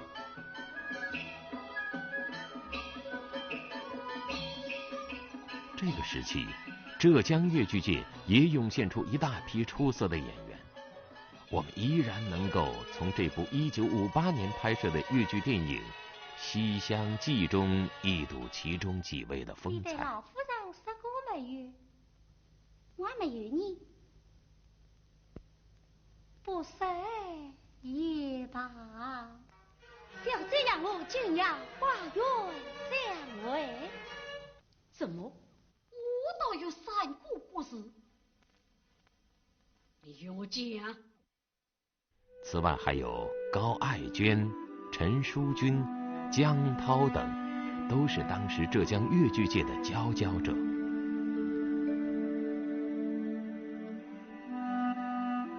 百花齐放、百家争鸣的文艺春天遇到了寒流。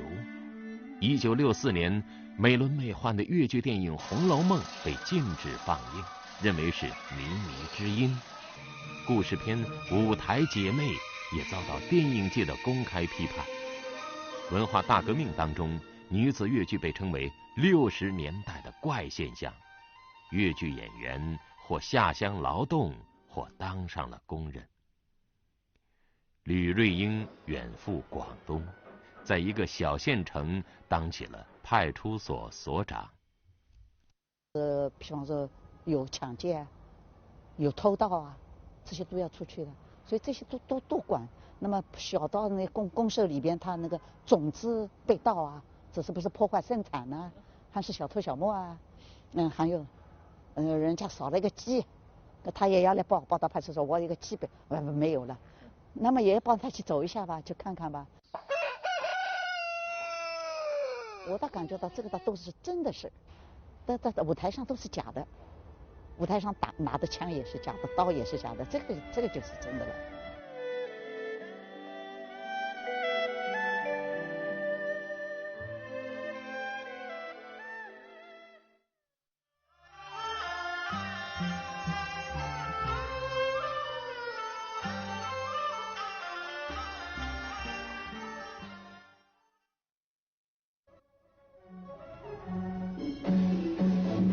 10年后，1976年，上海越剧院恢复排演《祥林嫂》。你的渣是我玩玩你，只要不怕去。36岁的史继华顶替范瑞娟扮演贺老六。2年后，在戏曲电影《祥林嫂》中，史继华再次出演贺老六。我老罗今年活了30多，这种事的从未碰到过。与他演对手戏的是48岁的金彩凤。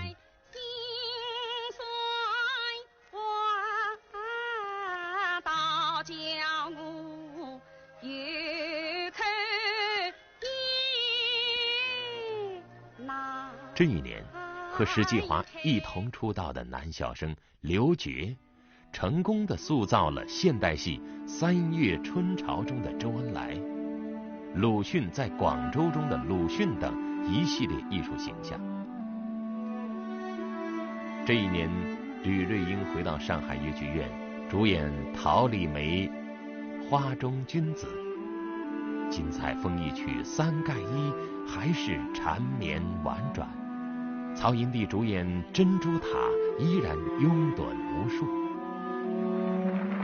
当台下的观众在为这些越剧名伶重返舞台欢呼喝彩的同时，也发现10年岁月带给他们的无限遗憾。那个时候人也长胖了嘛，对不对？一回来我都136斤了。那第一个戏所要的排熬来一栏的时候，我的一下子就一个戏排下来，我就轻了20斤，就那不轻不减不行啊！在那边我都根本没有想过。后来不是文革后来，不是那个《红楼梦》一出来嘛，一些新各位里边就有人去也看电影嘛，放电影看的，以为以前有个李莲英打个老李，老李啊也来问我了，我不是，我侬看像不啦？有点像我一个，伊拉办公室里向那个有点像我。只有我们一个办公室主任是知道我的，我就跟他讲，你不要讲。这些视表演为生命的越剧人，似乎隐隐感到某种使命。他们把目光投向了另一个舞台，传承越剧流派，寻找更为年轻的继承者。在越剧演员青黄不接的70年代末、80年代初，吕瑞英提携了一大批中青年演员。如今吕派的名作在新一代青年演员的表演中渐渐派生出新的枝叶。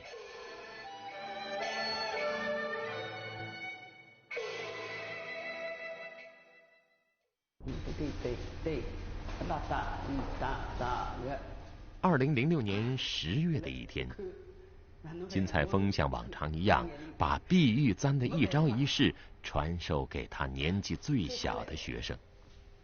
这里是金采风从21岁起就每天练功的地方，现在他已经76岁了。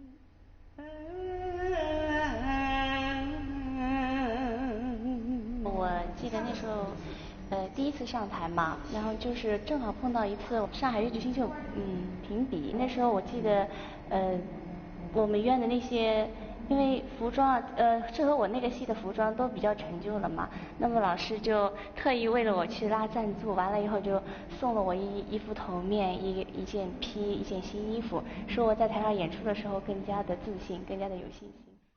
今天金采风最大的心愿就是教授的学生有一天超越自己。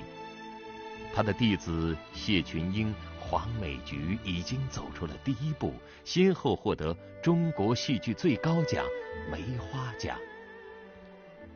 我为他们很高兴，但是不能停留在这个基础上，应该更上一层楼。我希望伊拉能够树立他们的那个品牌，应该是，我觉得应该是将来有他们的派，不是永远是我进派。我希望他成为那个谢派、黄派。1993年，曹银娣还在舞台上风流俊雅。为了越剧事业发展的需要，他毅然离开了他心爱的舞台，选择了去上海戏曲学校当老师。这个辛苦啊，这是没人知道的，这是没人知道的。那时候我有一个病，我是脑供血不足，经常容易发晕，就是眼睛发黑了就没知觉了。这样呢，我就每天带着止疼片，带着一些防止头晕的药，就去上课。但是也有一个好处，那为什么呢？我本来的性格啊，性子比较急的，从小性子比较急的，但是教了学生以后呢，不能急了。你教学生不能急的，只能慢慢的磨。从容恨，就是在恨里边跳在恨上。2003年，张雨峰荣获小蝶杯上海越剧新秀奖榜首。坐在观众席中的曹银娣流下了眼泪，他仿佛看到自己青春的身影又一次站到了舞台上。10年动乱中，尹桂芳先生被迫害致残，半身瘫痪。文革后，他的嫡传弟子尹小芳整理演出了多部上个世纪50年代风靡上海的尹派名剧，成为当时青年演员竞相模仿的尹派范本。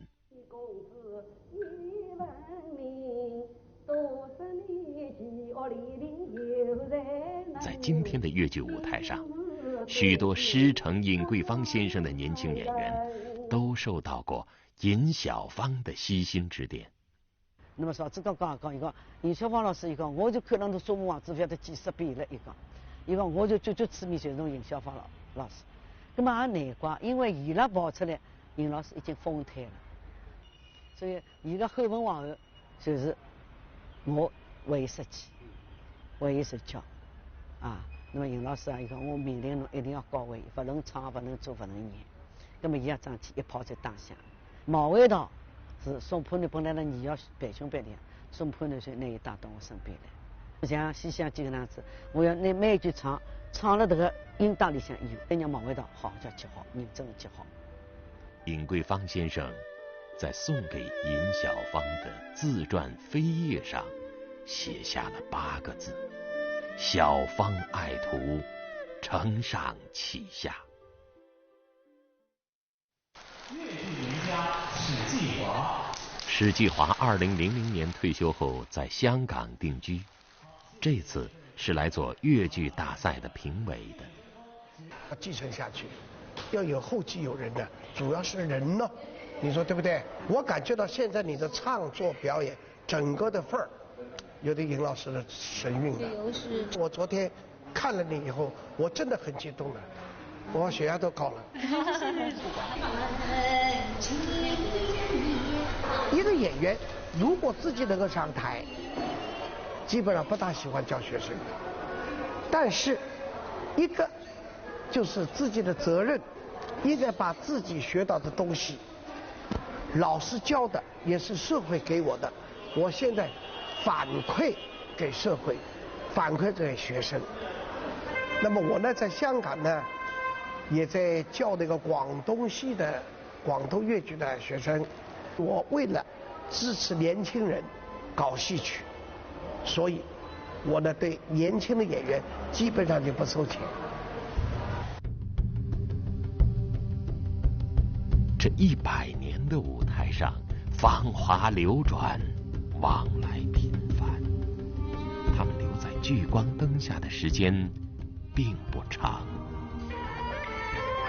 辕门外三声号，响得雷声。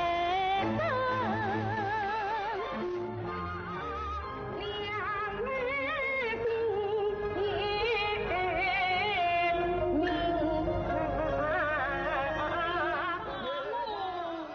说龙的好苦也。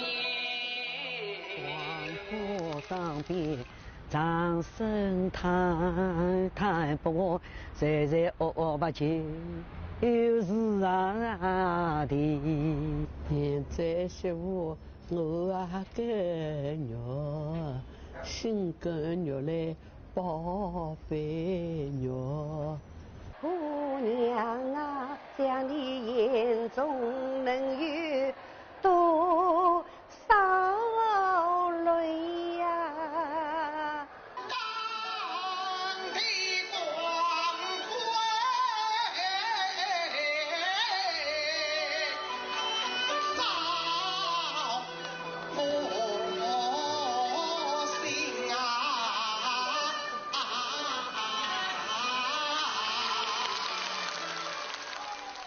台上台下，演员、观众，他们用更多的时间来体会戏剧人生。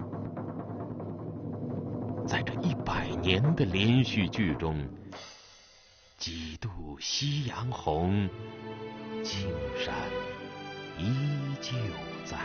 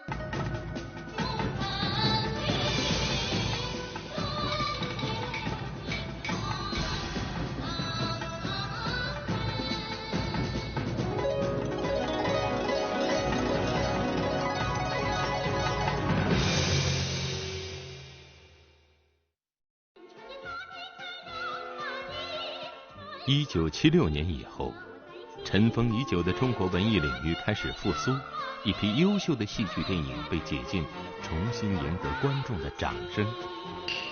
粤剧电影《红楼梦》风靡全国，大街小巷人人都会唱一句“天上掉下个林妹”。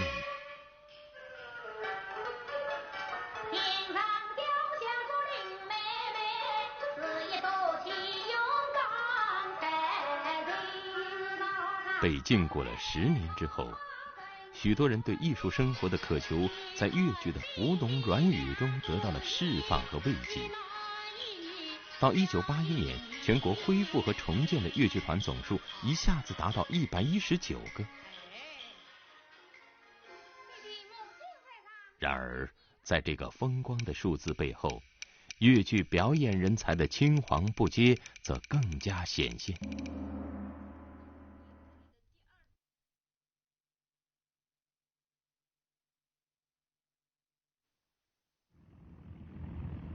1981年秋天，香港咏港联谊会向家乡发出邀请，希望浙江省派一个越剧团到香港演出。没想到，这给当时的浙江省文化局出了一道大难题。到香港去，他还有条件，一个呢，要你们的年轻的演员。为啥呢？从上海已经到那个香港去过了，他去都是老的，他没有年轻的演员。这个你再去老的啊，人家也就你们也比不过上海了。你能超过那范瑞娟、傅传香、王文娟，你能超过他们了吗？啊，所以你去年轻的。还有一个不要男女合演，要女子越剧。那我们拿不出来啊！曾经有人这样形容当时浙江女子越剧的状态：4个花旦200岁，3个老生2颗牙。那时候就感觉到我们这届的越剧团呢，就是老了年纪大的多啊，演员呢，我就找石青谈这个事儿，说我们这个越剧团呢。这讲啊，是一个越剧的县这些需要加强。当时我们省委有一个非常重要的一个决策，就是农村能够选演员。当时啊，国家规定这个演员只能在城市，所以我们省委是英明的。那个全省选的话，我们这个人才来源资源就丰富了。香港的演出邀请像是催场的锣鼓点儿，使浙江省培养越剧接班人的计划刻不容缓。浙江省文化局很快做出了一个决策，立即组织专家深入全省各地市县越剧团，挑选人才。1982年9月2日，一场被称为“小百花”的浙江省戏曲大汇演在杭州热火朝天地举行。在党的12大召开的喜庆日子里，我省举行了戏曲小百花汇演。参加这次汇演的戏曲小学员选自全省10个地市，他们中艺龄最短的只有几个月，年龄最小的还只有11岁。汇演整整进行了22天，对当时全省戏曲界的新生力量做了一次全面盘点。许多日后在浙江戏曲，特别是越剧舞台上独领风骚的人物，就是在那时进入了人们的视线。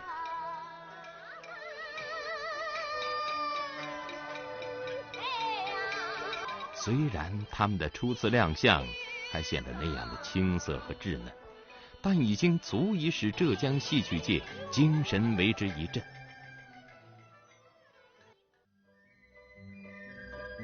1982年10月，从全省60多个越剧团、3000多名演员、学员中精挑细选出来40名优秀小百花，成立赴港演出集训班，在浙江省艺术学校开始接受为期1年的强化训练。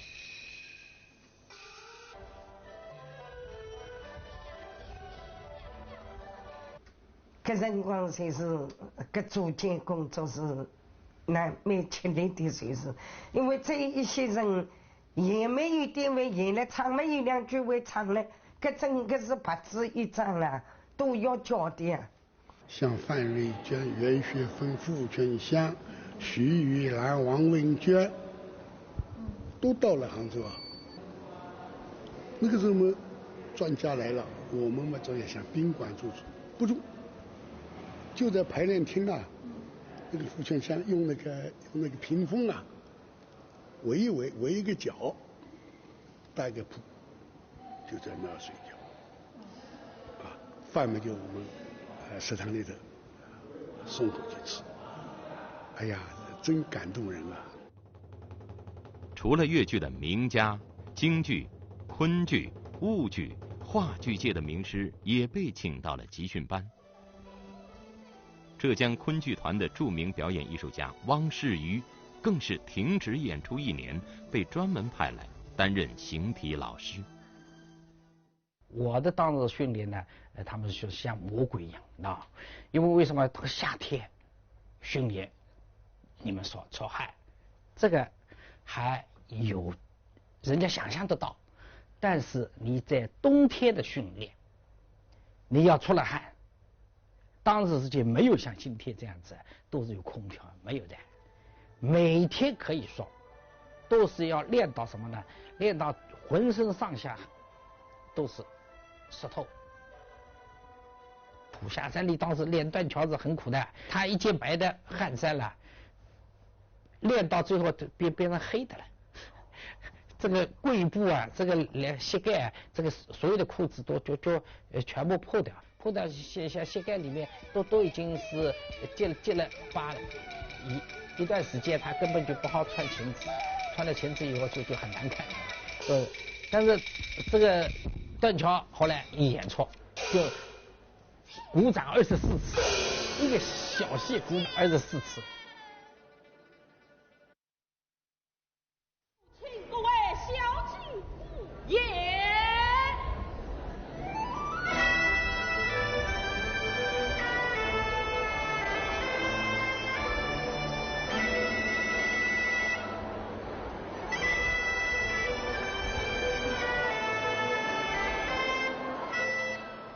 1983年11月16日，浙江越剧小百花赴港演出团首场演出新编越剧《舞女拜寿》。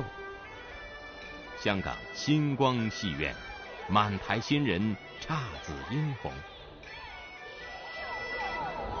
哎呀，真是轰动得不得了！这项目下的旗帜，这后来要加长。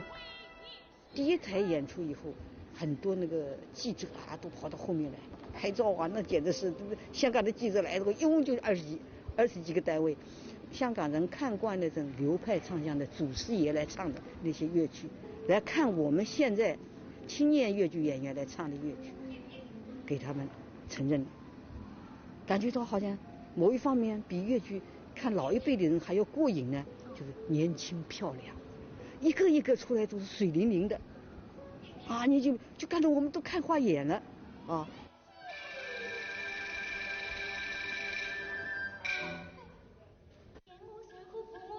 浙江小百花演出团14天连演15场，这是越剧之乡第一次向世人展示青春越剧的青春魅力。自从你是从哪里来的？是奉新我这来的。越剧发源于浙江，发祥在上海，以至于很多人误以为越剧是上海戏。浙江小百花这群无名小卒的一鸣惊人，让人们重新认知了越剧的浙江制造。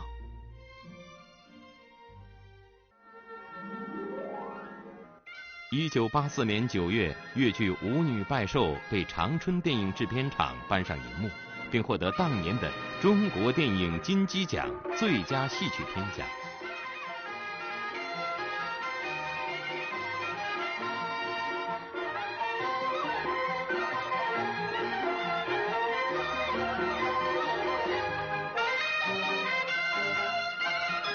有人说，《舞女拜寿》的问世是浙江小百花完成了越剧10姐妹的艺术接力。这其中的5位主要演员被人们誉为浙江小百花越剧团的5朵金花。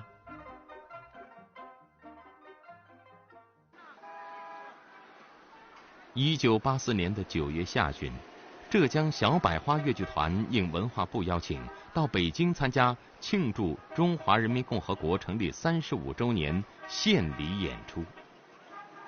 我们在火车上就接到北京电话，你们一下车走到中南海西华厅，就那个邓颖超同志要接见你们这个。在35年前，周总理跟老一辈越剧艺术家们合过影的海棠树下，邓颖超和小百花的演职人员们合影留念。邓颖超对他们说的：“你们这些女孩子都很漂亮，很好，唱也唱好，个个都可爱，我跟你们打不了分儿。将来要成为一个艺术上要可敬的话，那就看你们的。”正如邓颖超同志所希望的，此后的浙江小百花努力地在让人们敬佩的道路上一路攀登。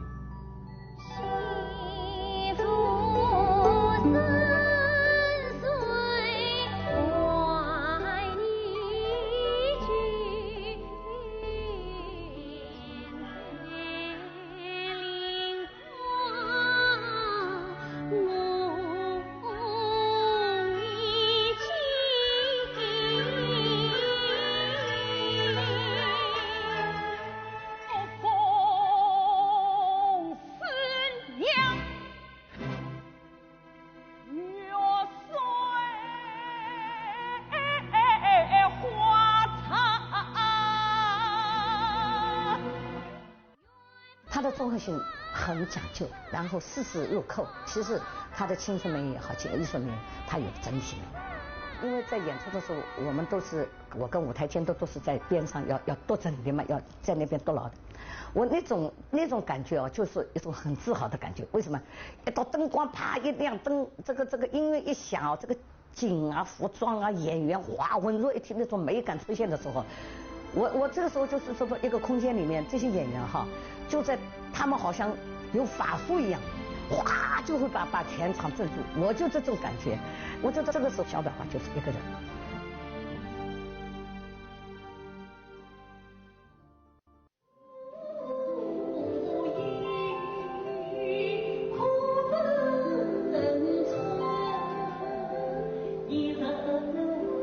1989年11月，陆游与唐婉开诗画越剧之先河，第一次脱离了传统越剧舞台呈现，变得轻灵、简洁而又高远。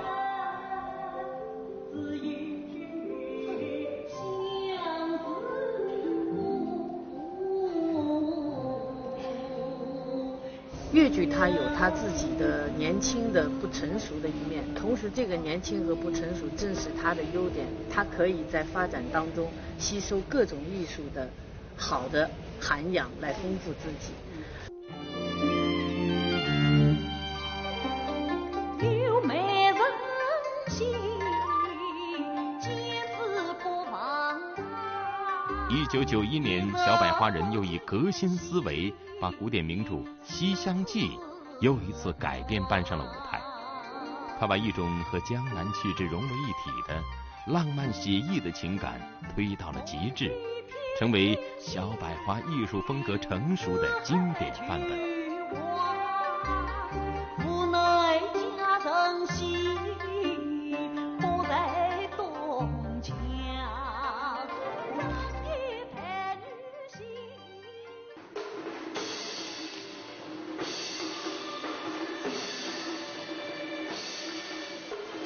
1997年，取材于荆轲刺秦王的历史越剧《韩情》上演，完全不同于传统越剧的叙述方式。别具一格的舞台景观，让《韩情》在当时掀起了一股巨大的热情。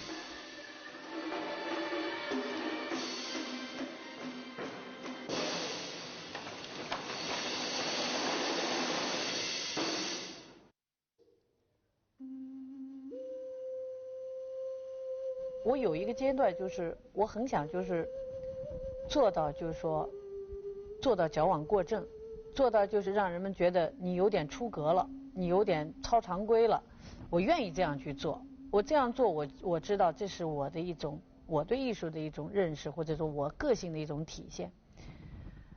或者再说的就是说功利一点，我很想就是说通过我的那种很惊世骇俗的那种行为啊，我向世人宣布，哎，你可以来看看越剧，越剧其实挺好看的。于是又有了孔乙己，在孔乙己中，毛维涛惊世骇俗地剃了个光头。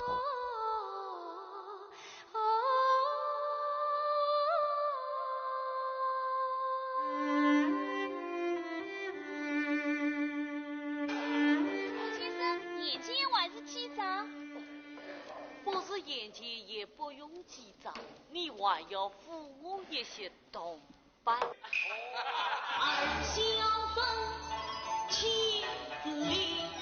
当毛维涛收起那一身风流倜傥的身段，演绎一个久远年代的落魄书生时，我们不禁想起了半个多世纪前被袁雪芬搬上舞台的祥林嫂。正是创新二字连接起了两代越剧人共同的艺术理想，那就是让越剧走得更远。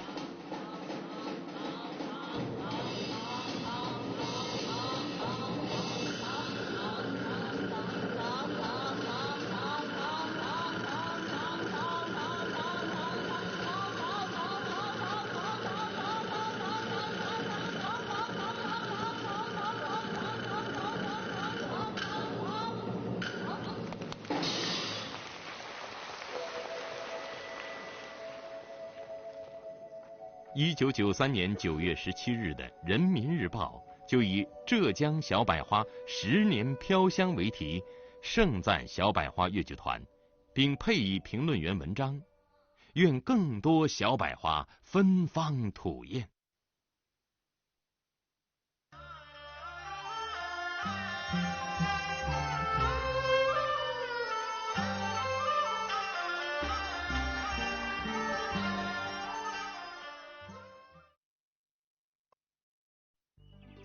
一花独放红一点，百花盛开春满园。经过老一辈越剧表演艺术家的身体力行，中年一代的承上启下，年轻一代的勤勉聪慧，越剧园地百花盛开，青春美丽。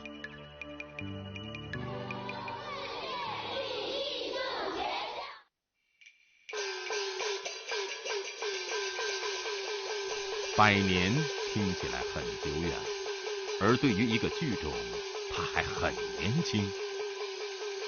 年轻的越剧不断地在扮亮自己的颜面，丰富自己的表现。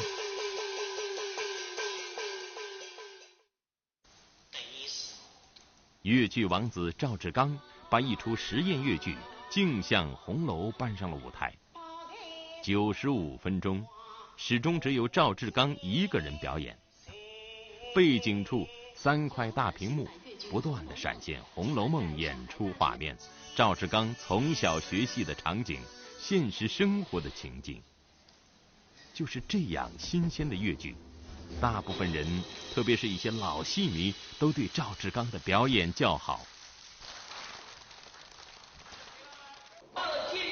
记得要改革，大差不多向前走，多一点自信，不要犹豫，不要再做。越剧演员没有很多的框框，我们后辈学生没有很多的压力，这个我认为对目前来说，我们越剧的创作和繁荣是特别有好处的。所以你看，短短100年，越剧非常年轻的这么一个剧种，在100年中，几代艺术家就把它，让它成为了仅次于京剧的全国第2大剧种。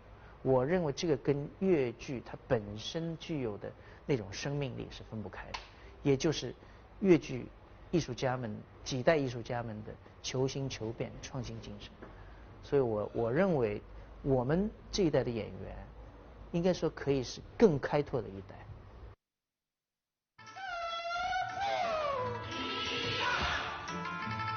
浙江小百花越剧团的《春琴传》由日本小说改编而来，演员身着和服木屐，日本音乐元素与越剧曲调相结合的唱腔，给人耳目一新。这些大部分在上个世纪80年代出生的青年演员，以他们另类的演出开始受到新一代越剧迷的追捧。我觉得她很美，无论是唱腔，还是她那种意境，还是那种舞美方面，特别是小百花的戏，小百花一向来都是那种大写意的舞美啊，各方面我都是很欣赏的。只要是这边的戏，在浙江省内附近的啊，就在杭州附近的什么长兴啊、萧山啊，肯定都赶过去看的。然后他们演12场，我们就看12场；他们演7场，我们看几场。我是特意从家上赶过来的。哎，特地赶过来的。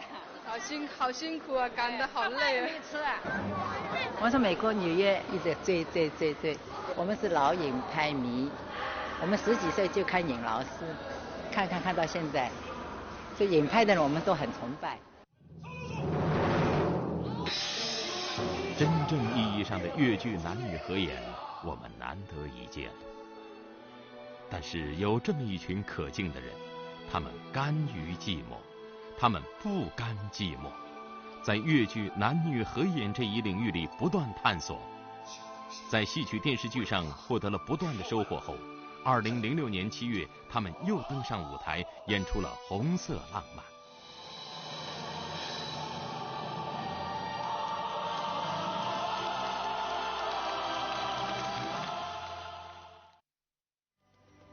百年越剧，在媒体资讯发达的当下，在娱乐和休闲方式丰富多彩的今天，依然有它广大的观众。越剧在它辉煌的60年代，除西藏、广东、广西等少数省自治区外，北京、天津、甘肃、陕西、吉林、四川、重庆、贵州、河南、青海、新疆等地都建有一个和数个越剧团。以前，我们的芳华越剧团诞生了，风风雨雨走过了60年。现在上台的这些老寿星啊，都是1959年随尹桂芳先生一同入闽的老前辈。正是这些老前辈和尹桂芳先生一道，几十年来艰苦奋斗、无私奉献，才奠定了我们芳华的今天。我们这一代人，乃至于我们目前依然有专业越剧团的地方，除浙江、上海、江苏、福建以外，还有安徽、湖北、江西、宁夏、湖南等地。香港特别行政区、台湾省也有职业的越剧团体。越剧是名副其实的全国性大剧种。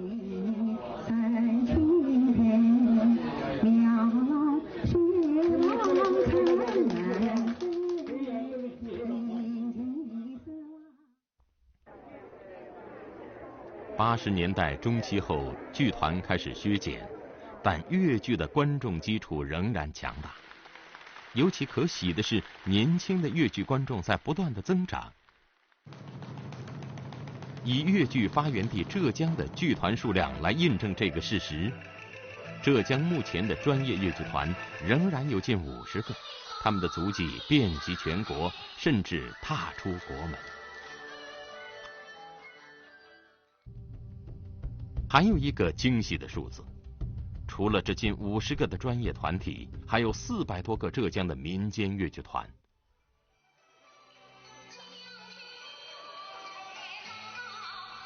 杭州黄龙越剧团以一个风景点为舞台，将演戏和游览统一，一年演出1000多场，累计观众800万人次，长年累月，风雨无阻。越剧在黄龙洞风景区成了一块金字招牌。用一个剧团激活一个景区，这不能不说是一个创举。有近万名喜爱越剧的杭州市民购买了景点的全年月票，只是这一笔收入就相当可观。从小就喜欢，因为由于家里的父母啊，他们都是比较喜欢听戏的。我喜欢，但是我不会唱。我喜欢我唱会回来的，会唱。我从黄山到这来的，年年来听这个戏。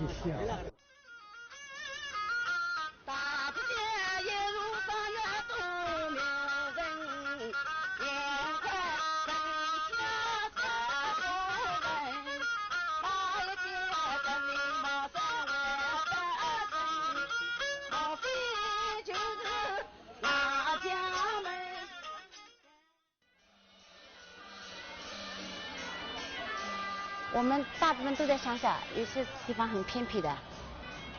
像我们现在这个点刚刚过来的，在温州地区，这山里山弯进去的，就是大家他们的接车找不到。都演出嘛，他都收入了，主要演员平均工资都有6000到7000。假如说休息放假了，那就不拿工资了，是这样子哎。那么我们也尽量争取就是不休息，大家出来也都想赚钱，是这样想，所以我们尽量就是不休息，都接着演。以10万元流动资金起家的温岭市越剧2团，是浙江400多个民营剧团中的代表。在浙江，土生土长、由农民组成的越剧表演团体，常年在山区、海岛、乡村演出。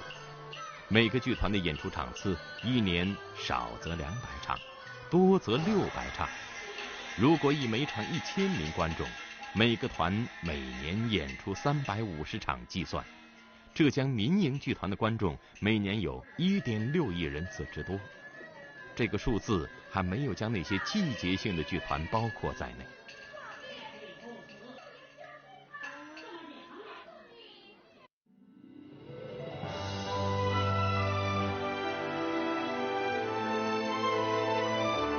100年越剧，它还是一个逗号，它还在形成、可塑、吸收之中。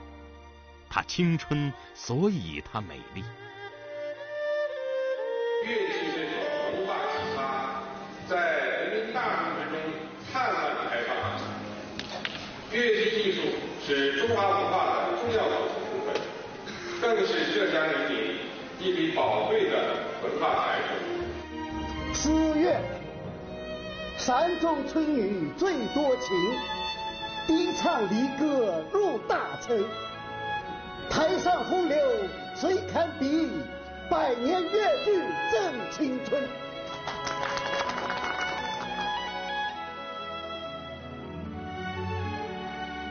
袁学芬大姐说得好，越剧它不是大富大贵的牡丹花，也不是独芳自赏的空格幽兰，它是山村野地里满山遍野生长的杜鹃花。现在正是满山遍野杜鹃花盛开的时候。